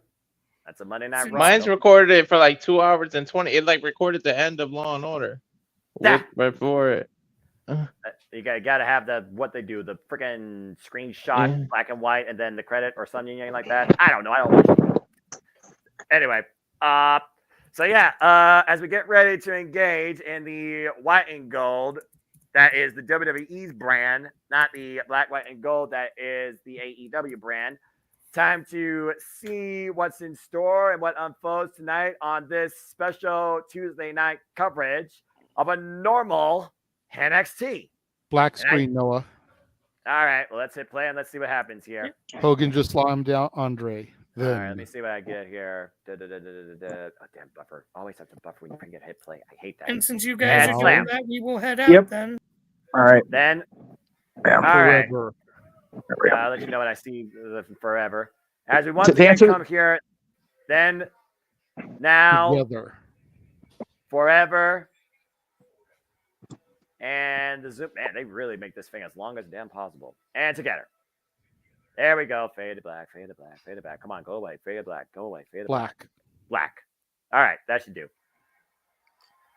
What the? Wrestling has more than one royal family. And wrestling has more than one company in the industry as we bring you folks into our post AEW coverage on this special second half of the Championship Live Watch event. Welcome, everybody. This is NXT, and welcome to NXT, the son of the man that defined these three letters, Cody Rhodes. And hello, everybody, and welcome once again to the Jeff Generic Live Watch events here on the Multiverse of Media. You know what this is, for I am the Sipper Man of the Sipper brand and the voice of the J-Man. And hold on, go up, I'm home. Whoa! Whoa! No fireworks. Oh, look, they got sparklers. Good deal. All right, nice job. Nice sound effects. But again, welcome, folks, to our coverage of NXT. Again, my name is Noah Foster. With me, as always, this is the Renegade of his NXT against tribalism, JJ Williams. JJ, this is where you shine. This is where you tell the story. This is where you kind of lead, and I just kind of co-pilot. But I'm happy to be here with you. Shout out to Big G. As we look at your NXT, and we're starting things off with Cody and his special announcement. And this should be a very interesting night this Tuesday night. How you feeling? Are you ready to go tonight? I'm ready to go, and let me just go ahead and get this out of the way right now to the fans that may be still watching, that enjoyed our coverage of Dynamite earlier. If I do not sound as loud or as expressive as I did during the last show, it is not because NXT is not delivering. It's not because they are not being entertaining. It is because my girlfriend is asleep in the other room and has to be up at 3 o'clock in the morning Pacific time, 6 a.m. Eastern time, to drive an hour plus to go to work. God bless her. And I'm not trying to get murdered by her for being loud. Wise man. Very wise man. So please do not take my monotone or my lack of expression as compared to the way I was during Dynamite as a lackluster product being presented. As we get ready to hear the American Nightmare speak, and you got to wonder, Noah, Cody is used to hearing that song in 20,000 seat arenas as the crowd chants yeet at Cody Rhodes. But how much louder does his song sound being sung by the 2,000, 3,000, maybe 5,000 people in the PC? I'm not sure how many people it holds. It's definitely a lot smaller, but it sounded like it was as loud as SoFi Stadium. It also helps that it doesn't have a damn annoying, very noticeable speaker in the background on the main flagship shows. And I definitely agree to your point. And again, Cody Rhodes at one point said he thought he would never step in here because of how much it reminds him of his father. Dusty Rhodes, who literally led the Black and Gold into what it is today. Without him, there is no NXT. Period. Yeah. Let's go ahead and hear from the son himself.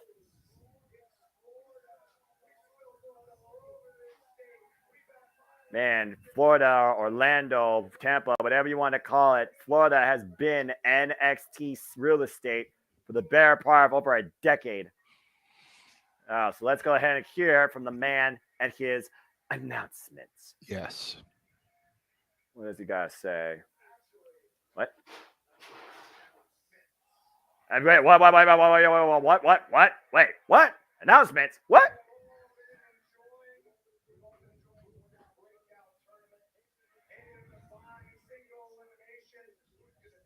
Talking about the breakout tournament. Completed that tournament.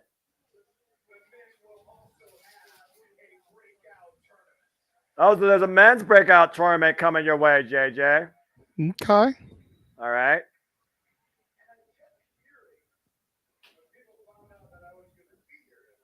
About to say.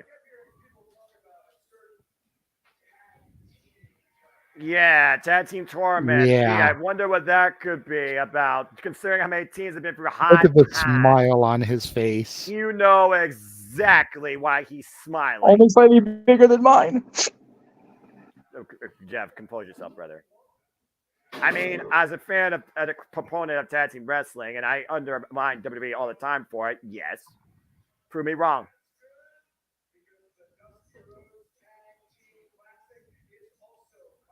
There you go. Dusty Rhodes Tag Team Classic official. Lee coming back. Right on. One more. Wait, one more. What?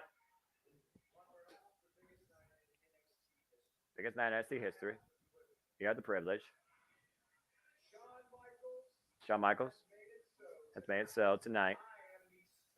Special guest. What? What? Oh shit! Cody Rhodes is is the special GM. guest general manager of NXT tonight. And here comes the NXT champion, Ilya Dragunov. Oh, and there's somebody that knows a thing about hard times. You could definitely talk about our Umba Singapore NXT champion, dressed to the nines. Cody Rhodes, suit approved, I'm sure. Ilya Dragunov has arrived. But this is monumental. Cody Rhodes is the GM for one night only for NXT tonight. Let me just say, I'm so glad that Dragunov shaved off that beard he I had. agree. Yes, He just looks so much better with the baby face. He looks like a champion. Kind of figure out I probably need to do that myself soon enough. Also, happy birthday to Ilya Dragunov. Umba Singba. This is interesting. Two great, well-defined, well-suited, well-dressed men. One bearing the NXT Rainbow Championship. Cody, can you please turn Dragunov that welcoming Cody to NXT. Can you please turn that to black and gold? Yeah. Excitement. Breathe life into the NXT. Oh. Yeah. I mean, again, it doesn't get more NXT than the son of the pioneer of NXT. Yeah.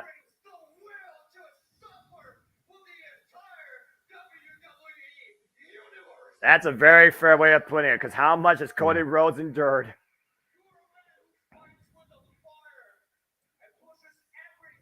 Pushes everything he does to the limit. Yeah, it's true. Let me put himself on fire. The Dragon wants to follow the steps of Cody Rhodes. Yeah.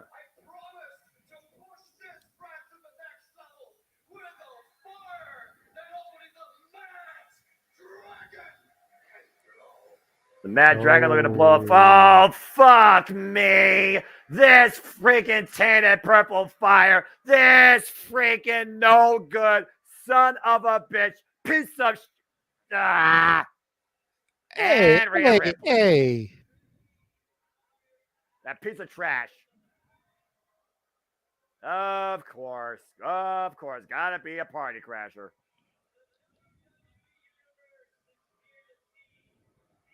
No one gives a damn about your Eddie Guerrero knockoff mullet lame boy ass.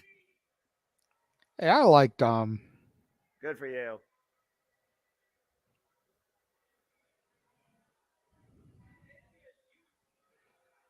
Ay.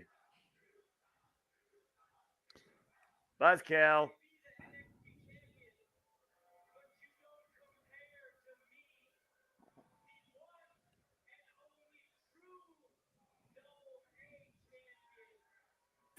Please. Trick Show whooped your ass all the way back to developmental.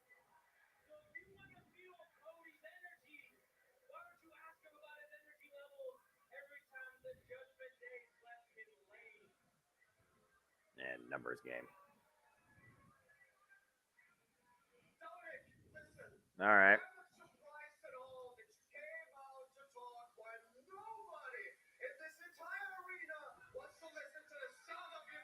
Ain't that the truth, Leon Dragunov?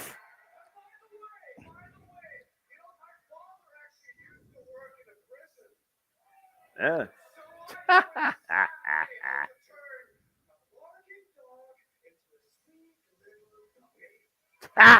Nice. Great line. Yeah, good.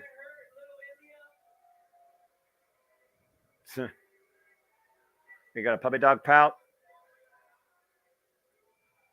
Yeah, Rhea Ripley whispering some sort of thing. Or Cody Rhodes whispering some sort of thing.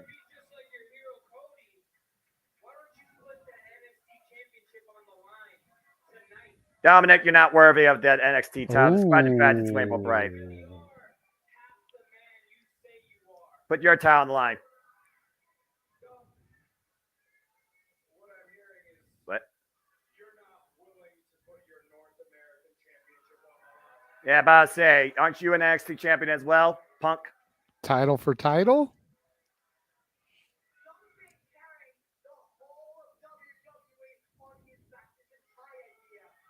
Please. He's been carrying your luggage.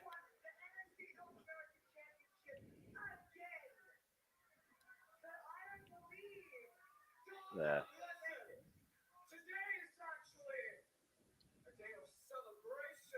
I suppose there's a celebration. Cody Rhodes, NXT, talk about tournaments. Ilya's birthday. That's it.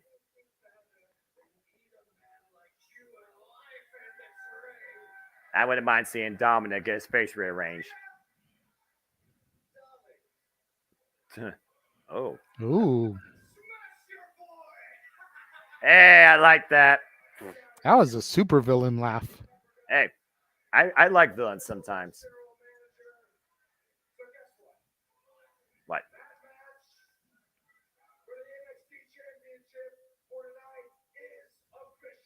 Okay. Okay, maybe that's going to be our main event now instead. And Dominic Mysterio versus the Andrade for the NXT Championship. Yeah, about to say. Yeah. Yeah, that's true. You need a special guest referee. Enforce law and order. Oh, it's not Cody? What?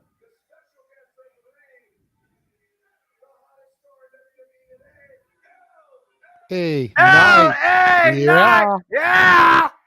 All right. The NXT Championship on the line. Ilya Andrade defending against Dominic Mysterio. And with the megastar is the former $1 million champion, LA Knight. Yeah. That's a heck of an announcement. I like what this is doing so far. Good stuff, Well, we Cody. take a look outside at earlier today. Yeah, see what vehicle that rides. A Honda. All right, who's that? Oh, there he is. The champ is here. This is not Ohio Valley Wrestling. This is NXT. And for the first time ever, since the very first time NXT went to the network on arrival, John Cena is back here in what truly you think is simply developmental. Well, tonight they're looking to take it to a whole nother level. And again, still come tonight, as you alluded to, JJ, it will be Carmelo Hayes with John Cena in his corner, taking on Bron Breakker, Paul Heyman in his corner. But for right now, let's go to women's action as the Prodigy arrives and looks to deliver a promise of a victory against the Empress. It's Roxanne Perez versus Auska as our first match is about to soon get underway. And look, it's not 6:30 Pacific, 9:30 Eastern. All right, seriously, let's move away from the time. What the hell? Who's that? The entire women's division looks like they're including the TikTok rejects. Well, because Jakara Jackson is part of the breakout tournament, so it makes sense that the rest of her squad would be there.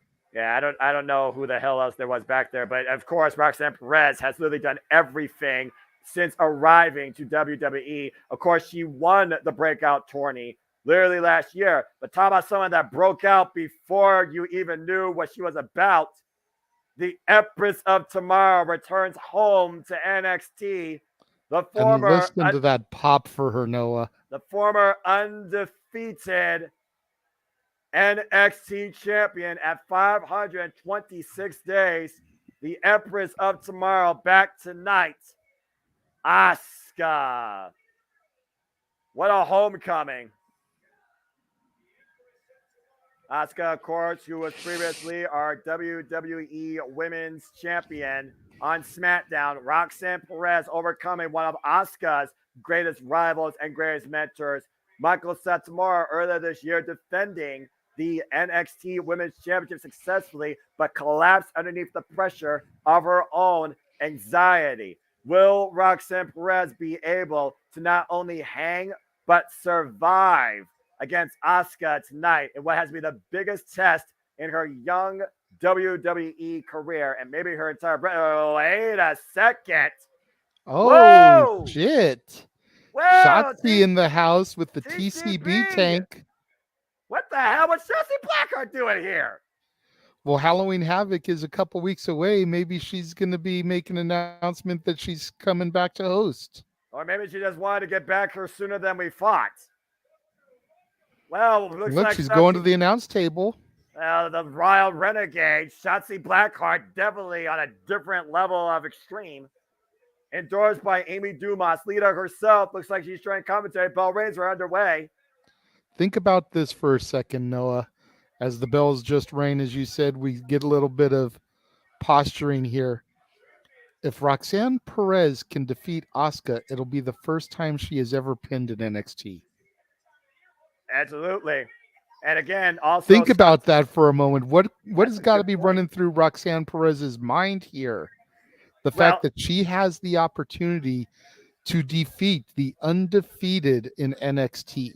That's a very good point. Again, that would just add to her accolades. That will add to her career. Whoa, almost got her head taken off with that kick, though. And also, for those that don't know, Shotzi Blackheart, her favorite time of the year, her favorite month of the year is October, Halloween. Bleh. So it's like, it seems fitting that she's here. So, again, it all just seems to come together. The rear naked waistlock right now by Roxanne Perez. Again, Roxanne Perez not only won the breakout tournament. Just got the announcement. Shotzi posting again, the third year in a row. NXT Halloween Havoc, 2-week special event that we will cover here in the Multiverse and Media, October 24th, and Halloween itself, October 31st. Spin the wheel, make the deal. I'm sure Shotzi Black has a ton of tricks up her sleeve, and I'm sure we'll have a lot of treats as well around us at our tables and along our side and on our screen. So stay tuned, folks, more on that. The lightning fast striking capability of Auska and off the second rope. And Roxanne flies against the former WWE Women's Champion. And it is official, as you see, and also made official. NXT deadline is Saturday, December 9th. It will be the last PLE of WWE's year. So stay tuned for more on that. And we will cover that here on the Multiverse Media, the second ever NXT deadline. Or so you hope. It'll be the last PLE of NXT's year. Wow! Will WWE throw us another curveball? Please no. In a cover by Auska and a 2 count only. If there's one thing I know about WPLEs in December, they always effing suck. Freaking TLC. Hey, deadline last year was pretty darn good, Noah. I said WPLE, not NXT. W and NXT are two different things, and I stand by that. That's fair. That's fair. There's a reason why I separated the two leagues this year. Okay, a lot of people lump them together because WWE is NXT, whatever, but okay, good to know that you're separating them. Yeah, NXT has its own thing, and I stand by that. All right, period. Hey, Armageddon 03 was pretty damn good. And like I said, the deadline though is very interesting. I think I almost lost my voice in the last 5 minutes. As again, I'll talk more about the deadline rules as we get closer to that show. Stay tuned, folks, and maybe we'll learn more about maybe possible participants after Halloween Havoc. And right now, Auska wearing down Roxanne Perez, working down the left arm again. It was deadline that led Roxanne Perez to challenge for the NXT Women's Championship earlier this year and defeat Mandy Rose for it. Oof. Again, NXT Deadline, folks, will bring you coverage Saturday, December 9th. I saw the graphic produced on my end. Dare I say, the NXT Women's Championship picture hasn't been the same since Mandy Rose lost it. It definitely has led to more opportunity, I think, and more possible variety. But with Becky Lynch kind of treated like a mid-card title and giving women on both NXT and Monday Night Raw a chance, I do think there's been more light brought to it, despite the fact I still hate the rainbow color. Roxanne right now unleashing her fury, but Auska looking to pick up speed off the ropes. Both women right now catches over the missile drop kick coming in. Thought she was going to kip up there, but a great drop kick nonetheless by the Prodigy. Well, again, we saw how much Roxanne Perez was willing to take out. Ooh, nice Russian leg sweep. Was willing to bring out against Blair Davenport. Blair Davenport has brought out this newfound aggressive nature in Roxanne, and it's only paid dividends for her. Now Roxanne looking to fly again with a tope suicida and connects with Auska. Again, also Roxanne, she has to rise to the pressure. She has to thrive through it. It's live or die in WWE. You saw Shawn Michaels was so hesitant to even put her in that ladder match to stand and deliver. And truth be told, it's been a star step for the early half of this year for Roxanne. But she's really brought back together, especially since Great American Bash. Yeah, I agree with you. You notice the smattering of boos in the audience, though, Noah, for Roxy. Something she's not used to here. She's used to being the dominant baby face. And she's getting a nice little smattering of boos here going up against the undefeated Auska. Oh. Again, Auska, of course, the respected vet of NXT and WWE, multiple times SmackDown Women's Champion of Raw Champion. Here's the cover, 2 count only, as Auska gets the right shoulder up. And again, we also talked about you're going to have your critics, you're going to have your haters, you're going to have those that love and support you. And Roxanne, right now, to your point, it's the first time she is really facing that. We saw what happened when Bron Breakker started during that, and eventually it led to his demise. Off as Mel didn't miss. And I think Auska did miss with that kick. Cover 2. No. Oh, look at the transition, though, into the submission. Might be looking for the Auska lock. She can bring her down. Oh, like Roxanne. Nice roll through. Hook of the leg. 2. No. Oh. Thought she was going to have one there. Another cover. It's like cradle. 2 count only. And right Roxanne now, with some great counters here. Magistral. Wait a minute. She's transitioning again. I'm not sure what she's looking for here. Maybe submission. Drop down the Auska lock. Auska locks in. Don't tap Roxy. But she's got to fight through it. She's got to roll through it. Trying to reverse the pressure. Shoulders down. Ooh, but Auska still maintains her hold. Very good awareness by Roxanne Perez. Oh, spinning soulbot. And another kick in midsection. Spinning back fist. Oh, my God. A high kick. Back heel kick connects. Auska lining up Roxanne Perez. Oh, that might be it. Knockout strike. Buzzsaw kick. Cover 2. Got her. Auska wins. Auska still undefeated in the confines of NXT. And quite a promising delivery in her homecoming. What a bout game showcase by Roxanne Perez against the Empress of Tomorrow. Still the undefeated queen of NXT. Again, big learning experience with nothing else, JJ. A proving ground. Respect gained. Respect shown as Auska takes her way. Let's go ahead and take a look at the replay here. Again, look at this fury unleashed. Oh, that back fist, that spinning back heel kick, and then this buzzsaw kick. To jury be proud of that. Yeah, he would. Roxanne was down for the count. No one kicks out of that. But what a show of respect. And again, Roxanne continues to show she can hang with the bell. Oh, what the hell is this? Kiana James. Oh, Shotzi. Oh, nice knee strike there. And Shotzi taking out Kiana James. Uh-oh. Oh! Jesus. Well, so much for that business meeting. That's what I love Shotzi in Shotzi. October. I love Shotzi.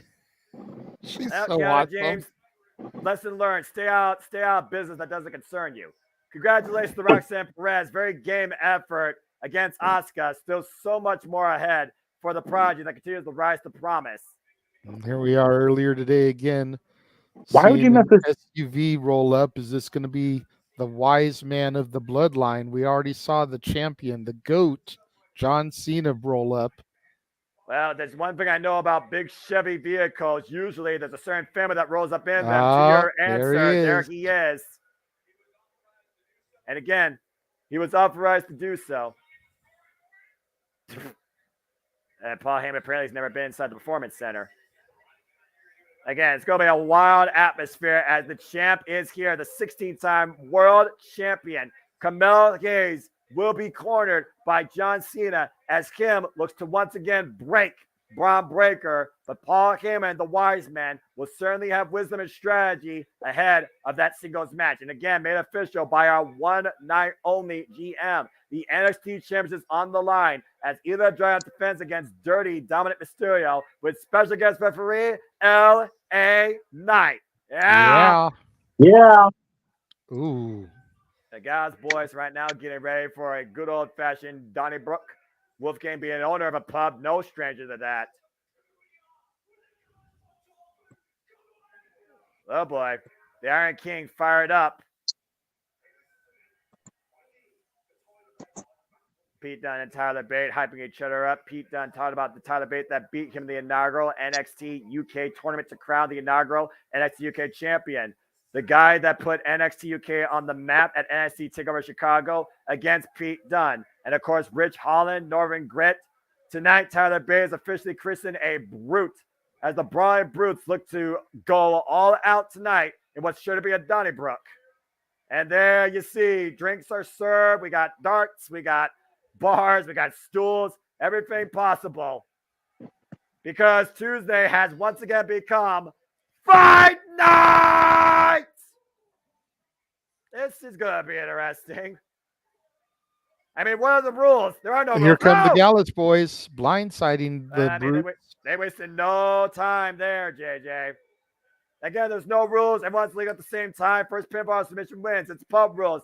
6-man tag team match. It's Butch, Rich Holland, and Tyler Bate versus the Gallus boys as Tyler Bate flies. AC Peanuts as well. The tradition, of course, of Scotland and Glasgow pub bars, I'm guessing. Pool cues, trash can lids. Oh, my. Wolfgang driven over the steps. I'm not sure how good Tyler Bate is at pool. Looking to hit the 8-ball. That's Wolfgang's head. Oh, and that might have been right in the eye. That would be called a foul, I think, under normal billiards rule. But what do I know? I've never played. I haven't played billiards in a long time.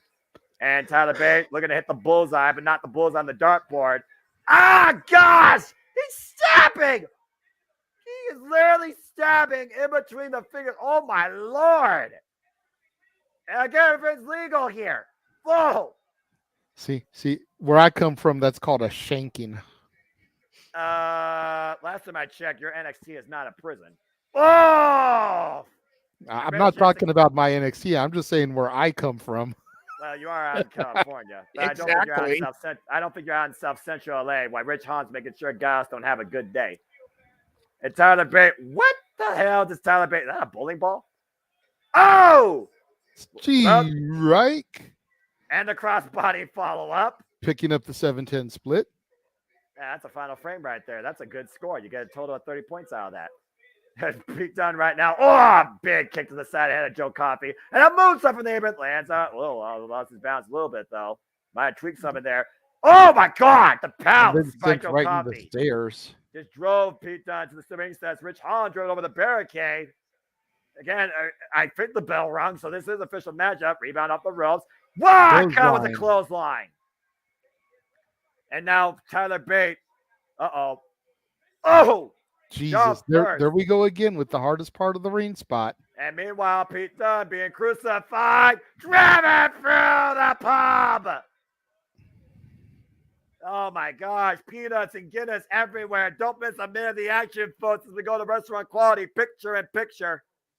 The fuck? Gallus boys on top, Tyler Bate on the bottom. Who makes peanut? Who has a bunch of peanut bowls though at a bar stool? I'm just saying.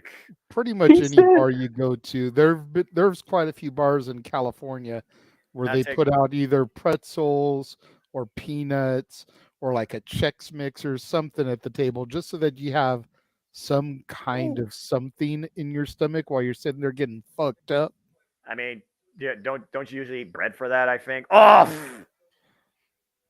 Again, I'm 98% straight edge, so I barely know anything. But anyway, last time I talked to you, I thought you said you were 99%. Have you drunk again since then? Well, let's just say in Detroit there was a fun little wheel at JoJo's Shake Bar. I was with some friends, and I can't spin a wheel of fortune. I might as well spin a wheel of misfortune.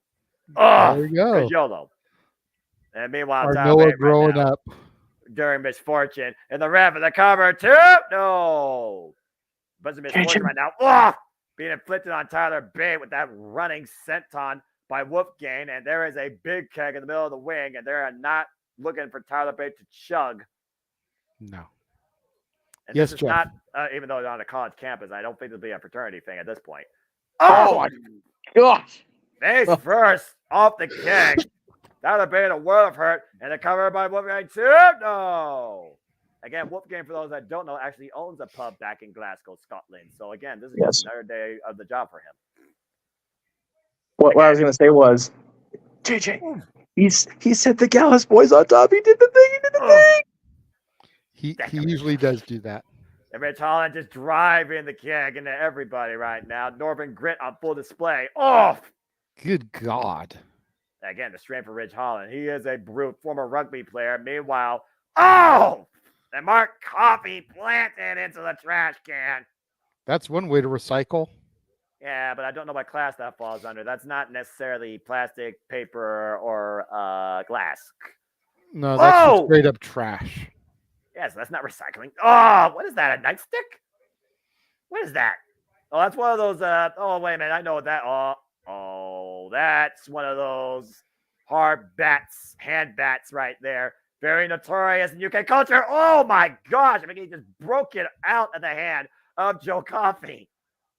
I remember he used to swung that around NXT UK. And once again, held hostage by the Gallus firm. And Joe Coffey teeing off on him, the Iron King with Iron Fist.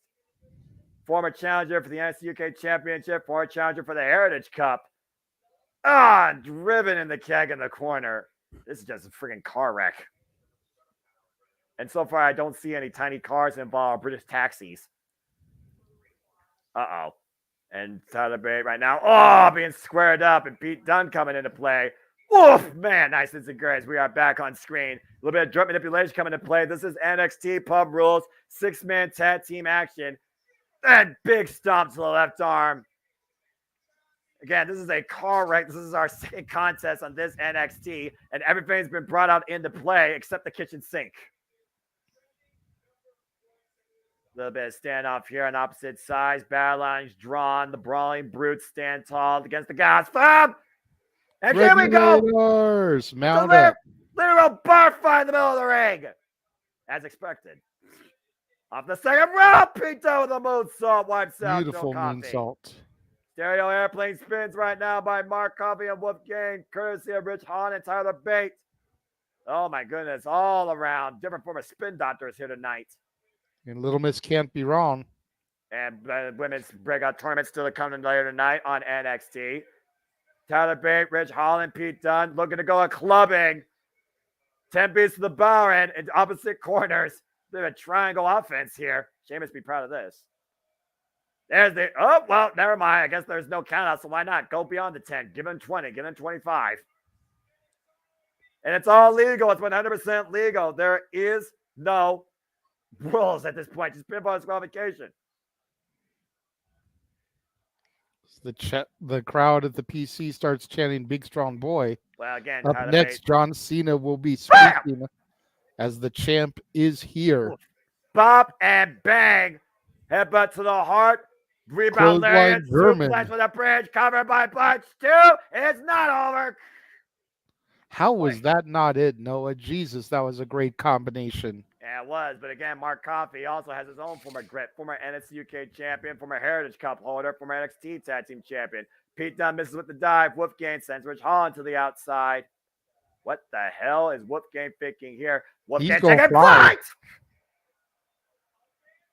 A man that big should not be able to do stuff like that. And I think he caught part of the apron on the way down. Yeah, he definitely looks like he hurt himself. Whether it was his tailbone or his back. Either way, he looks like he's injured. That was not quite clean, but these body shots are getting clean right now. Joe Coffey, Tyler Bate find back to rising knee strike. Tyler Bate off the second. Got caught. And Strong arm German. Big German release by the Iron King, Joe Coffey. And Joe Coffey hoists Tyler Bate up. Uh-oh. Oh, no. What the hell is this? It's like a gory submission of sorts. Oh, wait a minute. Oh! Batter up. He swung and not missed there. Breaking the pull cue against Joe Coffey's back. Now the full Boston Crab in. Mark Coffey trying to play defense. Uh-oh, caught by triangle choke. In the triangle. And meanwhile, Tyler Bate, we're going to get 3 submissions here. They got them all hooked and trapped. Crippler crossface. With the pull cue of Wolfgang's mouth. Uh-oh, the strength of Mark. Oh, man, crushing Tyler Bate and breaking the submission on Wolfgang in the process. And Joe Coffey able to reverse and push Rich Holland to the outside of the ring. Good grief. All 6 of these men bringing it all out here tonight in this 6-man pub fight. This is still a 6-man tag team match, and we still need a winner. Oof. Miscue there. That's the first miscommunication on their behalf, and Wolfgang looking to capitalize. Hooking Pete Dunne up. Kick to the head, power slam combination. That's how they won the tag team championships. Double cover 2. And wow, Tyler Bate comes in. Beautiful save there by the big, strong boy. With a corkscrew splash of sorts off the top rope. And what in the world is Rich Holland looking for? Oh, come on. Holland, get the tables. Well, I guess one table wasn't enough, or one pub stand wasn't enough. Again, we know how far these 6 men are willing to go under normal circumstances. Now we're seeing how far they're willing to go under a bar circumstance. And they're not even in Glasgow, Scotland. I'm sure Florida's seen their fair share of bar fights, though, without bouncers. Whoa, God! Planted! Wolfgang just planted Tyler Bates. Good grief. Wolfgang, the most emotionally triggered of the Gallus fam. And Rich Holland, oh my word. Whoa! Dumping 2 of the Gallus men over the top rope there. At once, the straight for Rich Holland. All our best for the Bells. Clothesline missed by Joe Coffey. Back elbow strike hits though off the second, off the top. Big cross body. Knocked Rich off his feet, but didn't go for the pinfall. I wonder if that might be a mistake. And right now, the Gallus firm looking to affirm their spot here in NXT. Be done with the Enziguri.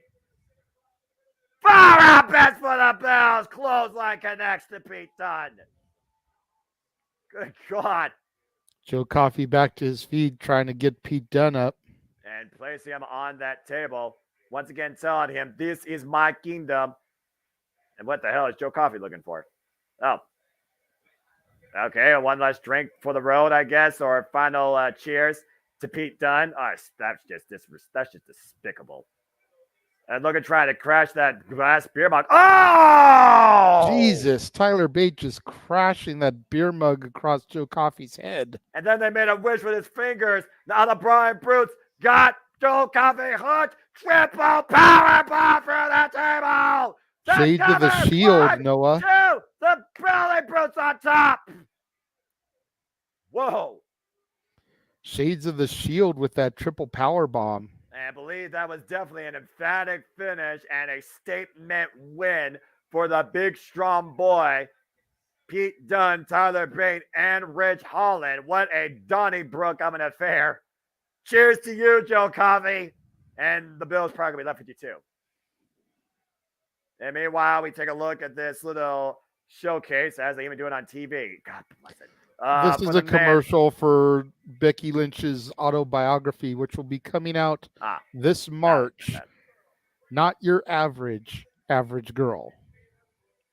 A young girl that became the man in WWE and did her own way. Rebecca Quinn. The story of Becky Lynch comes out March 2024. Pre-order now if you choose.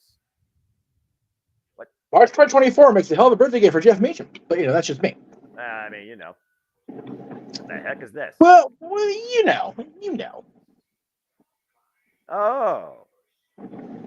Oh, they're talking about the NXT Women's Championship match coming up at Halloween Havoc, the first time ever clash. Lyra Valkyria challenging the man, Becky Lynch. There's a lot of similarities. NXT Women's Championship. There's a lot of similarities when it's these two, when it comes to their drive, their determination, their journey to shape themselves in their own careers. Becky Lynch, the Irish Lass kicker that became the man. Lyra Valkyria, the Valkyrie, looking to rise after being inspired by Becky Lynch. Came years later to NXT UK, trailblazed her own defeated way, and now finds herself in the biggest chance of her life. It was December 2018, and a simple training class that inspired young Aloy Valkyrie, now known as Lyra Valkyria, dumb name, to now pursue the same dream that the man did. And now she finds herself not only confronting the man, but looks to become the top lass in your NXT. And we will see soon enough if she rises to the occasion at NXT Halloween Havoc. How time tells a story, how a championship defines glory. The man, Becky Lynch, the NXT Women's Championship, the challenger, Lyra Valkyria, hungry for success, hungry for what the man possesses. Who will leave as the NXT Women's Champion come October 24th or 31st at Halloween Havoc? As we go backstage to Lyra Valkyria, still surprised me she never became NXT UK Women's Champion. Literally came out the final boss at one point for that title. And whoa, wait a minute. Tegan Nox. It's like Tegan's not quite done with NXT yet. Well, Tegan Nox falling short against the man, of course, last night on Monday Night Raw for the NXT Women's Championship. But still a game bout. I saw the highlight. What? JJ, I'm sure you're eating off screen, so I was going to point something out during that hype package. What's up? So they talked at length about Lyra. How do you say your first name? I'm so sorry. Lyra. Talk about Lyra seeing Becky debut in NXT, do her thing, and become a professional wrestler herself. That video they showed of Lyra training with Becky, December of 2018. Where in the heck was Becky at that point in her career? She was in that storyline where she was on her way to main eventing WrestleMania, the first of 3 women to do that. You talk about inspiration time after time with Lyra in her career. She sees Becky on TV, chooses the path. She trains with Becky in the midst of Becky's biggest push.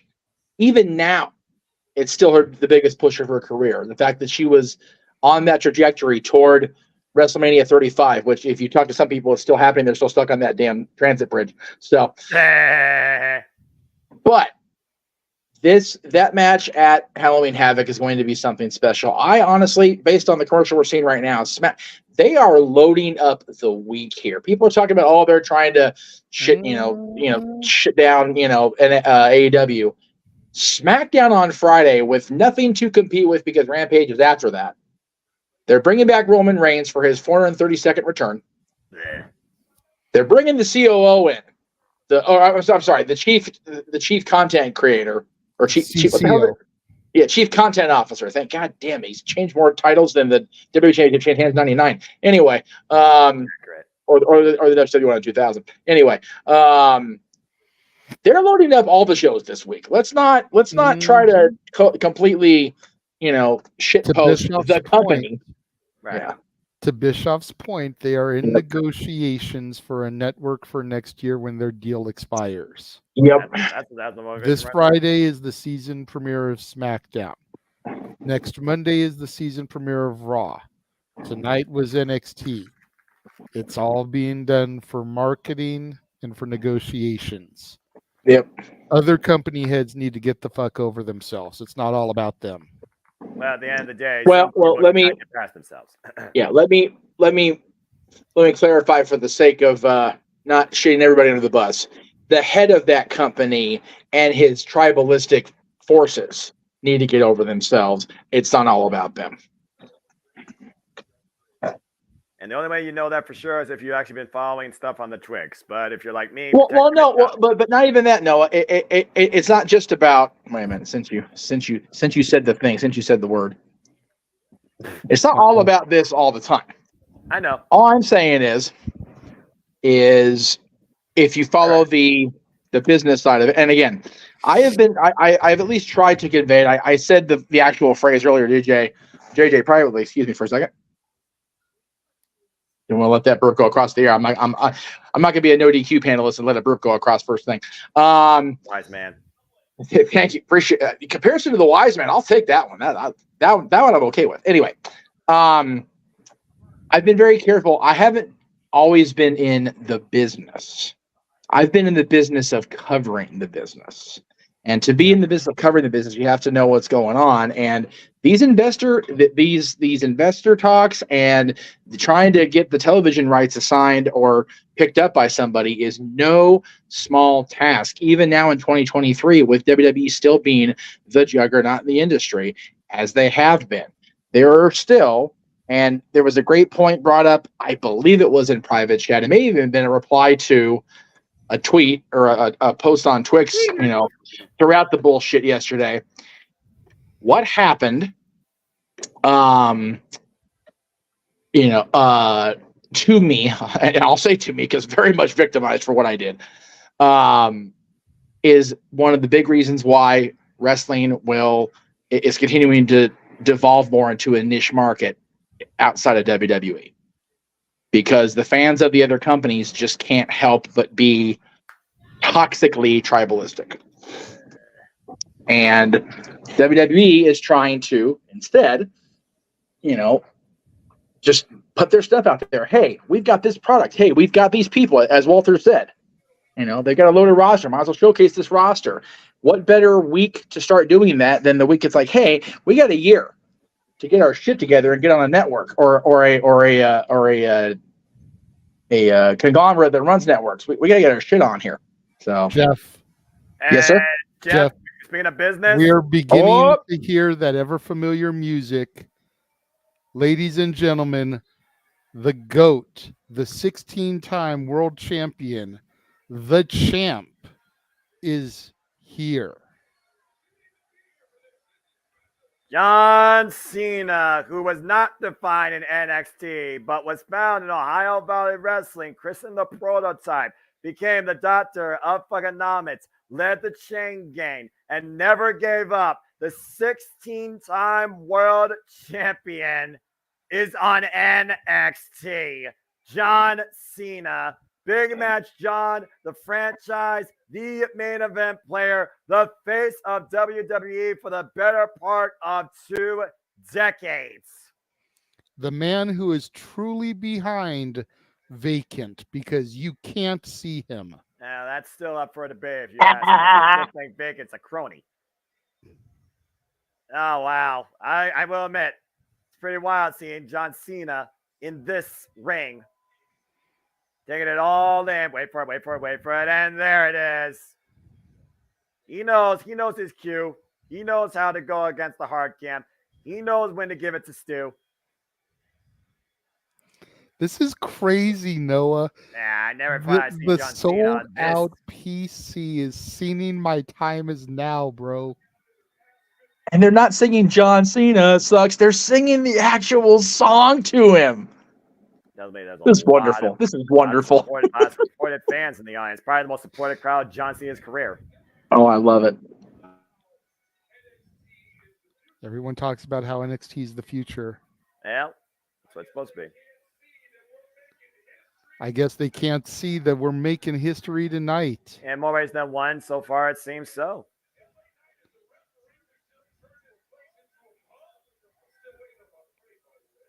Ain't gonna happen. First time they haven't John Cena didn't hear John Cena sucks.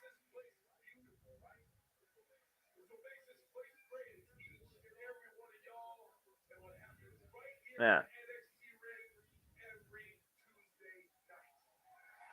Giving it up to the fans for making what happens in the ring every Tuesday night special. Damn it, I love this man.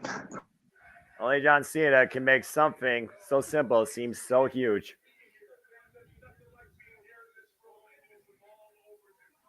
Cena saying how long overdue it is for him to be in that room.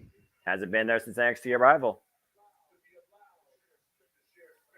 It's his honor to be allowed to share space with the fans here tonight. There's not more humble man in the business.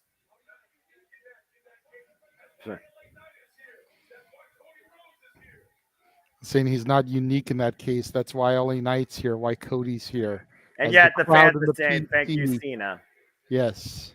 By the way, NXT, stop with the fucking virtual audience on your damn screens, all right? The audience is big enough as it is, and you should respect that. It's one of the things that makes me. That's awesome. You had like one person saying Cena sucks, and Cena singled him out and said honesty is something he respects. Well, I mean, at the end of the day, John Cena expects people to actually be who they wish to be.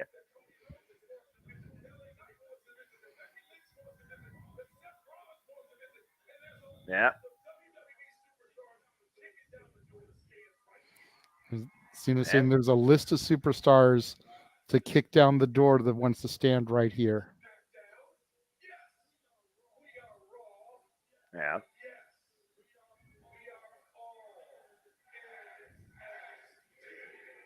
John Cena saying we are all NXT. But that's where it all starts.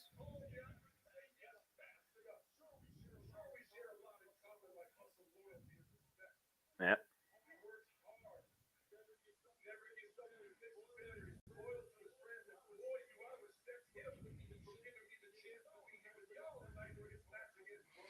Carmelo Hayes giving the call out, apparently.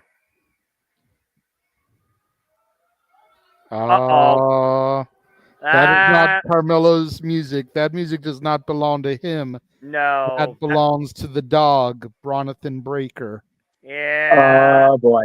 And this is anything but a nice dog. Now, this is a rabid dog. This may as well be Cujo, which you can check out my review for Cujo on Renegade's Reviews up in the archives. Cheap plug. Well, let's hear what Bron Breakker has to say about the 16-time world champ and his ring.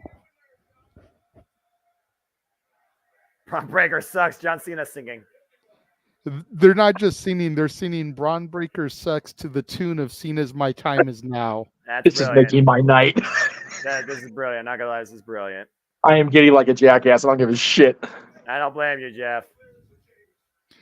Cena tripping and how the crowd just changed the lyrics to his song. NXT, a whole different world for John Cena. There you go.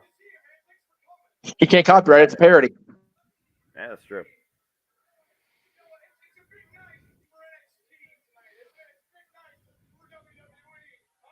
Yeah. Ron talking about how it's a big night for NXT and WWE. Yeah.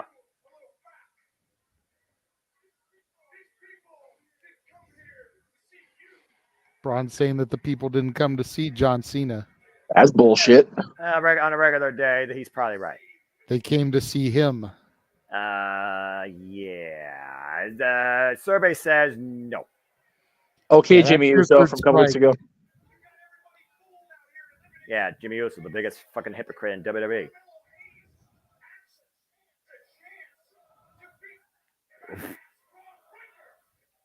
Braun, shit, that's brilliant. Of course, USA, they have a censoring, blah, blah, blah. PG. Anyway. Oh, yeah, he's a Steiner.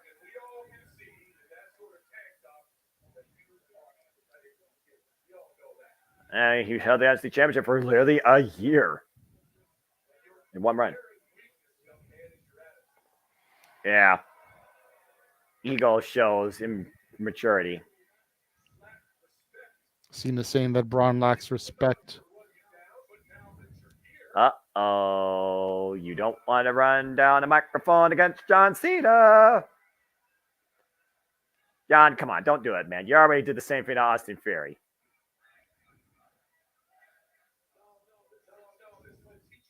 Oh, Shades of Chase, you pulling out the teachable moment. Fuck me, John.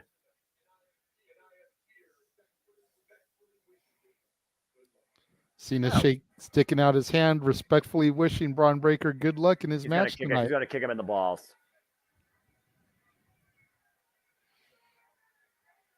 Or he's going to slap him. Whoa, just overhead right. That works too.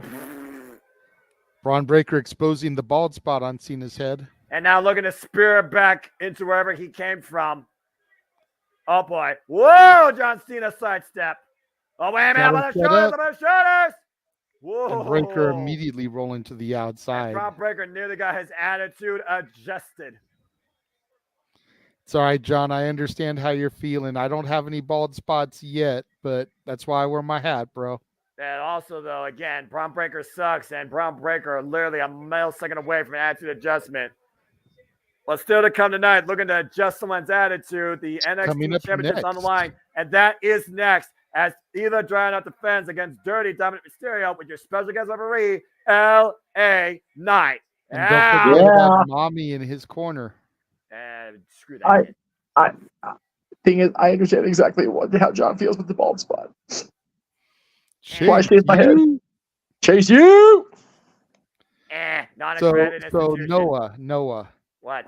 It may be premature, but Josh asked a direct question of you. Is tonight your NXT again, Noah? It's got shades of it. Not fully there yet, especially with that Chase U reference. It's got shades of it. Hey, you know what? Like I said, Jay, not where he wants it to be. Thank God he's not where he used to be. Yeah, right? We'll ask him again at the end of the night. Yes. Again, like you said, also I agree, Matthew. They're pulling out all the stops for the network, so we'll see if they keep this up on a week-by-week basis based on the highlights I see. But so far, this NXT, pretty darn good stuff. Joshua, fear not, Matthew. Yeah. A program with Cena and Braun would be crazy if Cena has the time. And the cardio endurance to actually hang with Bron Breakker in the ring. Let's be honest here. Bron Breakker would speed demon that guy in the next week. Now, you know what, though? I want my friends to go back to work and everything, but that may be one of the reasons I don't want the strike to end just yet. Right? I'm saying Breakker and Cena would be awesome for a couple of weeks at least. Yeah, I mean, you put up looking for deadline, nothing else, you know? Hey, you know what? It's a PLE from NXT. Just saying, they can load that shit up too. And no, I don't know if you saw earlier. Oh boy! Fucking hell! But hey, there is a loophole in this now. Think about it, Noah. You have to sing an NXT theme tonight, right? That was the agreement. You would sing NXT if I got super chatted. JJ would have to sing AEW because you guys do the opposite. Yes. So, plenty of people on NXT tonight from the main roster that the song's a little bit easier. Yeah, I mean, you could do Kingdom. You do, hell, Kingdom, which used to be an AEW song. That's a loophole and a half right there, baby. You could do My Time Is Now. Oh, God. Gotta do My Time Is Now. I'll do it with you. Damn it. Yeah. I can't do the verses, though. I can't sing that fast. You got Dirty Dom coming out. You can do the Judgment Day Alter Bridge song. Ooh, there you go. You've got Carmelo Hayes. You could do his song. I don't know a damn lyric from that song, dude. At least he's honest. I don't know a damn lyric from that song. Well, you have options. Let me just throw out there, because I know I made my obligation. Unfortunately, at this point, I can't sing it this evening because of the fact that my woman has gone to sleep. But if y'all super chat on my channel, yes, then I will do it on Simply Predicting this week. Well, no, it's not this week. It's next week. Simple take. Simple take. Simple take. Yes, I'll do it on Simple Take on Friday. There you go. Because that'll be early enough where I can do it. So I will still make good, but that would be the next time Noah and I are together on the air where I would be able to do it, would be for a Simple Take. There you go. He didn't no-sell it, Josh. He just didn't see the super chat because he was doing his job. And of course, my job continues with no days off. And January 24th is already shaping up. It's the 27th. We'll be calling once again the Royal Rumble. So stay tuned. Back to Cody Rhodes walking around backstage. Oh, Lord. The D'Angelo family. Oh, boy. Special guest GM right now trying to solve a problem for the Dawn. Oh, they got a solution for the next challengers.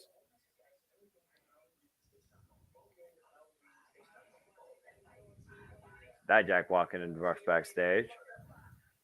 I definitely don't want JJ's woman to kill him. I need this man around right now. Especially I'm going out of town for 3 days. I may not come back in one piece after this next trip. Oh, I need JJ here. Love of God. Pineapple Express sequel waiting to happen, starring Jeff Meacham. Oh, okay. Well, first of all, I don't look near as good as James Franco, so I don't think it'll go that crazy. Just throwing that shit out there now. What are these two yahoos pitching to Cody over there? Sound like they're pitching an over-the-top rope battle royal where if someone gets eliminated, your partner gets eliminated also. Exactly. That's exactly the negotiation going on here, JJ. Okay, Cody seems like Havoc looks like it's going to be. Not a bad idea. I mean, I'm pretty sure at some point this concept was actually done before. The Bada Bing Bada Boom Battle Royal. Oh, what's the matter? Next week with the winner facing the family at Halloween Havoc. What's the matter, you Cody? Come on. And we go back to McKinsey and burn the ship's Corbin. God damn it. The height discrepancy with Corbin kills me every time. Every fucking time. Even in pictures with me, it's like, Jesus Christ, he's so big. He's a tall guy. I'm not gonna lie. Oh, he is. He is a big dude. Like, oh my God, it's crazy. But at least he's back to being just shithole Baron Corbin. I'm okay with that. I guess. Just, oh, it's too funny. Oh boy. Matthew, I have that tweet or that Twix post saved. I'm going to show it after we finish with the watch along. Don't worry, because that was cute as hell. Okay. Oh, it's Corbin, dude. Looks like Baron Corbin's just talking about Ilya Dragunov and the fact that he might have got lucky to win the championship. Yeah. I honestly wouldn't mind him being in the main event of night 1 or night 2 of Halloween Havoc for the title with Ilya. I'd be okay with that. But again, that's just me completely. I'm not going to use the word. Music has hit the Performance Center. Yeah. And Mr. L.A. Knight Yeah. makes his way to the ring to the be former $1 million champion and no stranger to your NXT, JJ, involved in War Games.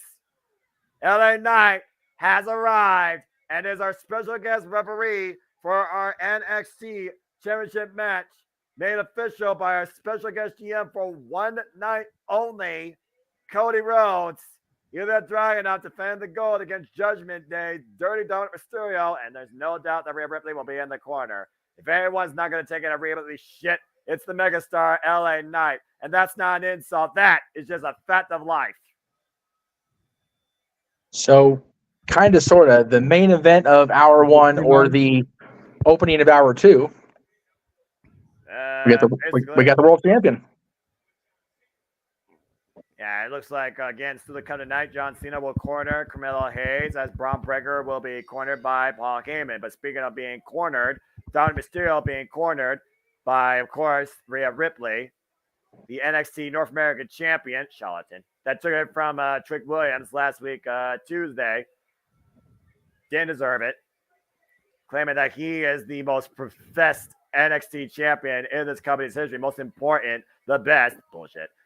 And now looking to claim the NXT Championship against Ilya Dragunov. See what happens when you run your freaking mouth. I don't know. If Dominic Mysterio won the NXT Championship, this NXT would be thrown to a dark ages worse than the House of Torture trying to throw NJPW in. JJ, I don't know. With your woman sleeping having you kept to keep it down, I think you can agree. I wouldn't mind if Rhea Ripley cornered me. Just down. Is this thing on? Yeah. Okay. Just making sure. I'm going to pretend I didn't hear none of that. I'm listening to the orchestrated symphony of hopefully violence and destruction that throws Dominic Mysterio 6 feet under out of this NXT, and Ilya Dragunov maintains his hold of the title. Again, special guest referee LA Knight is not going to take any of Rhea Ripley's shenanigans because Judgment Day is nothing but dishonorable, underhanding, downright misleading, and misdeeding. Ilya Dragunov, unbreakable, unstoppable after the war he put himself and Carmelo Hayes through at NXT No Mercy. I hope he shows no mercy to Dominic Mysterio tonight. The intensity of the eyes, they aren't red tonight, but they see clear as day. A challenger to his NXT champion as Ilya Dragunov looks to raise the NXT title the same way that Cody Rhodes has risen his entire career. LA Knight presented the title, of course, presenting the title to the challenger. LA Knight can really sport the stripes well. I like it with that LA Knight vest. The black and white really accents it well. How can you not credit Ilya Dragunov for the work he put in not only becoming NXT champion, but his career? Let's see what Dominic Mysterio starts off here. He's not going to win a strength battle against Ilya Dragunov. He damn sure isn't nearly as intense. No, not at all. Again, he talked about how his father used to work in a prison, turning a barking dog into a puppy. Surprised he didn't say spay and neuter them. Ilya Dragunov to the cover. LA Knight position, gets a 1 count. 1 night only special guest referee, LA Knight. Yeah, who of course is coming off a tag team win alongside John Cena at Fastlane against the Bloodline. So is the former NXT North American champion, and of course, Jimmy Uso, hypocrite. And Dominic Mysterio looking for a reprieve inside the ropes. Doggy chance, that's pretty funny. I'm not gonna lie. How do you ref with sunglasses on and you still see everything clearly happening? Right? How many special guest referees can you name that have special guest ref with sunglasses? Just saying. Cover. The Rock. Okay, fine. I guess that counts. Technically, that does count. 1, 2, it doesn't matter. The Rock counts the 3. Still one of the greatest friggin' rep jobs I've ever seen. And probably the greatest people's elbow in history. Yeah, see, one of the greatest ref jobs ever. So it definitely can be done. Whoa. Well, I do think that there is a strength to being a referee when you know more about what happens inside the squared circle, being in that position. I always think that wrestlers can make better referees than just, appointed officials. It's one thing to be able to manage a match. It's another thing to know how a match works and also know the fortitude of the competitors to a degree. Big chop. To Walter's point in the chat room, says, why don't former wrestlers become referees when they're done with wrestling? Wouldn't a former wrestler be a good referee? They already know the business. Maybe they fear taking a bump. I don't know. Well, but they know how to take bumps. So taking a rough bump should be easy. Well, what should be easy is ejecting Rhea Ripley, as mommy right now is out of sorts, needs to be sent to child services office. As Dom once again takes advantage, sending it, throat first in the second ring rope. Just tossing Dragunov to mommy's feet. Oh, God's sake. Put that mommy under house arrest. As we go to Wrestling Quiet picture in picture. If we're going to put her under house arrest, can we put her under house arrest in my house? I'm just saying. I feel like that as a lawsuit waiting to happen, and we don't need any more civil cases in the wrestling industry, but I digress. Hey, I'm just saying, if it was the bunny, you'd be asking for the bunny to be put on house arrest. We don't talk about that. You shut up right now. We don't talk about that. No, you're out of line. You're out of line. You are out of line. Wrong? Period. But am I wrong? You are damn wrong. No, I am jumping in. He told you wrong. He told you shut the fuck up. I'm jumping in here. Wait a goddamn minute here. Hold on. We are not going down this road. You all shut up. Everyone shut up right now. All right. Taking wrestling out of context again. The freaking stomp by Dominic Mysterio. Either Dragunov right now. Can't do anything without his mommy. Probably can't lose his virginity if he even has it. Freaking wrapped in the corner. Irish whip in the Dragunov. Ah, sent hard Irish first. Back of the head first. Collides in the top turnbuckle. Rhea Ripley, no doubt, has been absolutely instrumental in Judgment Day's dominance and the rise of Dominic Mysterio, and the fact he has once again stolen the NXT North American Championship, your freaking Trick Miller game, back at ground zero, back to the streets, back in the backyards, back in the backyard basketball courts outside of the high school. You know, right now, Chinlock. At first, I was a little bit bummed that Trick lost the belt back immediately. But I started thinking about it, and I know Shawn Michaels. I know he likes those feel-good moments. Trick's family was there in Bakersfield for that show. It's probably the only reason that he got it, so that he could have that moment with his family. And then it just went right back to the champion where it deserved to be. Dominic Mysterio, whether you like him, whether you hate him, or you like his means, or you like mommy being involved, Dominic Mysterio has helped to elevate the North American Championship again, and it has helped him elevate his game. Dominic Mysterio has never been better than he is right now.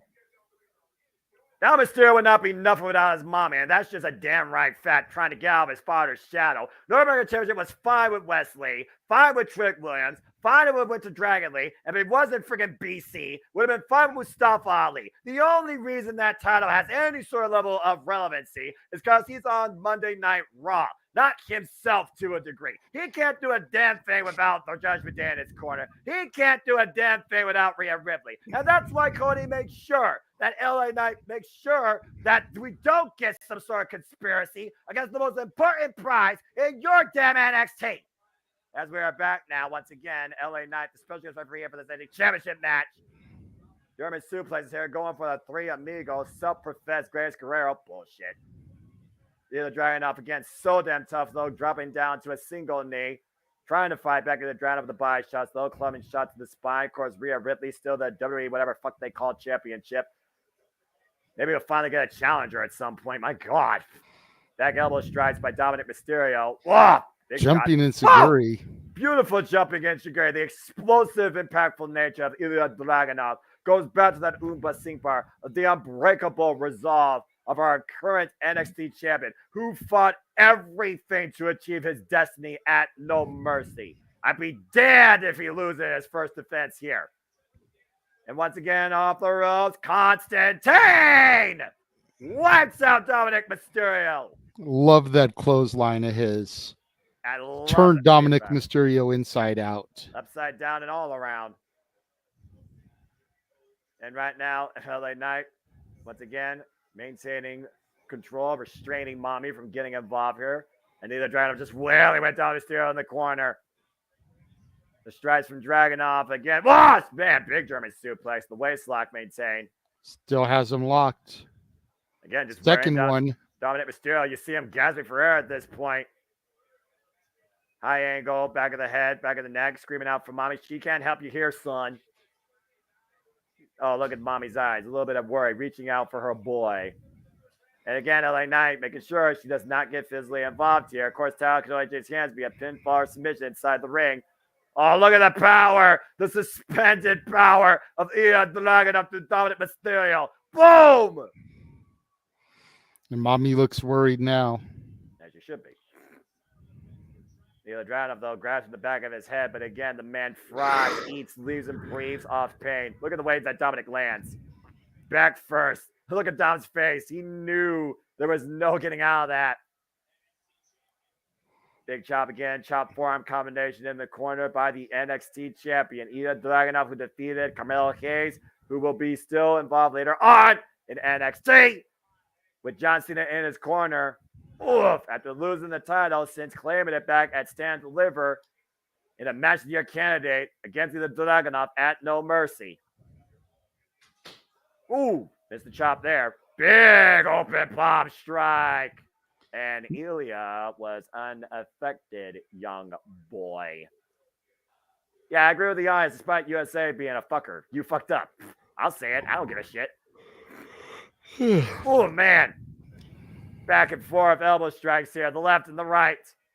Oh. Rapid fire chops. Oh, my gosh. Just wailing away at him. Bringing him down to the mat. Dominic looking like a defenseless puppy. And again, it's been all either dragging up for pretty much this matchup. I love it. And lifting him up. Dominic Mysterio finding out of the powerbomb position. Ooh! Big super kick. Has him Drop set kick. up. Uh-oh. Dial operator.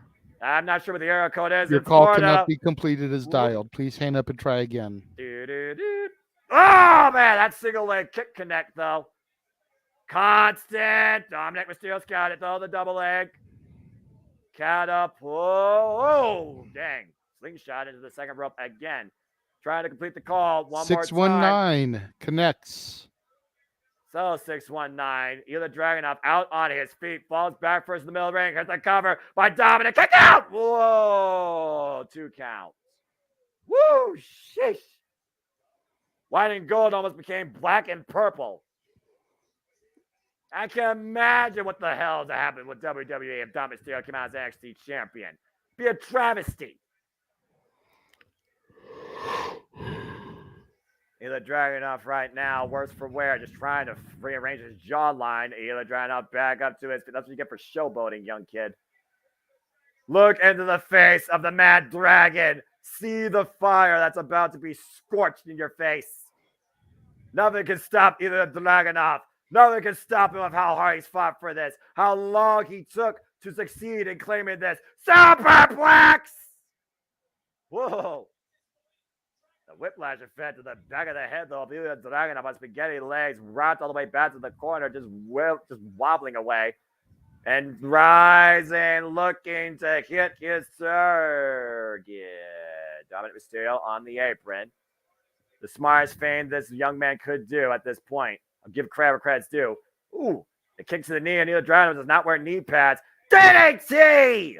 But he got hung up on the second rope. I don't think he got all of it, though. The bad landing, though. And that might be enough momentum, though, for Dominic Mysterio to take advantage. Now hooking Ilya up. Ilya fighting back, though. Once again, bringing him back in. I need a midsection. Let's try it again, shall we? Powerbomb release! God! And BAM! Dropped But all he's of not going for the cover. Dropped all of Russia with that shot on instinct. Ilya Dragunov not done yet, though. Dragunov seeing red, seeing the target in his sights. But Finn Balor. What the fuck are you doing here? JD McDonough. And JD McDonough trying to get involved under the corner. LA Knight was the BFT. Blood first drama. Take out the trash. See you later. And Rhea Ripley trying to get involved. Misses the shot. Hit Trick Williams. Trick Williams. Making a house arrest. Boom! Torpedo Moscow! Cover count of 1, 2. Ilya Dragunov wins! Yeah! Dragunov retains and outlasts the Judgment Day. Now that's real Mellow Trick game. And go down to Monday Night Raw. Ilya Dragunov loves the competition, loves the fry through controversy, loves to rise above adversity. And tonight, Ilya Dragunov accepted the challenge and rise to the occasion. Ilya Dragunov still NXT champion. Everybody trying to get involved here. Freaking everybody for the judgment. Even JD McDonough, who stood up particularly part of them. Blunt force trauma for his troubles. See you later. Bye-bye. Conspicuous by his absence, though, was Damian Priest. He still might have a bad knee, to be fair. They also still might be preserving him for the Money in the Bank briefcase. Trick Williams making a house arrest, as he should have. I'd love to see that again. Let's look at the replay here. Bam! Straight to the head. Torpedo Moscow. Couldn't happen to a more deserving fellow. Well done, Cody Rhodes. The right person on the call. As Ilya Dragunov continues his reign. Hold the phone. Someone looking to burn the ships coming out now. Oh boy. From a submarine to a battleship. Oh, wait a minute! Dijak! What the hell? Dijak now accepting himself in the championship picture. JJ, let's not forget it was Dijak either Dragunov earlier this year in Last Man Standing at Vengeance Day, and either Dragunov won. Well, Dijak telling Corbin that he's his. Well, get back in the line, Baron Corbin. Corbin and Dijak right now, two of the biggest threats towards Ilya Dragunov's NXT championship. Justice still to be served. And backstage with Melo and Cena. Cena thanking Melo for allowing him to be here.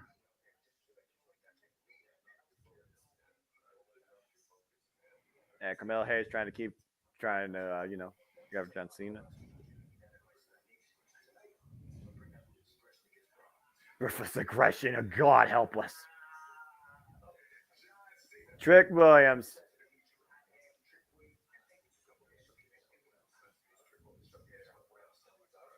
That's his boy.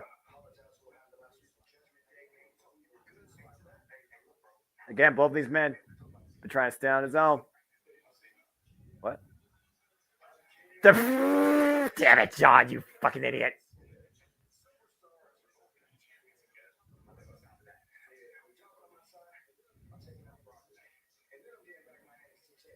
Hey, I wouldn't mind seeing a hat trick to this.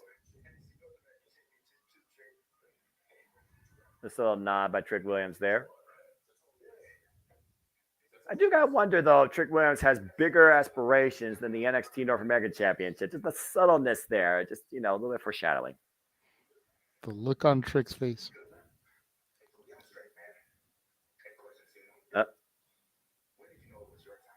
Oh. Well. I'm sure that's going to be a very interesting conversation. Speaking of very interesting conversation, there you see the wise man talking with Simone Johnson, Ava Rain, the daughter of the most electrifying man in all of Hollywood. Well, I mean, again, she is looking for a family. So should Dogasian. What the hell? Who's pulling up in this vehicle? And this is why I asked about Anonymous. I can't imagine who the hell is that. The wise man. Holy shit. That bitch is here. JJ, control yourself. Remember, your missus is asleep. But yes, ladies and gentlemen, that bitch just arrived at NXT. Welcome by Shawn Michaels. Well, what the hell does that mean? Don't know. We'll have to find out. That means the click knows where it's at. That's what it means. GX knows what's up. It could just be another tease like we saw at Fastlane. We see her arrive and they don't do shit with it. Yes. We'll have to see what happens as Lola Vice. So as your breakout tournament continues, folks, for the women here at NXT, it'll be Danny Palmer and Lola Vice as first round action continues. Elektra Lopez in Lola Vice's corner. Women's action takes center stage next on NXT. JJ, let me ask you, this is your NXT. Yes. Where did Lola Vice come from, and where can I find out more about Lola Vice? Because my goodness. Yes. As far as where she came from, I'm not really sure, but I'm very, very happy that she is in my NXT. Sucker's got to know, JJ. Yeah, I mean, damn. I'm not sure how to phrase this without Noah getting on me for, going off on I'm not women. Gonna get on you. What do you think I am? I'm not getting on you. No. But when we start to discuss the women as objects, you start to get on us a little bit. I've learned pretty much how you all are. Y'all are fine. Y'all got a good perspective. I just want to know who would win a cake bake-off between Sky Blue and Lola Vice. That's all I got to say about that. I have a shorter phrase to just describe what I just saw before commercial break, and that would be great googly moogly. But the commercial they just ran is all about Halloween Havoc coming up in just a couple weeks, kids. Yes.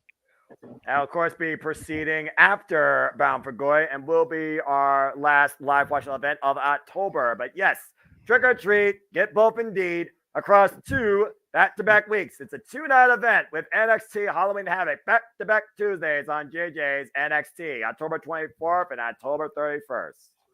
And I think there's a fan in the comments that answered your question. Who would win in a cake-off? The fans. Yes. Yeah. Without question. Don't say 100%. No, I might get JJ triggered.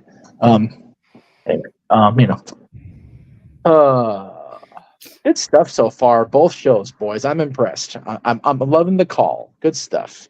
Yeah, absolutely. I mean, if I'm being 100% honest, at this point, I think AEW presented the better show. Yes. As far as match quality goes. Yes. I feel like WWE's NXT has had less matches, which is a plus. You know, they've given more time to the matches as opposed to trying to squeeze more into the time frame. Agreed. But I think that the matches overall were better on the competition tonight. But then you also got to counter that with the star power. The star power has been fucking killer so far. Oh, yes, definitely. Yeah, absolutely has. And Matthew with Cody and Cena alone. Right? You know, I think Matthew might got something here, JJ. Oh, man. Gigi Dolan in a triple threat kickoff. I am here for that equation being changed to a 3-way. Yes. Yes. That's the kind of math I can get down with.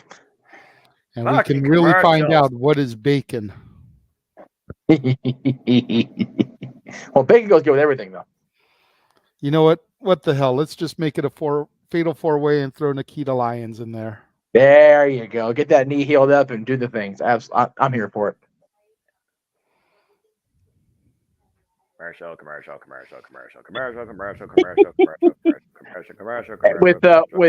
JC and Thea up there on one of those little platform perch skybox things, just wearing all that black leather and just looking hot for no particular reason, just to sit there and observe. Right. You know what, Mansfield? You're going to get us all in trouble. Commercial. Stop it. She ain't even on this. She ain't on any of the shows right now. She's barely on her own damn show. He had the Butcher and the Blade out there without freaking without her the other day. So. Advertisement after advertisement. Bullshit. Okay, no. Natalia is for JJ, young lean. Know your place, young one.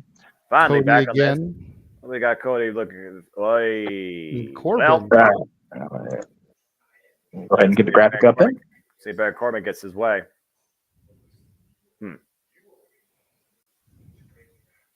He owes you? What does he owe you?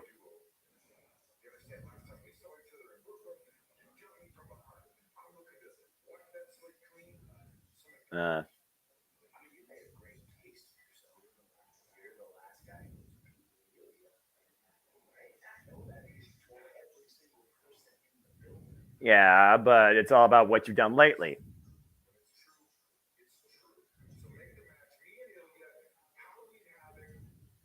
No.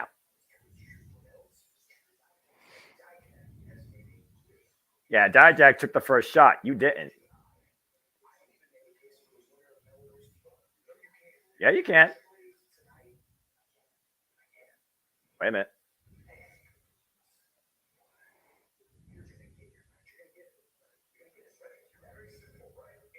If.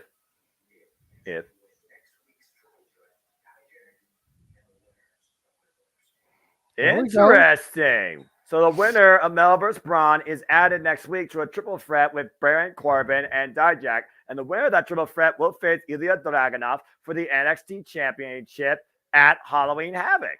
Okay, I like that. Progression and a rightful number one contender crown, and deservingly so. Nathan Frazier, Axiom, Briggs, Jensen, all backstage taking a look at Dom and Mommy exiting the trainer's room.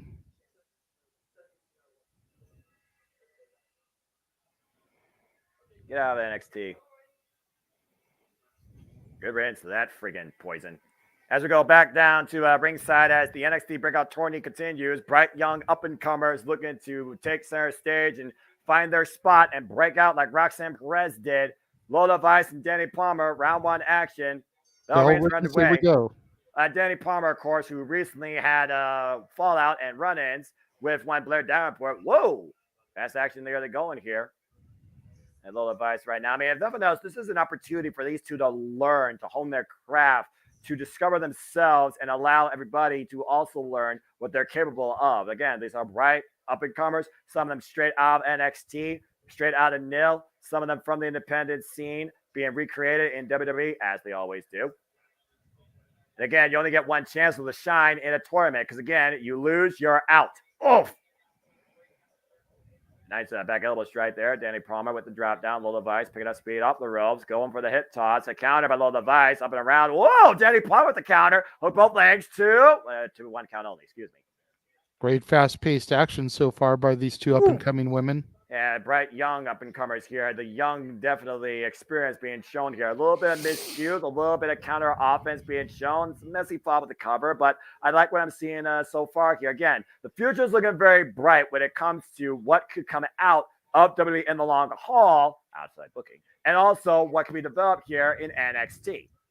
As we also learned from Cody Rhodes, we, of course, have more tournaments to come. The men will have a breakout tournament. We have the Dusty Rhodes Tag Team Classic, also officially announced as well. Funny enough, though, he didn't mention whether it was men and women's or just one or the other. Oh! Big sidekick there into the gut of Danny Palmer. Yeah, after Danny Palmer looked for her own agility with the leapfrog there and got caught out of midair with that kick. Lola Vice coming in with a much more of a striking background I've come to notice here. Take another look at this, JJ. To your point, bam! How about hitting the mark? Almost got her. Of course, Lola Vice rolls with Elektra Lopez apparently in her corner. Elektra Lopez, longtime runner in NXT. I believe she was part of Legado de Fantasma for a period of time. Yeah, she is who Zelina Vega took the place of when Phantasma got called up to the main roster. Interesting. Lola Vice right now falling in with a hip attack and some sass behind it. Apparently they felt that Elektra wasn't ready for the call-up yet, so they threw Zelina Vega with them. Cover, 2, and they just formed her with a tag team, I guess. Looking to level up. I don't know. A random choice. The body scissors right now by Lola Vice on Danny Palmer. Take a look here as you see the NXT Women's Breakout Tourney viewing room. There you see several, I believe all the other participants watching on, JJ. And you already kind of scouted the bracket and kind of like fought yourself who you see in the finals. And again, that could surprise us. You could be right on the money. Yeah, we'll see what happens in this match because Lola Vice is my pick to win that side of the bracket. So, well, Lola Vice also has a corner person. That's got to play to her advantage. Nice cross body out of the second rope. The momentum carry over, though. You see Danny Palmer, though, grasping her midsection. Again, Lola Vice misses that kick, running in the ropes. Danny Palmer just throwing a caution to the wind, throwing her body into it. Woof! Nice drop kick and a chip up. Danny Palmer feeling the moment, but again, she needs to capitalize. Now following in. Nice handstand kick, taking Lola Vice off her feet. Now Danny Palmer looking for that moonsault that has led her to victory in her debut in NXT. Off the top rope. Whoa! The corkscrew able to land her feet. It's the spin back heel kick. Hits the midsection again. A lot of kicks in these two. Kicking it. Ooh, double knees. Jumping double knees. Very resourceful right there. Steady moonsault. Got caught though. Locking in submission. Locking her the submission. Yep. The triangle switch. Wait, that tap. Oh, wait, the rope. Through the bridge. The cover. The shoulders down. Ooh, almost got caught there. Oh, God. That might be it. Good night. 1, 2, 3. Lola Vice advances. Damn. That spinning back heel kick is a knockout strike. And Vice right now sambas her way to the round 2 of the NXT Breakout Tournament and leaving your bracket very much alive and your expectations too. Let's take a look at the replay here. That kick right to the side of the face. Excuse me. Well, Noah, the first 2 matches that have occurred in this breakout tournament were my 2 picks to take each side of their brackets. Both women have won, so could that be a good sign for me and my bracketology? We will see as the breakout tournament continues. And now it's time to go to my favorite university, my alma mater. Chase, you? The hell?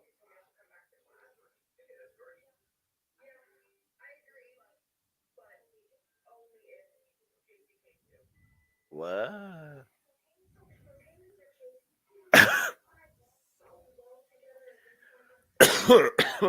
Excuse me. I went down the wrong pipe. I mean, why would Andre Chase be mad at a new student? I'm just saying. Look, there's a time for registration. There's a size of the class roster. There's open enrollment, closed enrollment. There are guidelines you should follow. And does she even qualify for your credit, so-called accredited university?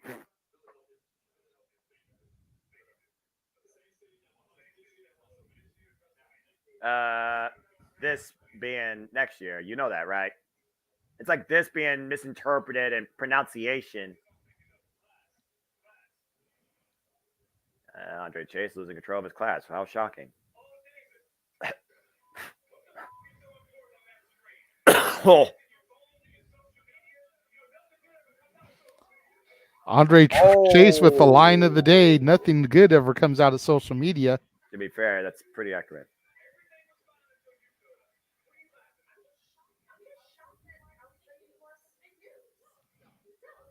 What?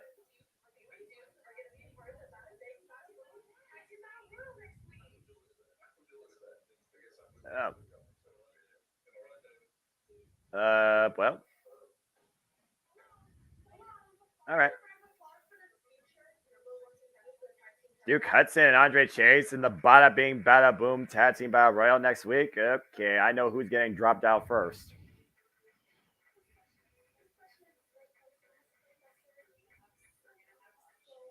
This is the worst classroom environment I've ever seen in my life. Well, speaking of getting somebody the worst possible time of their life, Bron Breakker looking to break Carmelo Hayes at John Cena's expense. But are we witnessing the rise of the next big thing in Quite WWE? possibly. I'm just saying. You both realize, of course, that with that line from Mr. Chase, that I need a Chase U shirt like right now. Mm-hmm. Please, no. Like no. Like I need to go to Hot Topic if they have one, if they're still open tonight, and go. Yes, exactly, Matthew. Thank you. I need to go buy a Chase U shirt because he was on point. No good came out of anything on social media. By God. Blind I wonder if that was a shot fired at TK. I don't know if it was. I don't know if it was, but damn it, I'm going to qualify it as such. I think it was just more shot fired in general when it comes to the mentality or the fragile mentality of the so-called oversensitive world-knows and internet wrestling community that breeds toxicity in such a minute society. I do believe Noah is also correct. I was going to say, under normal circumstances, I would co-sign on everything Noah just said. Yes. Knowing what a certain head of a wrestling company has said over the last 24 hours on social media leads me to believe that it was directed at him. Especially when that head of the company attacked the two heads of this company. Really. So. Some people literally did Paul just do what I think he did. Yeah, and John Cena just called out him. I'm the best kid. You want your shot? Well, I guess you wait till next year. Bron Breakker in Carmelo Hayes crosshairs as him looks not to miss with John Cena in his corner.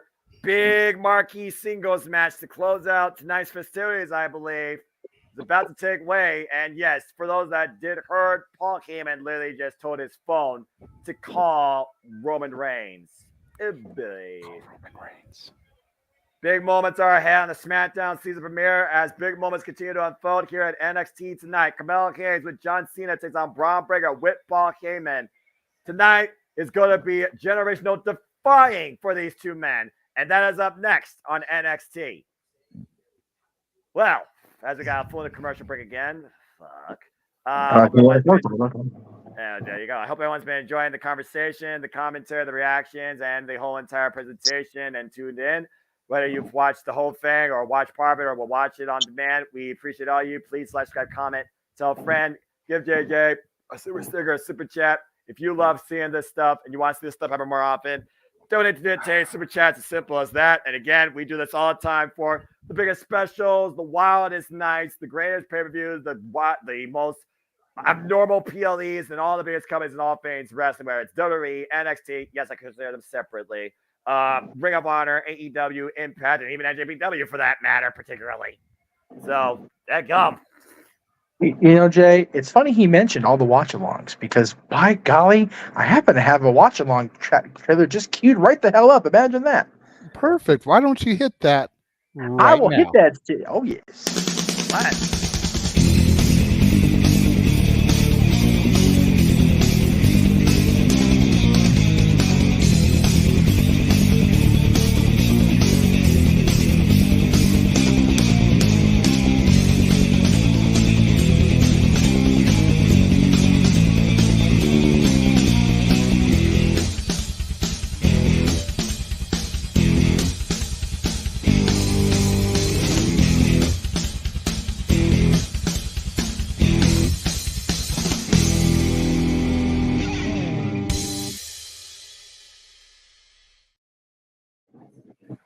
All the wrestling, all the wrestling, all the wrestling, all the professional wrestling, damn it, and sports entertainment. But I digress.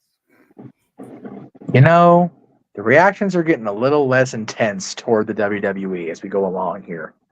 He's not thinking of it. He's not thinking so much about whether he's going to watch it. It's a talking point during the trailers at this point. At least he's discussing the idea of it.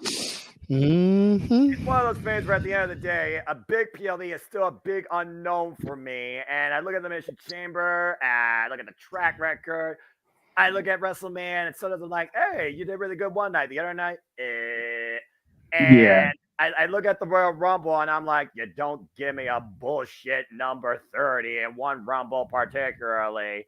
And I want you to really surprise me. And it's like, if you don't let this person win, I'll be blazed shot who else wins because it's just too soon to tell. But it's one of those fans that's like, who else besides insert name here that seems most obvious and deserving should win the Royal Rumbles? And then, of course, you have Survivor Series, which you still don't know jack dooley shit about because you don't have no damn brands to find. I will say this.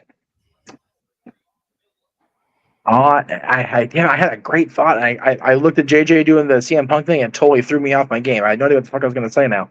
Damn it. Stupid CM Punk. It's all his fault. Why are we even talking about that guy? I don't.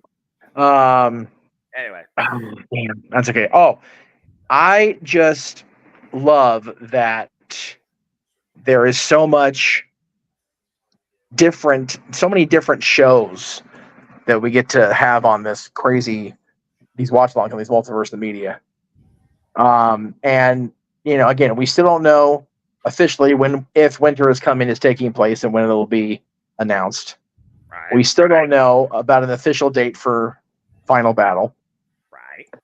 We still don't know actually quite a bit about the watch alongs that are ahead. But I do know for a fact, since we still got a little bit of time here, it looks like before we go back to NXT, I do know what is coming up on the watch along and open mic night side of things. Sorry, not open. I botched it, motherfucker. There it is. I know what's coming up on the open mic nights and the specials coming up here in the next short, and I don't have time. They're going back to TV. Damn. Well, I will hype the hell out of it after NXT. But Friday, my goodness. Again, it's the season premiere. It's a big freaking deal as Triple H will take center stage and also Roman Reigns. Friday Night SmackDown season premiere live Tulsa, Oklahoma this Friday, 8 p.m. Eastern Standard Time on Fox, still at the time being. But right now we go back to NXT as someone's got a remote in their hand looking at an old CRT TV. A little channel surfing.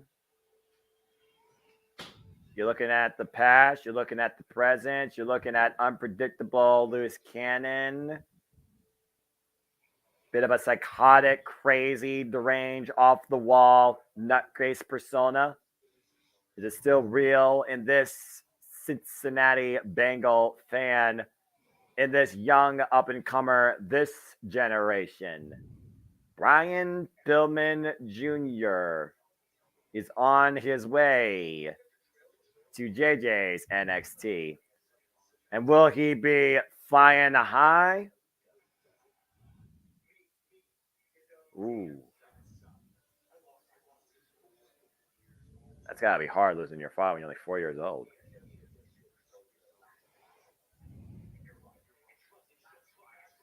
It just runs in the family. So you can't get away from what has literally ran in the family no matter how hard you try.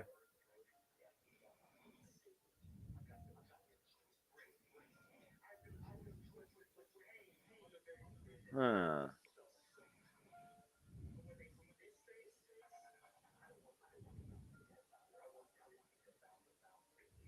Kind of sounds like what Cody Rhodes was going for him. He was trying to get out of, the fact that he is the son of Dustin Rhodes.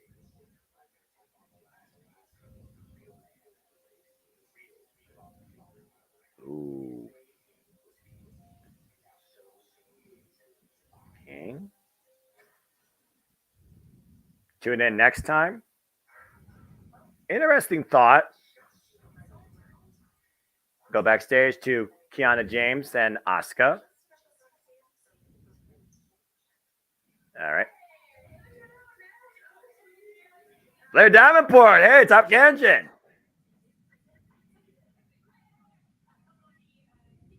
Yeah, Blair Davenport hasn't lost her Japanese route.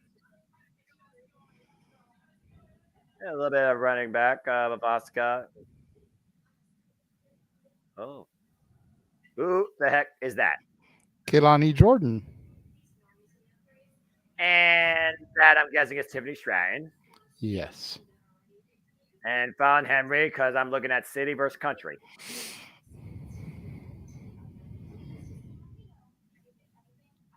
How confused is Auska right now? I'm just saying. Yeah, go to your locker room.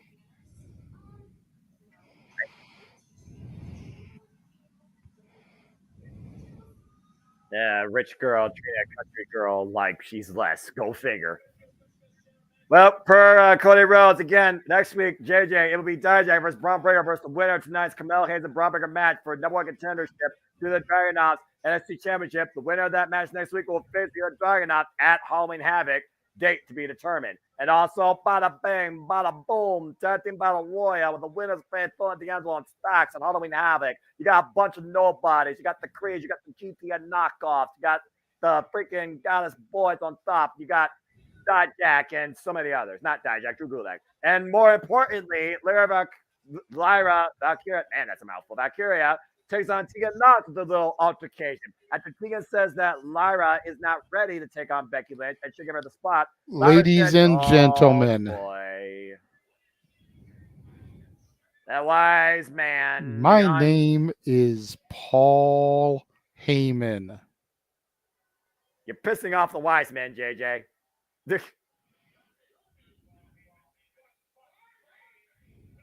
Paul Heyman. Special counsel.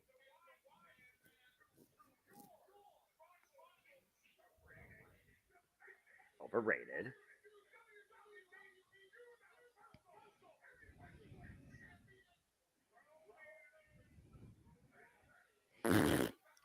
Acknowledge him. Never.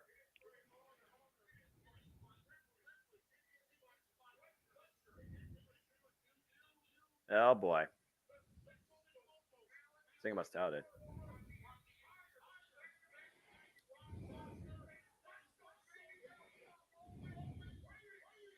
That's maybe what waiting to happen. That's high praise.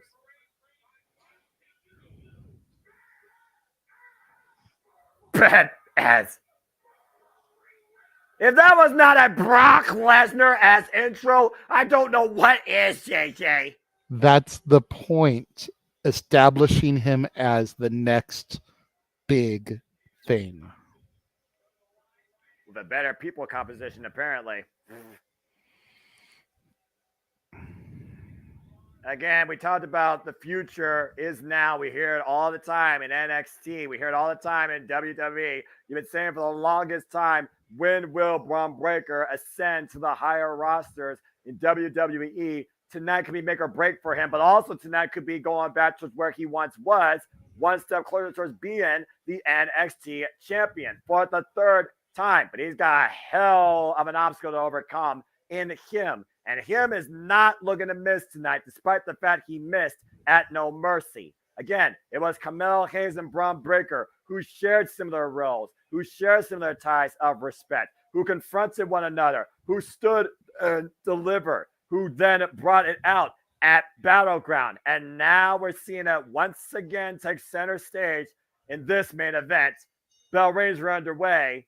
Generational defining NXT singles match here with two individuals that defined WWE for generations in respective corners. One inside the ring, the other at the side of the ring. Oh, man, clubbing shot by Carmelo Hayes, getting the first shot on Bron Breakker back of the head.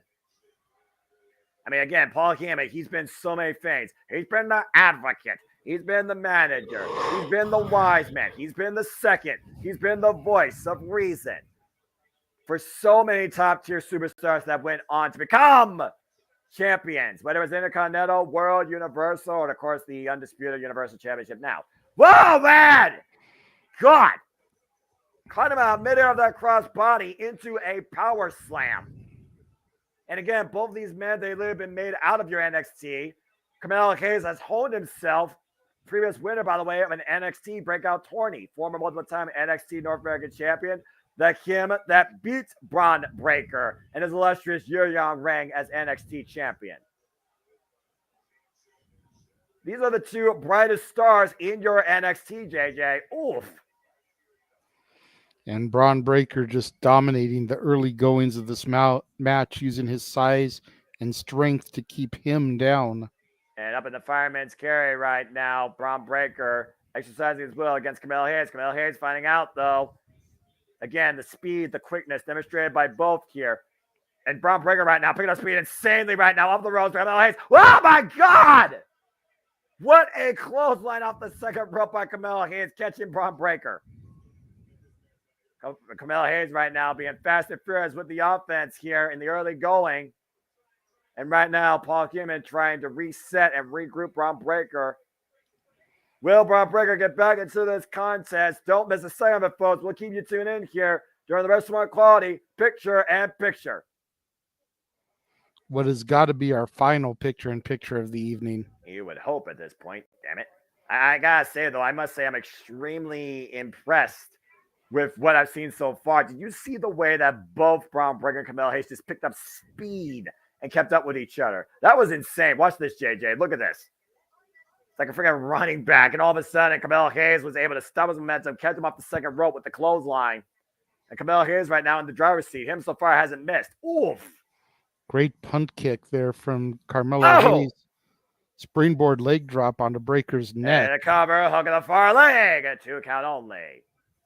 It's one of those things where John Cena comes in with so much wisdom. Again, 16-time world champion. Bron Breakker, though, he's literally made champions, though. Excuse me. Paul Heyman's literally made champions, though. So I got to wonder who comes in here maybe bearing the most to offer towards either of these competitors in this match, despite what corners they're in. Whoa! Crossbody, hook of the leg, 2 count only, as you were saying, JJ. I thought you were going to say something there. No. Okay, just making sure. It goes, of course, Paul Heyman, literally the advocate for the next big thing. That was Brock Lesnar, who went on, of course, that SummerSlam to beat the most electrifying man in all of sports entertainment, The Rock, for the WWE Championship. And, of course, we saw Heyman backstage earlier on talking to the daughter of The Rock, Simone Johnson, better known to my NXT as Ava Raine. Got to wonder what's going to come of that particular meeting, Noah. Well, you said yourself, she's still super green. We do not know much about her, but we do know that she's not fully ready yet to leave NXT based on what we've seen in ring. And she's only been involved in one singles match covered by Bron. 2 count on Carmelo Hayes. But it's also one of those things where Paul Heyman can incite confidence into anybody. So I can only imagine what Ava Raine was hearing, even if she wasn't quite acknowledging it. Oh, man, backbreaker over the knee by Bron Breakker. Bron Breakker, who of course has victories over Ilya Dragunov, JD McDonough, Tyler Bate, Walter, a.k.a. Gunther, Grayson Waller. Oh, man. And again, driving his knee, Apollo Crews, if that matters. The freaking push-ups right now, Bron Breakker, literally. That's a Steiner-esque move I've ever seen one. I was going to say shades of his uncle Scotty there with that. Yeah, exactly. Carmelo Hayes right now just trying to fight back into this match. Good chops here in the corner. Again, Bron Breakker bends him over. Carmelo Hayes, of course, has overcome the likes of Ricochet. Whoa! Beautiful takeover to Harris. Bron Breakker in the cover. 2 count only. Woof. Carmelo Hayes, of course, as we've seen him, he's already talked about the jerseys and the Raptors. You think about the likes he's overcome. Wes Lee, Ilya Dragunov, before the Dragunov got him in the sequel. Baron Corbin, if that mattered. And, of course, Grayson Waller. We are back here. Nice bow and arrow here by Bron Breakker. This is our NXT main event, I believe. Carmelo Hayes one-on-one with Bron Breakker. John Cena, Carmelo Hayes corner. Bron Breakker with Paul Heyman in his corner. I cannot imagine the pressure right now on both of these men to stand and deliver in two of the most influential bodies of the business, no matter how you put it. Again, Roman Reigns authorized Heyman to be here, JJ, and Paul Heyman chose Bron Breakker. Bron Breakker didn't choose him. Oof. It was Carmelo Hayes that made the call to John Cena. Because Heyman has always had an eye for the future of the business. Of course. You think about the Samoan SWAT machine. You think about Mark Callis. You think about stunning Steve Austin. Ooh. You think about Rick Rude. You think about the Sandman, Rob Van Dam, Sabu, Raven, Tommy Dreamer, the Dudley Boys. You think about Brock Lesnar, Kurt Angle, Hassan Benjamin. You think about Roman Reigns. The latest client. And I always Solo Sikoa. Right. Uh-oh. Where's the landing here? Oh, God. Hung up across the top turnbuckle. I think it was a messy landing though for Bron Breakker, who fell to the floor. I'm not sure who got the worst of it. Well, apparently Bron Breakker. It was apparently Carmelo Hayes. Again, you just listed off a hell of a resume. Just saying. And it's names like that are the reason why when Jeff and I did the top 10 managers of all time, Paul Heyman had to come in at number 1. Oof.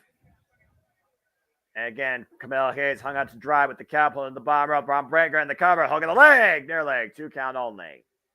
But let's go ahead and talk about John Cena. The fact that he is a 16-time heavyweight champion, he has stood in the ring and overcome the best of them. He has stood in the ring with Shawn Michaels, Triple H, Randy Orton, Edge. You talk about newer ones. We're talking about Miro. We're talking about Kevin Owens. We're talking about the late, great Bray Wyatt. God rest his soul. Yep. Hell of a resume for Cena too. No. Yeah. Cena has hung with the greats of all generations. Yep. Bron Breakker right now. You know, he's been in the ring with The Rock. Twice. Even though it was supposed to be once in a lifetime, but I digress. Oof.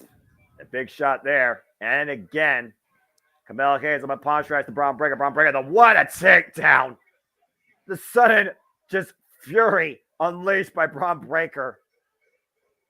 He's a freaking Brock Lesnar, who is, of course, a former NFL football player for the Minnesota Vikings. John Cena caught off by that. Again, John Cena, people talk about, hey, what about John Cena versus Bron Breakker? Yeah, because John Cena came up with speed. Woof! Gutbuster. Or lawn blower, how the hell you want to call it. That was definitely Gutbuster. Cover, 2, no. Nope, not enough. Melo still has too much fight in him. Well, Bron Breakker should know by now the fight Carmelo Hayes brings, because again, he is the one that stood and delivered and dethroned Bron Breakker for the IC Championship, and Bron Breakker hasn't been the same since. Yep, only one other person has dethroned Bron Breakker for the NXT Championship, and he's not even in the WWE anymore. Oof. Oh, and look at this, JJ. The mockery, the subtleness, the shoulder tackles, and Protobomb. Oh, you've got to be kidding me. Come on. Playing with fire all here. too familiar pose. You can't see me. You know, the wise man should know better. This is not wise. Oh, you see what I mean? That's what you get when your hubris gets the better of you. You get And your look jaw at Heyman's facial reaction. And Cena right getting now, hyped, trying to get Carmelo back into it. Boom!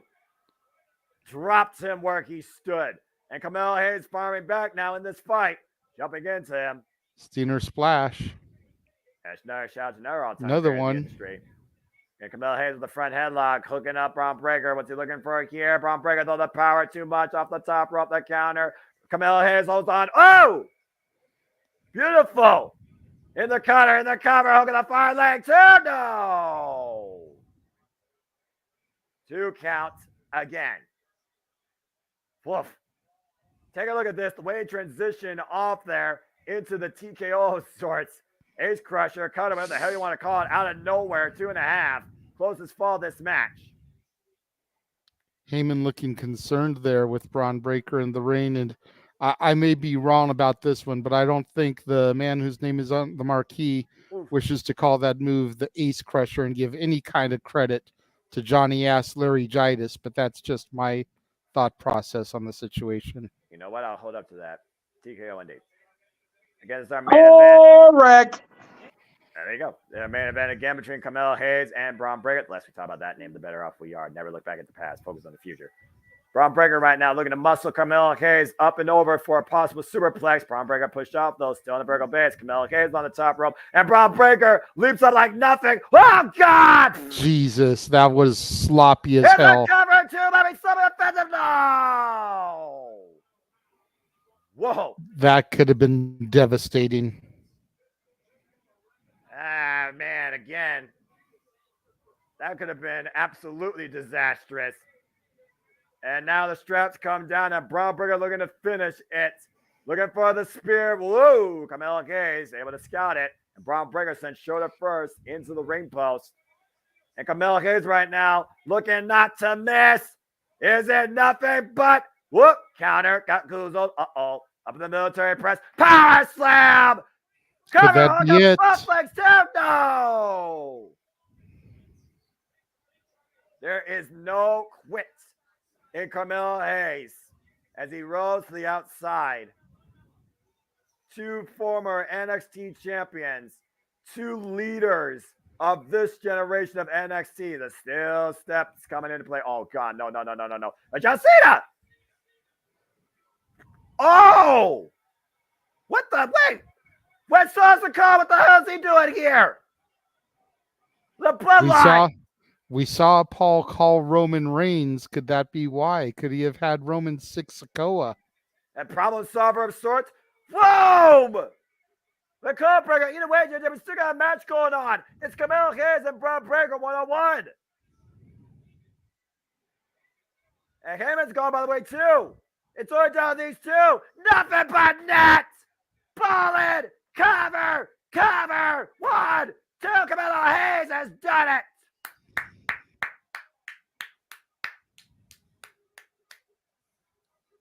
Carmelo Hayes with the buzzer beater.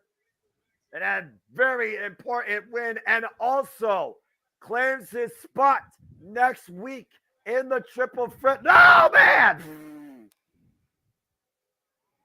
And just like that, Bron Breakker just speared the man out of his boots. Oh, that was unnecessary, dude. Come on. You lost. Fair and square. Disgraceful, unsportsmanlike, selfish conduct. Come on.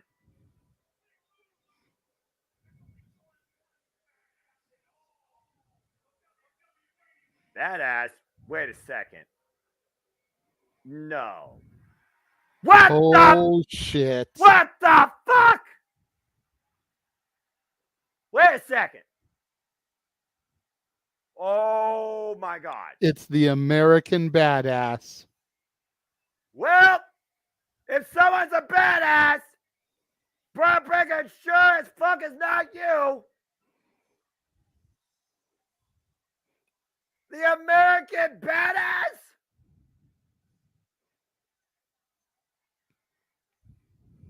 All right, I'm not gonna lie, that's a fucking cool moment.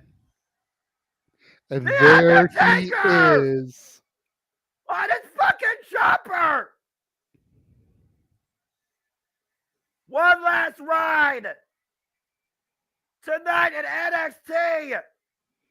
Meet the ultimate badass of WWE, Bron Breakker! What the fuck is he doing here? I mean, it's the Undertaker. I'm not going to question why he's here, but... Look at the smile on Booker's face. Look, considering that's one of his Like, all-time... yeah, dog. That's one of his Chuck it, all-time duck greatest it, quack, rivals. quack. You look... I mean, when you consider that's one of his friggin' all-time greatest rivals, and some of these people in this audience don't even know what this guy's truly about.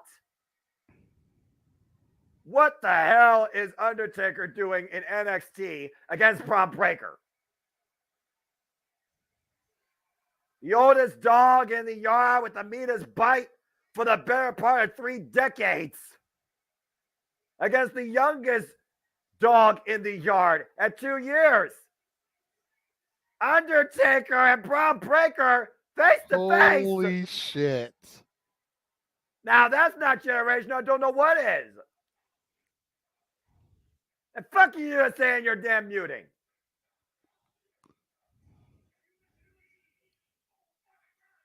Oh boy. Shit.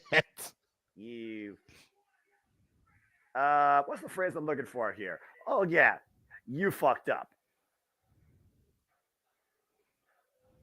Uh-oh. Oh, but screw the NXT bit. This is Undertaker speaking. See if Undertaker still knows how to speak.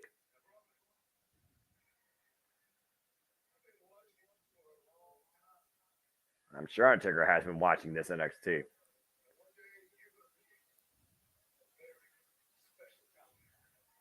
Yeah, there you go. A little bit of moxie for Bron Breakker. Feed into his ego while Carmelo Hayes got spirited into next week.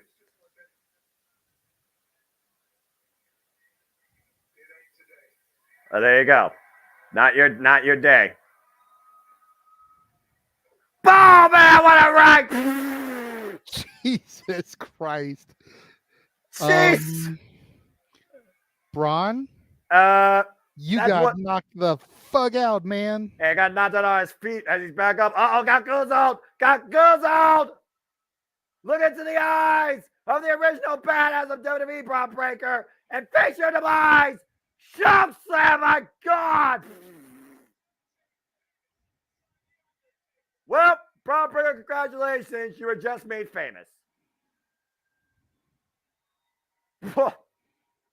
And look at Mello. He's like, yeah, okay. Look, Mello may be him, the one of one, but there's only one badass in WWE then, now, forever, and that's the fucking Undertaker. I don't care who you are. Call him old, call him nostalgia act, and see what happens to you. Like, eat a rat and get a choke slam. Not bad for an insert age here, because I sure as hell ain't going to define his age. All right.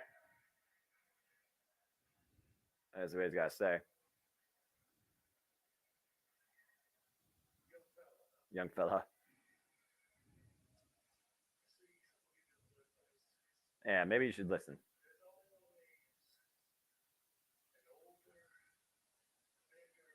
Older, bigger, badder, badass, waiting around the corner. Accurate. Yes, you did. Never forget who owns the yard since day one. The original badass, then now forever of WWE, the Hall of Famer, The Undertaker. For tonight, Bron Breakker, RIP, as Undertaker endorses him, and we endorse all of you once again for tuning in to a Championship Network live watch event double feature. This Tuesday has been tremendous. And for the Renegade of Wrestling Against Tribalism and his NXT, J.J. Williams, I am the Superman Noah Foster. Thank you once again for tuning in to this tremendous Tuesday. This has been AEW, and that was NXT. Wow. Wow. That was awesome. I mean, What more did he say? That was awesome. Well, what you can say. Think about this for a second, gentlemen.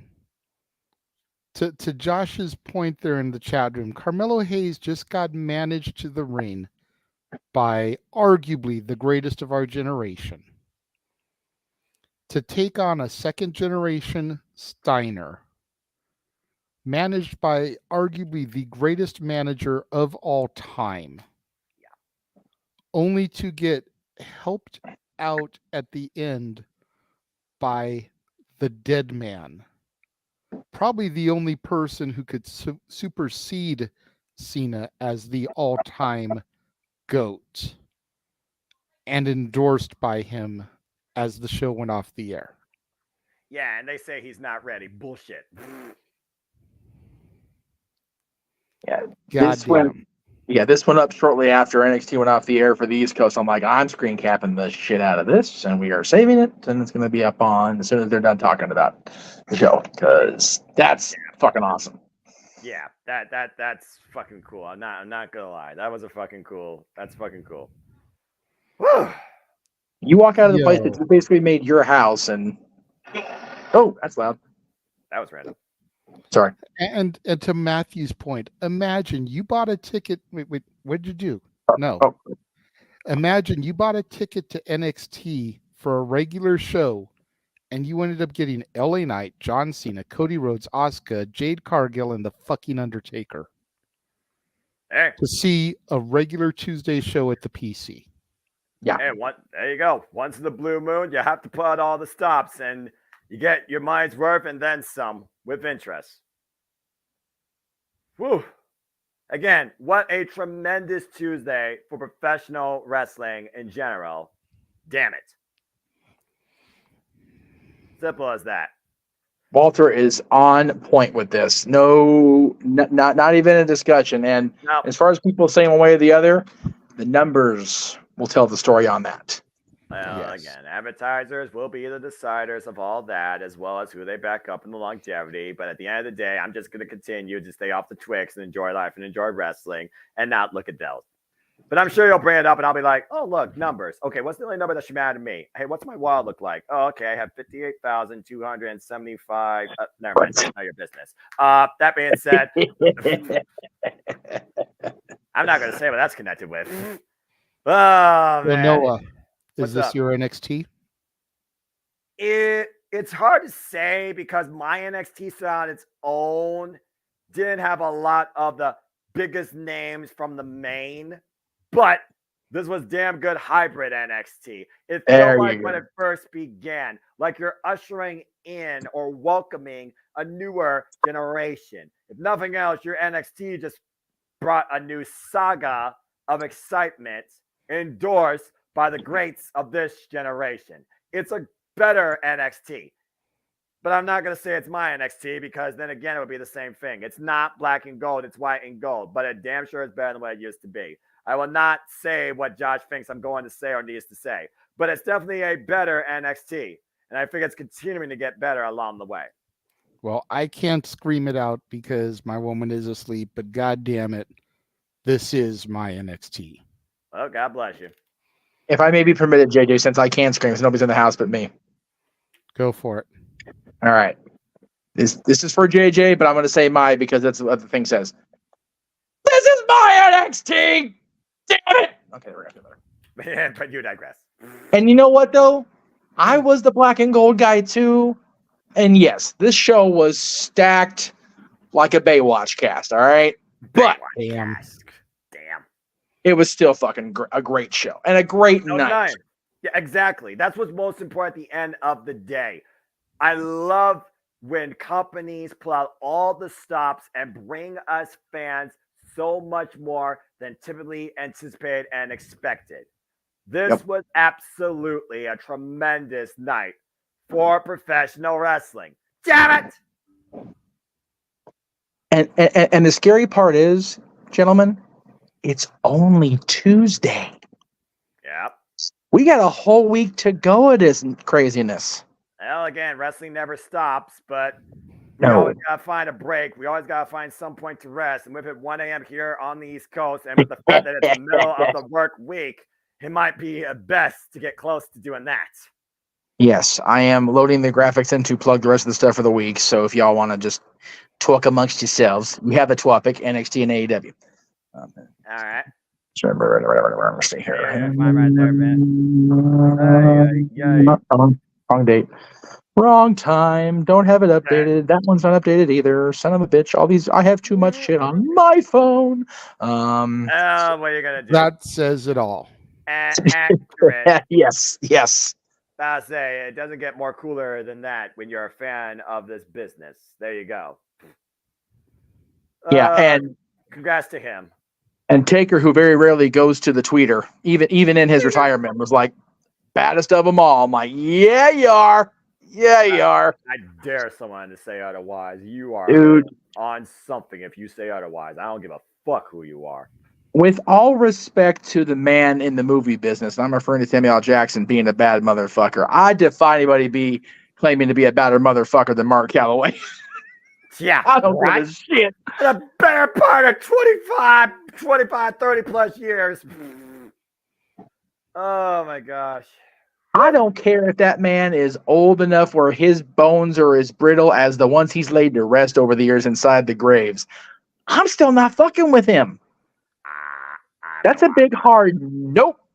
Did you see that right hand? Did you see that choke slam? Jeez, he lifted him up. My God. God damn, freaking. Bron Breakker, I thought he had spring in his step. Boy, was I wrong. I was going to say, I'm going to be flying on Thursday. I think Bron Breakker's trying to outdo my frequent flyer miles. Holy shit. Yeah, it came crashing down to earth. So, Noah, Mansfield has a question for you. What?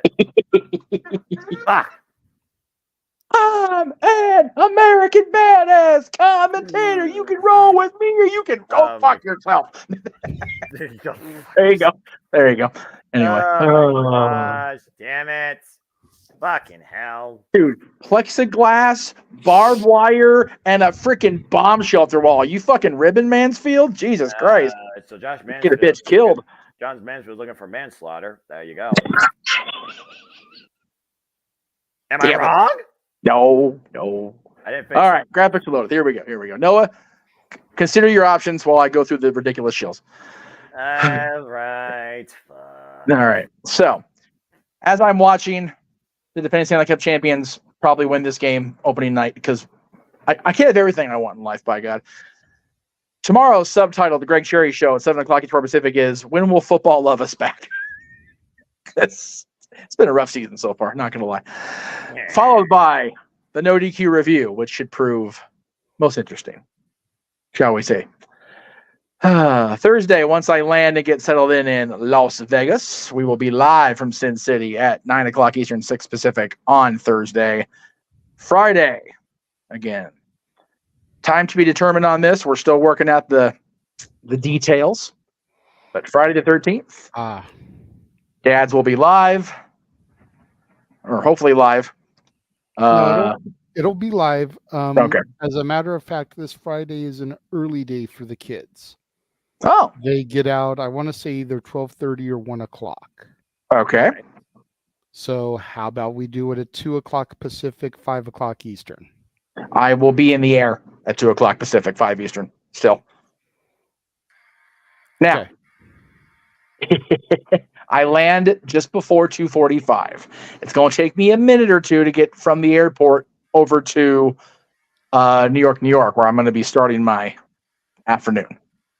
Mm-hmm.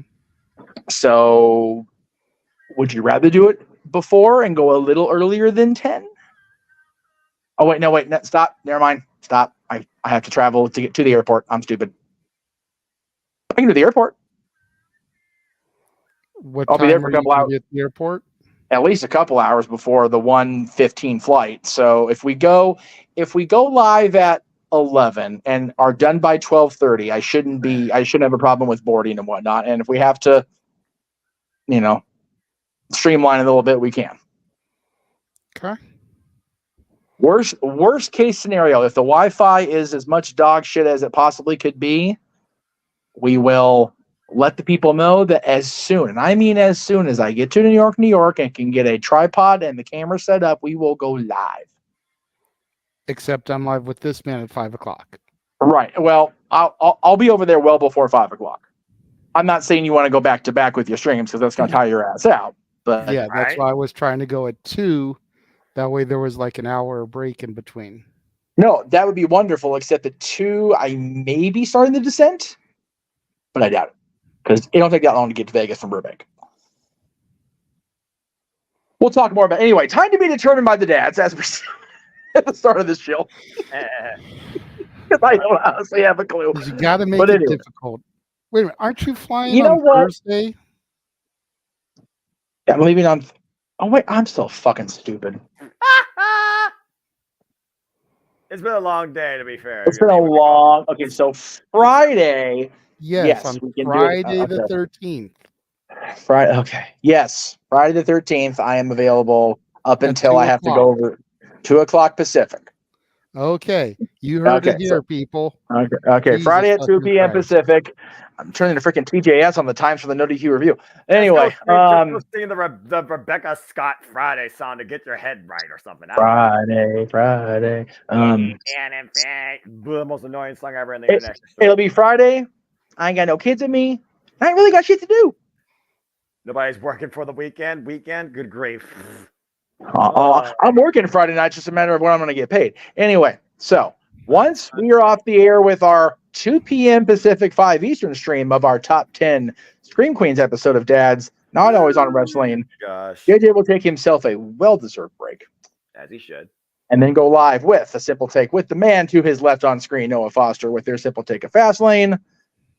At some point, I will maybe go live from the Paradise Kitty show in Vegas. We'll see how that goes Friday. It depends if the spirit of Lemmy inhabits me and I get the Jack Daniels going, because that won't happen otherwise. Let's see. Saturday. I'm just gonna throw the grill and pick up real quick. Saturday. Because Tony done fucked up Saturday. Imagine what the lunatic did now. Keyboard warrior of the darkness, as I stay away from that absolute mediocrity.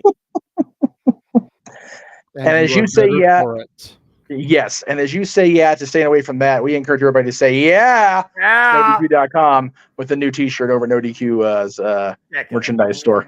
There you go. And like I said, everybody needs to go buy that and wear it to a WWE show, because Sean Ricker, a.k.a. Eli Drake, a.k.a. Knight, will understand that reference. He will be Captain America and go, ha, ha, ha, I get it. So there you go. And try and get as soon as I get a little bit of money coming back in, that is going to be my first NoDQ.com shirt purchase. Tremendous. That's delightful. And to note, since we've got people watching, we have changed officially the date of Haunted Hangman. Yes. That will be right before or right after, excuse me. That's it. What the hell? Where's the new one? I loaded it in here. God damn it. Noah, can you do it for me? Thank you. I loaded the right one in here. I know I did. This is hilarious. It happens sometimes, though. You know, piece of crap doesn't work. There it is. By God. All right. Baby Jesus. I had a wonderful little thing because I put the caption, the subtitle is "Which contestant will be bound for glory?" Is bound for? I thought somebody else do this. Which contestant is bound for glory? Tune in for Haunted Hangman Saturday, October 21st, after the Impact pay-per-view on Open Mic Game Night. And if you notice the font and the background graphics, there are 999 happy haunts that have already played Haunted Hangman. But there's always room for 1,000 winners. Who volunteers as the siblings, Emmanuel and Arlene Dominguez, take each other on one-on-one for sibling dominance. And one will end up doing the Monster Mash. Well, I mean, if you want to throw in a karaoke, no, I won't say no. No, I'm just saying they'll be doing that in celebration and victory. Well, prior to that, they'll be doing the Monster Mash in Chicago, Illinois, because the Superstars Impact will be bound for glory. So we'll check that out before we do Haunted Hangman. And the best part about that is no Pat Sajak to fuck it up. Anyway, impactful smash. I cannot wait. There's Noah's getting good with the chills. I love that shit. I'm kind of learning the references. Delete that damn out-of-date graphic out of there. Let's see. All right, I think that's it for the chill part. But remember, some of the calls you may have heard tonight, some of the dialogue you may have heard between the Renegade and the Simple Man will definitely end up on either that's what I call music, or now that's what I call open mic night. And while not a slow jam, I think the reaction to American Badass can definitely go on some sort of album with some sort of cool picture of Noah on the cover. So come on already, man. And what are you doing tomorrow, good sir? Me, sir? Yes. I plugged it already, I thought. Did I not? Yeah, the Greg Cherry show. I'll do it again. That's okay. No, that's not what I was talking about. What you talking about? I did that one already. I didn't hear you do that. Oh, that's because we were all talking at the same time. But yes, the No DQ review will be what it will be. Aaron, myself, Virtue, Michael, and Robbie Weiss all talking about this week in professional wrestling / sports entertainment. Damn it. Yeah, it's gonna be what it's gonna be because social media was definitely a talking point. And much like Mr. Chase said, nothing good ever came out of social media. That's probably the smartest thing I ever heard that false professor say in his life. Hey, Andre Chase is quite educated. Thank you very much. That is damn near blasphemous and an insult to the educational system in Florida. Where's the certificate? All right, I want to see credentials. Prove to me that he actually is worthy of teaching anything. If we were to have people in wrestling or journalism and wrestling provide credentials, we'd all be out of the job. Because we couldn't prove anybody could do it. Let me put it to you this way. Andre Chase is influential enough. Yes. John Cena called for a teachable moment. That's right. And he's the GOAT if you talk to WWE. Damn it. Yes, Matthew. I did not load that up. Thank you for reminding me. I got distracted by all the other shilling. So I'll try to have it up for open mic night. I want to save that for a special roundabout thing. But basically, she was doing like a photo shoot against the ever infamous gray backdrop, and somebody walked up with, I'm assuming, a replica of the original NXT Women's Championship, and she got giddy like it was Christmas. It was so sweet. Yeah, it was so sweet. I love it. The title she never fucking lost. There you go. Let me see. Oh, you know what? I think I want to. Yeah, you know what? I kind of want to retweet this what the hell's the word I'm looking for? Share screen this. Where the hell did it go? I can't make it go. There it is. Okay, hang on. Because this is really cool, and I like that he's choosing to go this way with what he's doing. Jesus Christ, that's gargantuan. Where the hell did it go? Come on now. Yeah, technology just waiting. It is. It's just is what it is. Yeah, I know. It's all good. There it goes. I think. Come on now. Okay, computer, you've been doing so good tonight.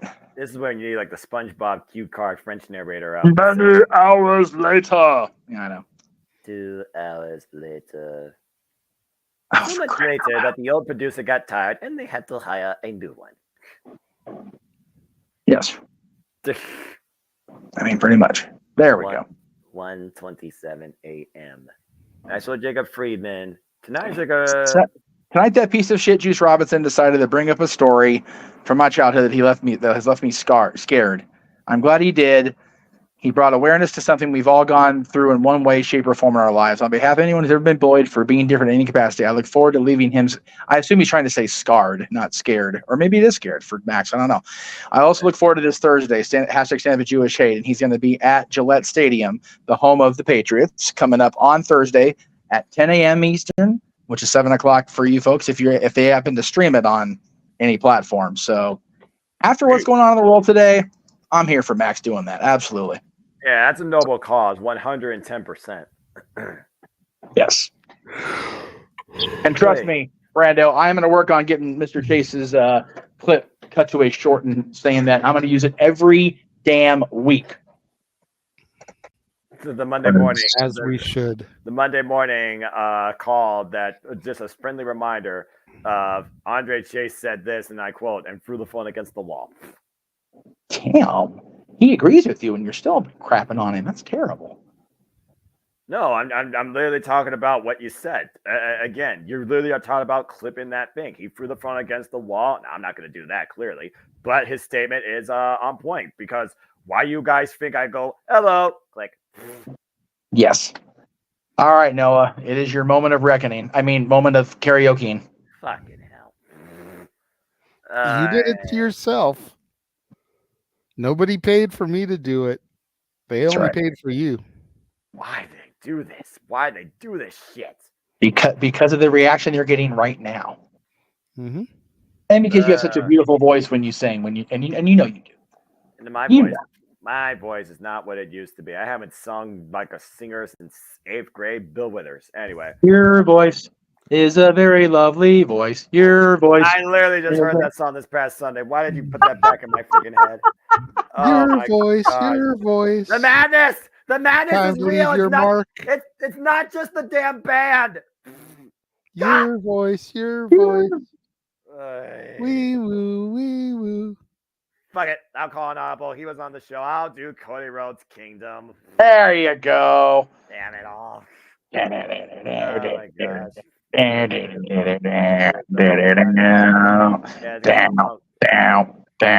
Down. The land in my soul. Everyone fought out of control. Do it all to get them off their feet. God help me. I was here about to blow, waiting for me to start the show. Out the curtain, lights go up, I'm home. Whoa. There you go. Said, when I was younger, hard times breed better men. Better men! You took it all away, I give it all away. Can take my freedom. Here to change the game, a better made of pain. I built my kingdom, now you bow to me. You took my dreams, but not my name. You'll follow me until the end. I am my kingdom. Yay. And Emmanuel makes a good point. Should have done that one instead. Because he's no longer in NXT, and I know that's a long draw out. Well, maybe not a current NXT, but nah. It was my NXT, and they I'm not going to go there. Anyway. I can't hear that clip because we will get monetized. We will get demonetized for sure, but yeah, I'm sure. I will. No. I will show you off air, Noah, because a glorious thing has returned to social media that even you can get with. I'm sure. Yeah, good job, Noah. You killed it. You demand. We love you for that. Yeah, I tried it. Well, as it is a watch along, JJ, shall we have Noah take us home? Please do.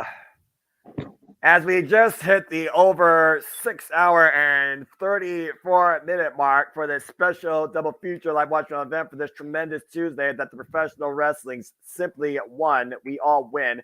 I hope you all enjoyed everything you heard, and we thank you all once again for tuning in. As always, you want to know more about me or about this, know this. For what am I but a simple man and a lifelong fan of professional wrestling? Damn it! As I only wish to continue to encourage you that there are no winners, there are no losers, there are no betters.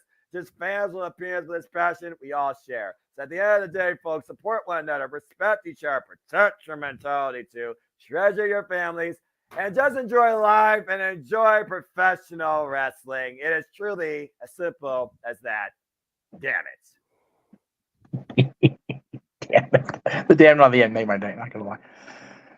JJ, any parting words for you as we prepare to send everybody hopefully off to a restful slumber for the evening across the world?